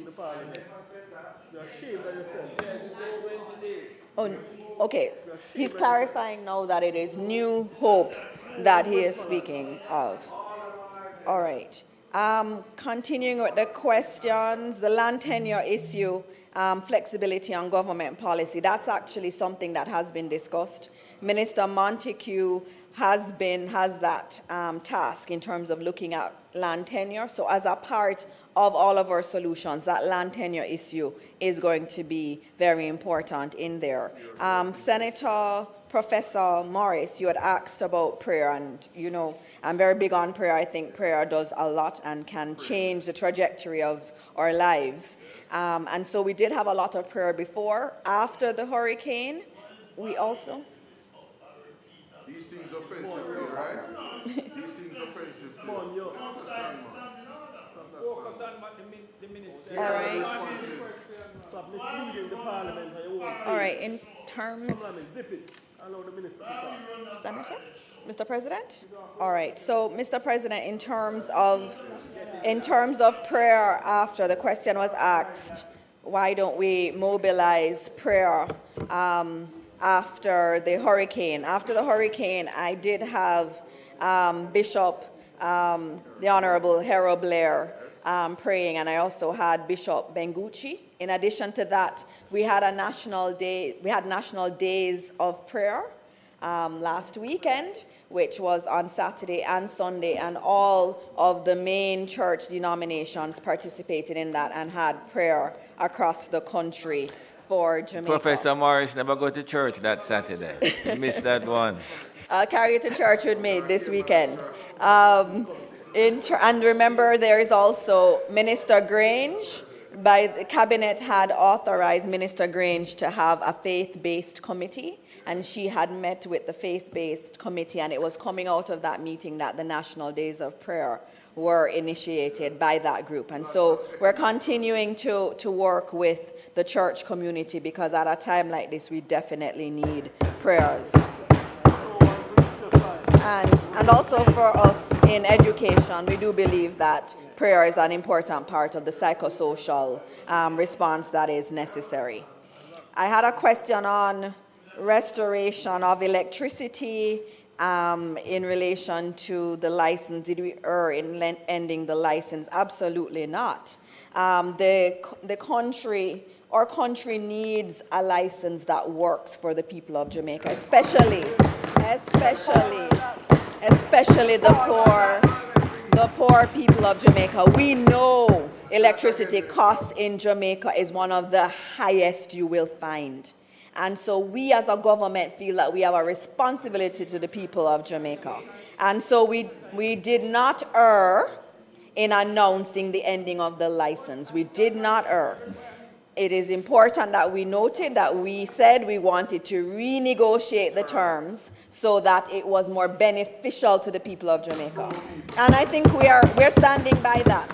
We stand by that decision. Now, you asked about extending the JPS license. We understand that there has been a Category 5 hurricane, and our priority is getting electricity back as quickly as possible to all those who have been affected.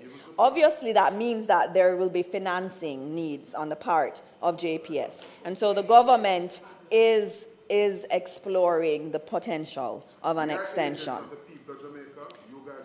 In terms of NARA, the new entity that will be set up as a statutory body, there was a question about whether or not it was prudent to have it chaired by the Prime Minister. Our Prime Minister has been an exceptional leader. He has led us through COVID, and I will remind the Senate that our country was one of the best performing countries during COVID. And that was under the leadership of Dr. the Most Honorable Andrew Holness. So obviously we believe that he is above worthy to be chair of this. He has shown it again and again that his level of leadership, he's at G20 today. He's at G20 today, invited by the most powerful countries in the world, because they understand that Jamaica is a beacon of what good fiscal management is and what overall management of a country is. So he is well placed to chair it.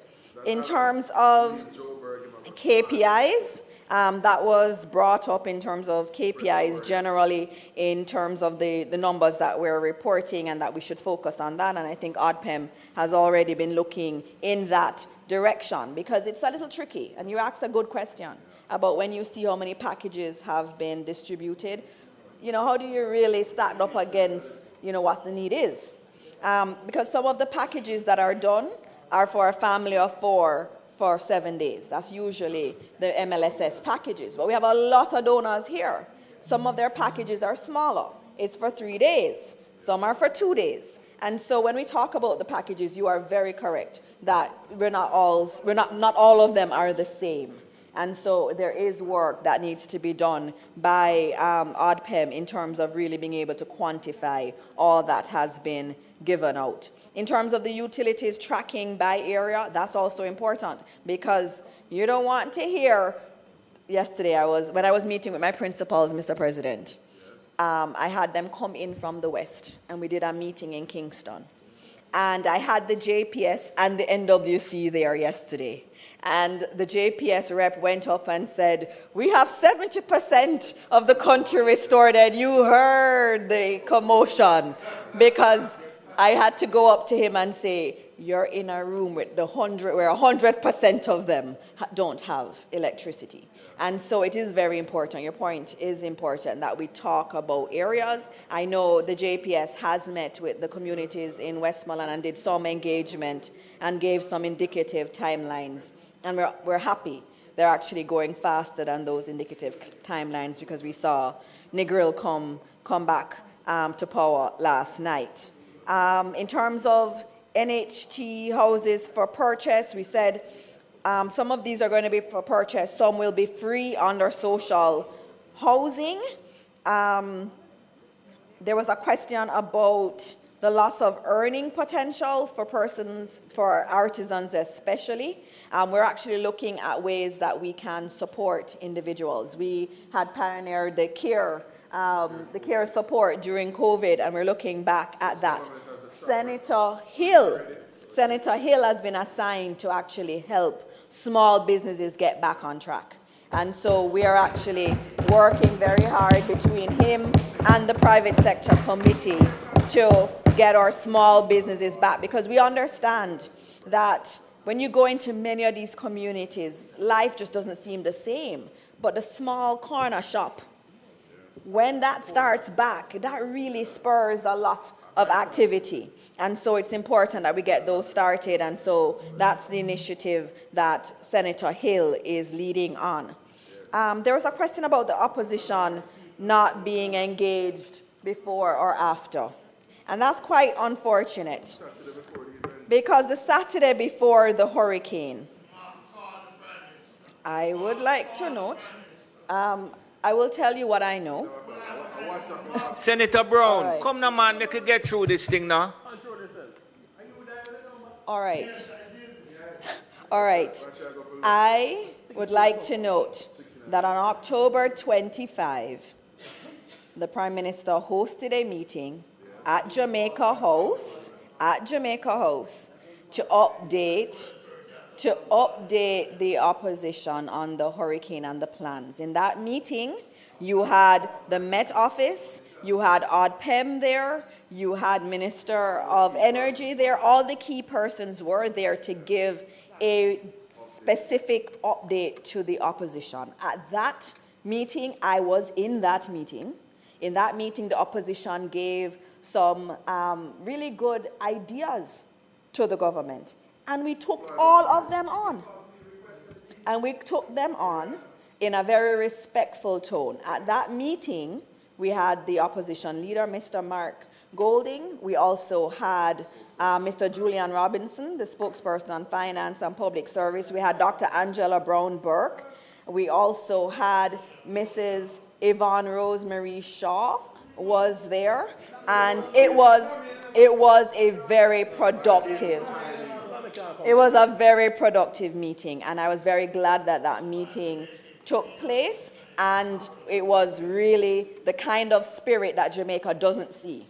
I mean, when they see the back and forth in here, they don't realize that these kinds of initiatives happen, where we talk, we're respectful to each other, we listen to each other, and we listen to the suggestions that are coming from the other side.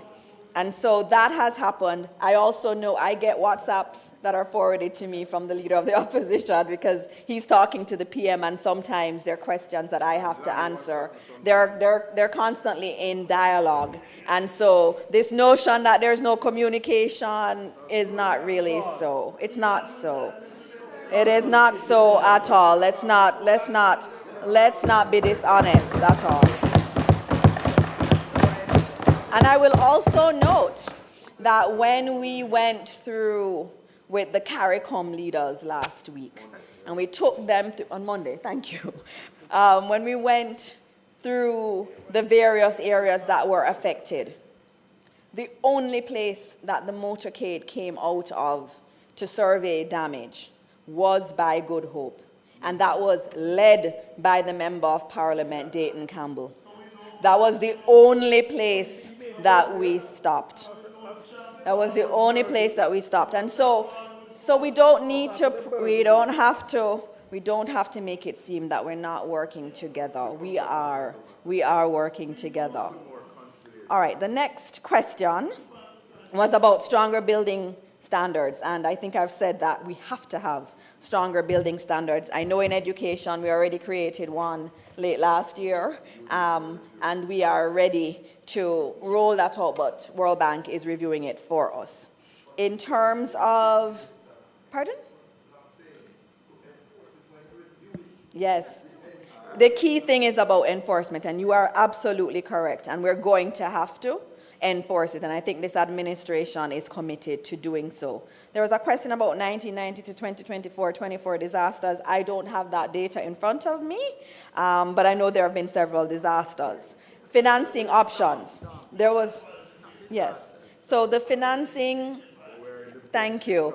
Financing options. There was a question about taxes.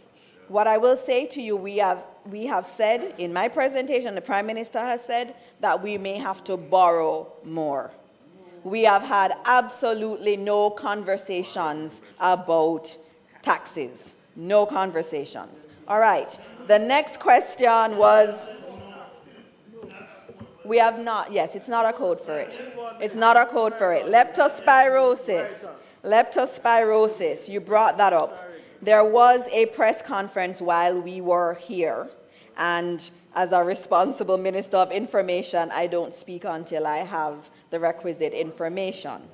And so I got the information while we were here, while I was listening to your questions. I was also reading the presentation from Minister Tufton.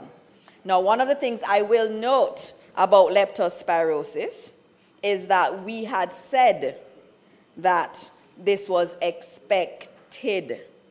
After Hurricane Beryl last year, cases of leptospirosis increased. And this year, after Hurricane Melissa, given the severity of it, we would also expect that cases would increase.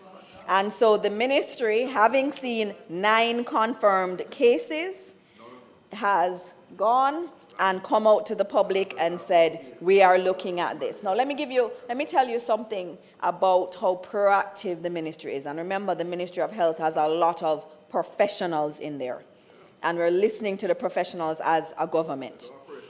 And they have been having their officers, their health officers, surveying all over the place. We had to close 2 schools because they found rats in the gully behind the school. They've been proactive. So this issue of leptospirosis is something that the professionals in the Ministry of Health anticipated, and in anticipation of it was already stepping up their surveillance to make sure that we can limit the number of cases. And even a week ago, they had a press conference on leptospirosis where they spoke about how we can prevent seeing more cases. So we are the responsible government. We know what is going to happen, and we decide on how we're going to prepare for it. In terms of the Japanese government and people donating, the Japanese government is indeed on the list of ones that have been donated. I can't speak to the quantum of what has been given to us. I know a lot of the sleeping bags had gone to shelters, and we've used tents. I've seen tents out there. I'm pretty sure, I know the ODPEM team, they are watching their stores, and they will be distributing them if they've not already distributed them. You asked about entertainers, and in my speech I did say entertainers, but I gave one because I was supposed to be out with one today. But if we look at the I Love Jamaica telethon and virtual concert, that's this weekend, and I hope we all tune into it. The entertainers there will be Tessa Anchin, Christopher Martin, Taurus Riley, Tanya Stevens, Alaine, Kevin Downswell, Chevelle Franklin, and many more. And they are coming to support Jamaica. And I know Shaggy is doing something in North America. I got a message today about another big performance that will be taking place overseas. A lot of our entertainers are working to support the government. Mr. President, I'm going to go to the education questions now. I think I dealt with all of them, and I did take down all the questions. There was a question about our curriculum and climate change. Actually, one of the last schools I went to visit, I was in a class and they were using their smart TV as a part of the lesson. And the video they were watching was on soil erosion. And I was sitting there and asking them questions just to see if they really understood what they were watching. And so the issue of the environment is a part of our curriculum already. So from grade 3, we deal with the environment, but you're correct that we have to look at how we implement or look more, given climate change, if we can strengthen the curriculum that we currently have. But our curriculum is actually quite robust in terms of the focus on the environment. But issues of resilience, we're going to have to include it more into the curriculum. Will there be special grants for teachers? We're looking at grants for everyone, actually. We're a very inclusive government. Our teachers are doing a superb job. And I also know that our nurses too, they were working through the hurricane, our doctors, all the first responders. And so we're looking at a grant program for everybody. So we had a grant program after Hurricane Beryl, where we had the different tiers of damage and you got support based on that tier. We are working to get that done again. What we need is to get the assessments done in the parishes. So we need to know how many people were affected, look at the pool of funds we have, and then distribute it quite equitably.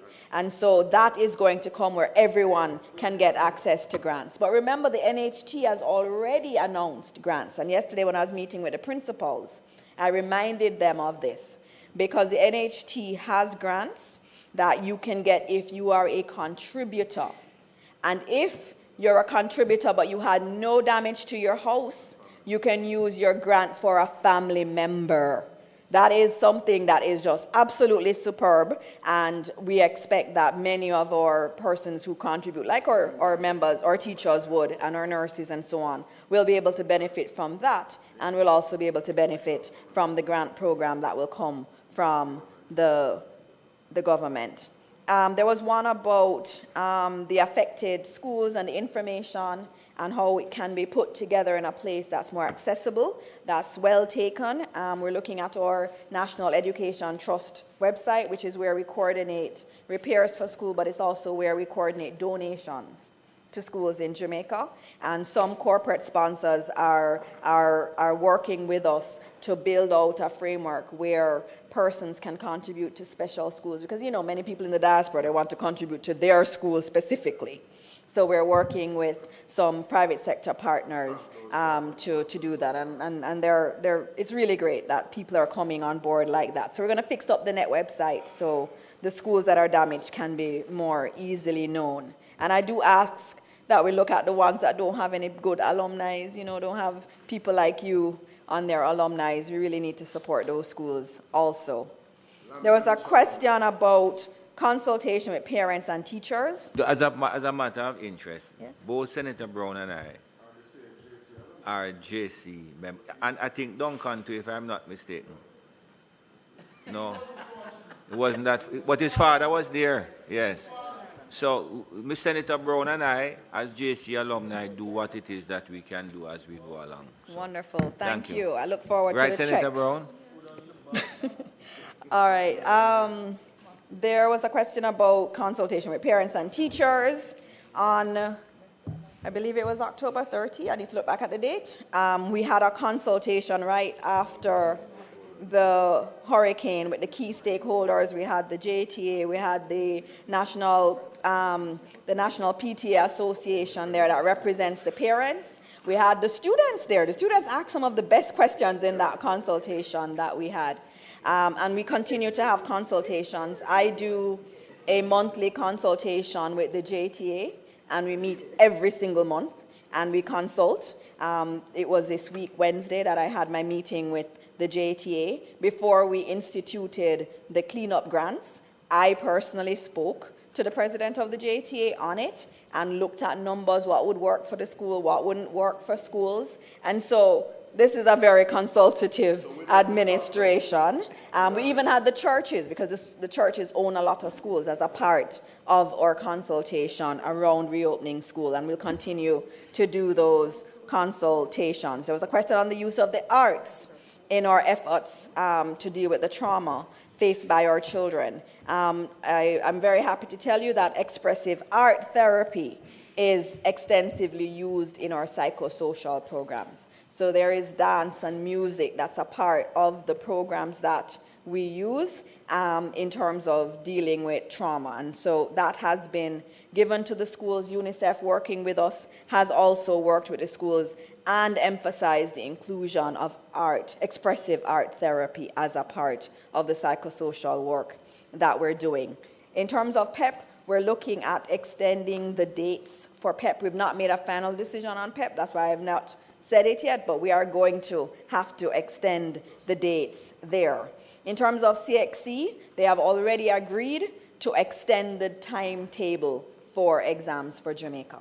So we will have a longer period. So our exams will be later than the other territories. So that's already in train. And next week, I will also be able to tell you about lower costs for CXC fees. We've been negotiating lower fees for our students. So that's, by next week, you'll hear more on what the final amount is. In terms of questions around the hosting school initiative and the notion that persons may need additional resources, that is understood, and the ministry has already indicated to the schools, if you need additional resources, let us know. So we are going to be providing more. We have extra furniture in storage, and we will be making that available to the schools that are hosting students. It's important to note that it's a hosting situation, so it's not seen as permanent. So I know there was a question about flexibility with the host students. In terms of core subjects, it may be different at the school that they're going to. Remember, they still remain a student of their substantive school. And so the rules there in terms of subjects will apply. And so the school that's hosting them will host them as if they were at their other school. So that has been explained to the schools, and that's actually in train right now. In terms of specific assistance, we're looking at assistance to the schools and to the students, especially as it relates to lowering costs and support for lunch and uniforms and so on. Collaborations with other ministries, psychosocial issues. I think that was a question that I had gotten, and that's important. The Ministry of Health is working very closely with our schools. And so I would have spoken to you about the clinicians we have on staff as Ministry of Education, but there are also other persons in the Ministry of Health, and the Ministry of Health has their mental health and psychological support program for schools. So they were already working with us. So you'll see in many of our schools we have wellness benches.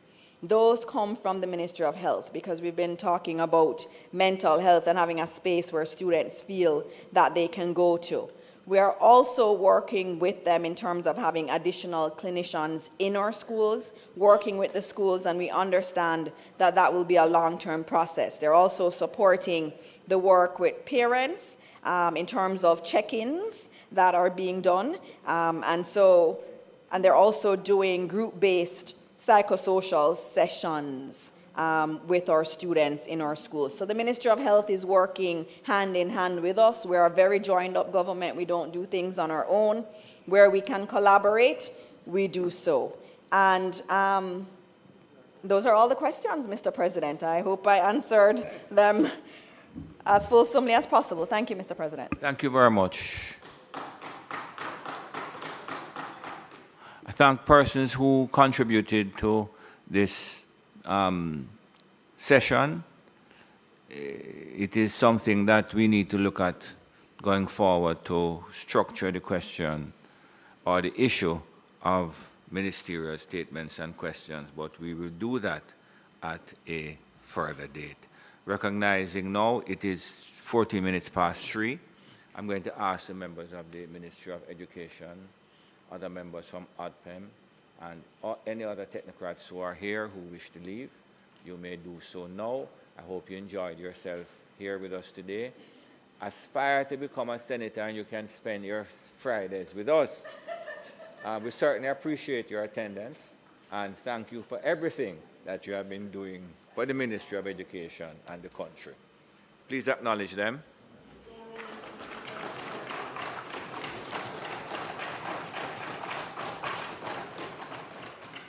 Mr. Clark, announcements. Laid on the table of the Senate are the following. Annual report of the National Education Trust for the financial year 2019-2020. Annual report and audited financial statements of the Rural Water Supply Limited for the financial year 2021-2022. Annual report and audited financial statements of the Sports Development Foundation for the calendar year 2022. Independent Fiscal Commission statement on fiscal performance for the financial year 2024-2025. Annual report of the Northeast Regional Health Authority for the financial year 2010-2011 and its related ministry paper numbered 42 of 2025 entitled Annual Report of the Northeast Regional Health Authority for the financial year April 2010 to March 2011. Green paper number 1 of 2025 entitled National Policy for Culture, Entertainment and the Creative Economy 2025-2035. The Independent Commission of Investigation Special Investigative Report, Planned Police Operations dated October 2025. Integrity Commission's investigation report into concerns that Ms. Keisha Lewis, counsel at the St. Catherine Municipal Corporation, failed to file her statutory declarations with the Integrity Commission for the years 2019, 2020, and 2022, and its indicative ruling. Integrity Commission's investigation report into concerns that Mr. Rujay Curlew, former counsel at the St. Catherine Municipal Corporation, failed to file his statutory declarations with the Integrity Commission for the years 2019, 2020, and 2022, and its indicative ruling. Integrity Commission investigation report into concerns that Mr. Rowan Hall, a councillor employed to the Kingston and St. Andrew Municipal Corporation, failed to file his statutory declaration with the Integrity Commission for the year 2019 and its indicative ruling. Integrity Commission's report of investigation concerning allegations of procurement irregularities and conflict of interest in the award of contracts to Market Me Consulting Limited by the Ministry of Health and Wellness. Annual report and financial statements of the Housing Agency of Jamaica Limited for the year ended March 31, 2022. Annual report and audited financial statements of eGov Jamaica Limited for the financial year 2024-2025. The National Housing Trust Housing Benefits Special Selection, Catherine Estates Housing Development Batch 1 Order 2025, Maysmere Flats Housing Development Order 2025, and Industry Cove Manor Housing Development Order 2025 under the National Housing Trust Act. The Jamaica Public Bodies for supplementary estimates of revenue and expenditure for the year ending March 2026. Jamaica Second Supplementary Estimates 2025-2026. Annual report and audited financial statements of the Jamaica Mortgage Bank for the year ended March 31, 2024. Annual report of the National Education Trust for the financial year 2024-2025. Green paper number 2 of 2025 entitled National Animation Policy 2026 to 2036. The Bauxite Production Levy Capital Development Fund Withdrawal Order 2025 and its resolution under the Bauxite Production Levy Act. Integrity Commission's investigation report into concerns that Mr. Sidney Rose, a councillor employed to the St. Catherine Municipal Corporation, failed to file his statutory declarations with the Commission for the years 2019, 2020, 2021, and 2022, contrary to the law and its indicative ruling. Integrity Commission's investigation report into concerns that Mr. Leroy Dunn, a councillor employed to the St. Catherine Municipal Corporation, failed to file his statutory declarations with the Integrity Commission for the periods 2019, 2020, 2021, and 2022, contrary to law and its indicative ruling. Integrity Commission's investigation report into concerns that Mr. Rainier Benjamin, a councillor employed to the St. Catherine Municipal Corporation, failed to file his statutory declarations with the Integrity Commission for the periods 2020 and 2022, contrary to law and its indicative ruling. Integrity Commission's investigation report into concerns that Mr. Keith Makuk, a councillor employed to the St. Catherine Municipal Corporation, failed to file his statutory declaration for the Commission for the year 2022, contrary to law and its indicative ruling.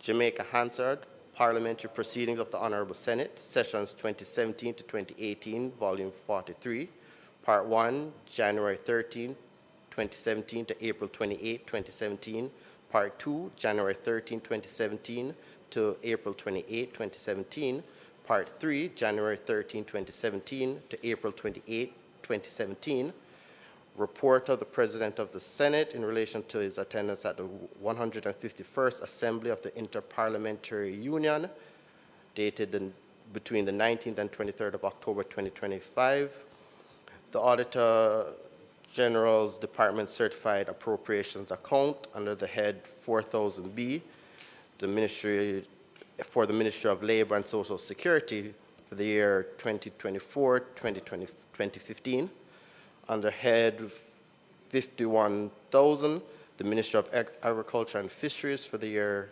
2021 to 2022, and under head 8,000, the Independent Commission of Investigation for the year 2023-2024.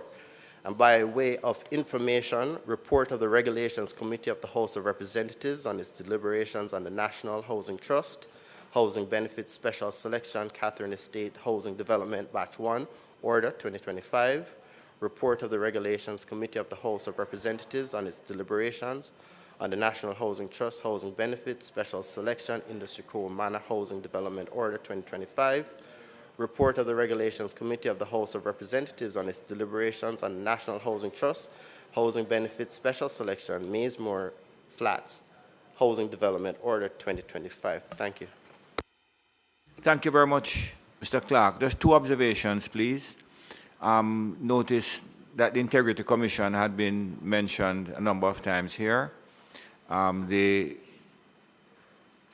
report that all of us are required to submit to the Integrity Commission is as of the 31st of December. Normally it is in March, but yes, sorry.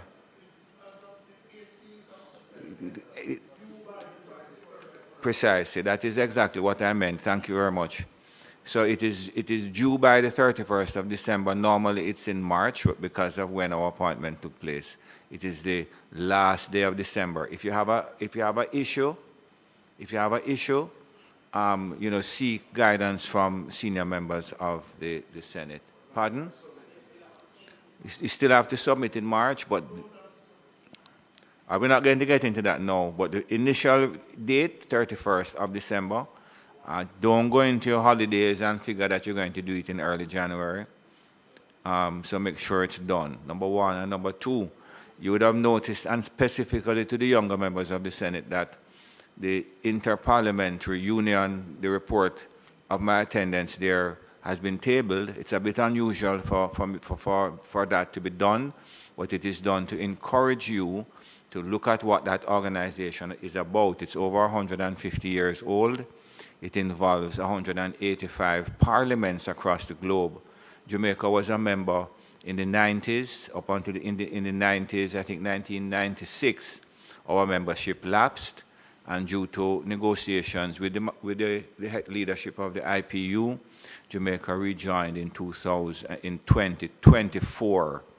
So although we were members for almost 50 years, our membership had lapsed. We negotiated a rejoining protocol that did not require any pain, We are now fully paid up members, so it behoves you to look at the organization. If you want to become more involved in it, you can speak to me. The attention now of the small island developing states, again, carry with me next time, you know. The focus now of the small island development states in the Interparliamentary Union is really a question of climate and how climate is affecting the smaller island states of the globe, and an effort to move the attention of the IPU against wars in Europe and the Middle East towards the existential threat that we face.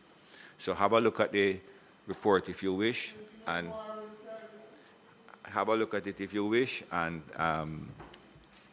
discuss with me if you wish to play a role in that organization. Bills brought from the Honorable House of Representatives. Mr. Clark? None? Petitions? Papers? Reports from committees? Notices of motions given orally?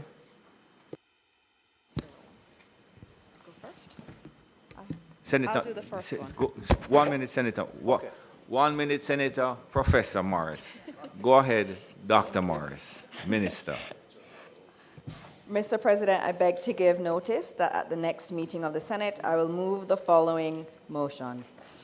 Whereas subsection 1F of section 41 of the Constitution of Jamaica requires a member of this Senate to vacate his seat if he becomes a party to any contract with the government of Jamaica for or on account of the public service.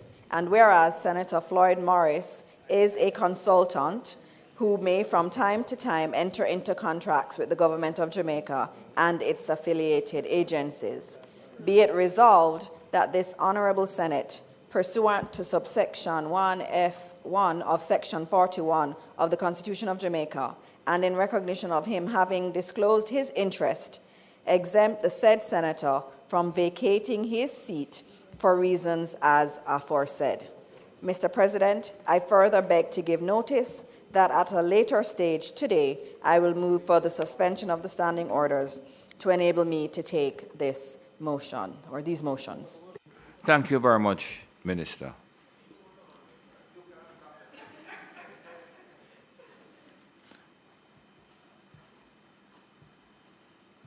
Yes, Senator Morris?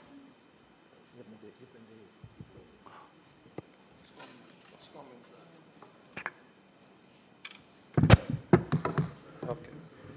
Thank you. Thank you. I don't want it. Mr. President, this is a motion that was tabled before. It's a carryover.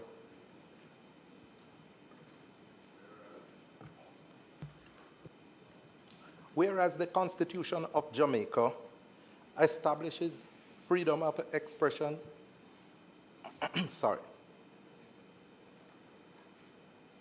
freedom of expression and access to information as rights for Jamaican citizens, and whereas all Jamaican citizens are entitled to these rights, and whereas the Disabilities Act 2014 protects all persons with disabilities against discrimination, and whereas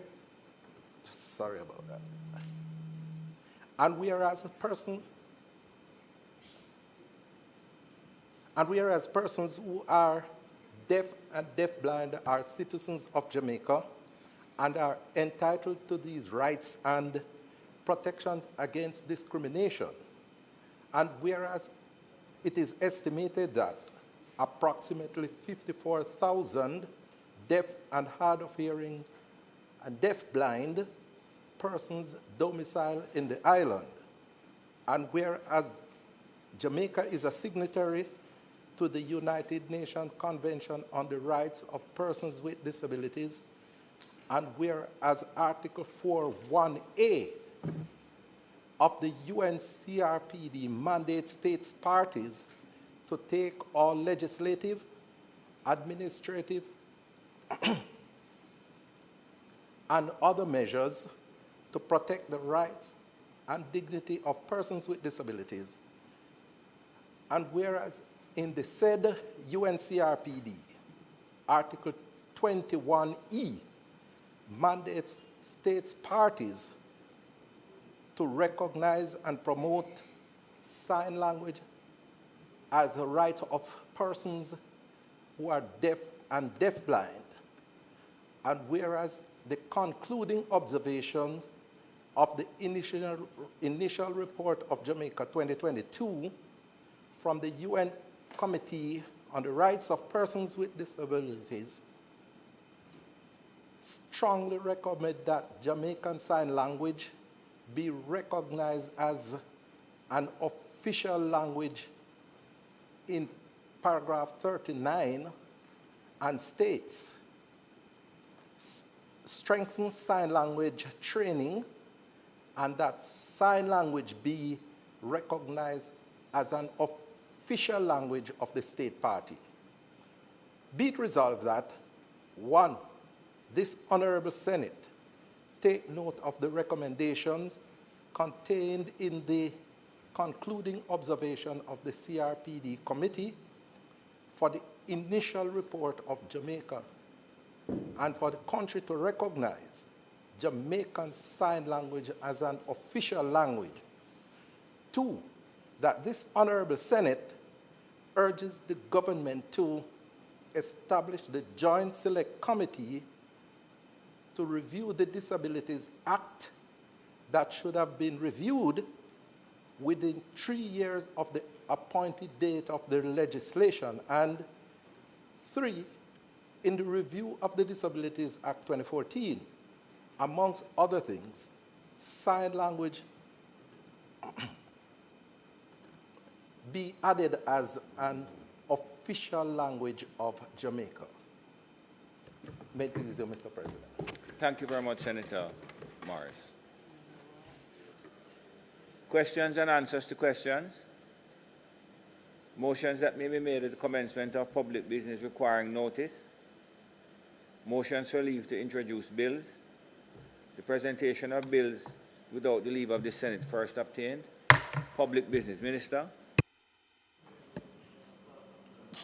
Mr. President, I now move for the suspension of the standing orders to enable me to take the motions, notice of which I gave earlier in relation to the exemption for Senator Morris. Thank you very much. The question is that the standing orders be suspended to enable the minister to take the motion, notice of which she gave earlier. Those in favor? Against?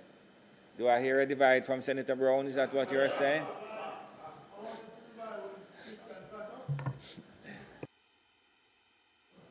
Mr. President, I now move that the motion, notice of which I gave earlier, be approved. Heard the question. Those in favor? Against? Minister? Mr. President, very thankfully at 3:32, it is not contemplated for us to do any further business today, and I therefore ask that the Senate adjourn for a date to be fixed. Thank you very much. It's just left to me to thank the members of the staff, the clerk's office, and our orderlies who have been with us during the course of the day. Normally, for the newer members, we would take a break, but because of the amount of technocrats that we had here today, I decided to go through. So thank you very much for your forbearance. This Honorable Senate now adjourns for a date to be fixed.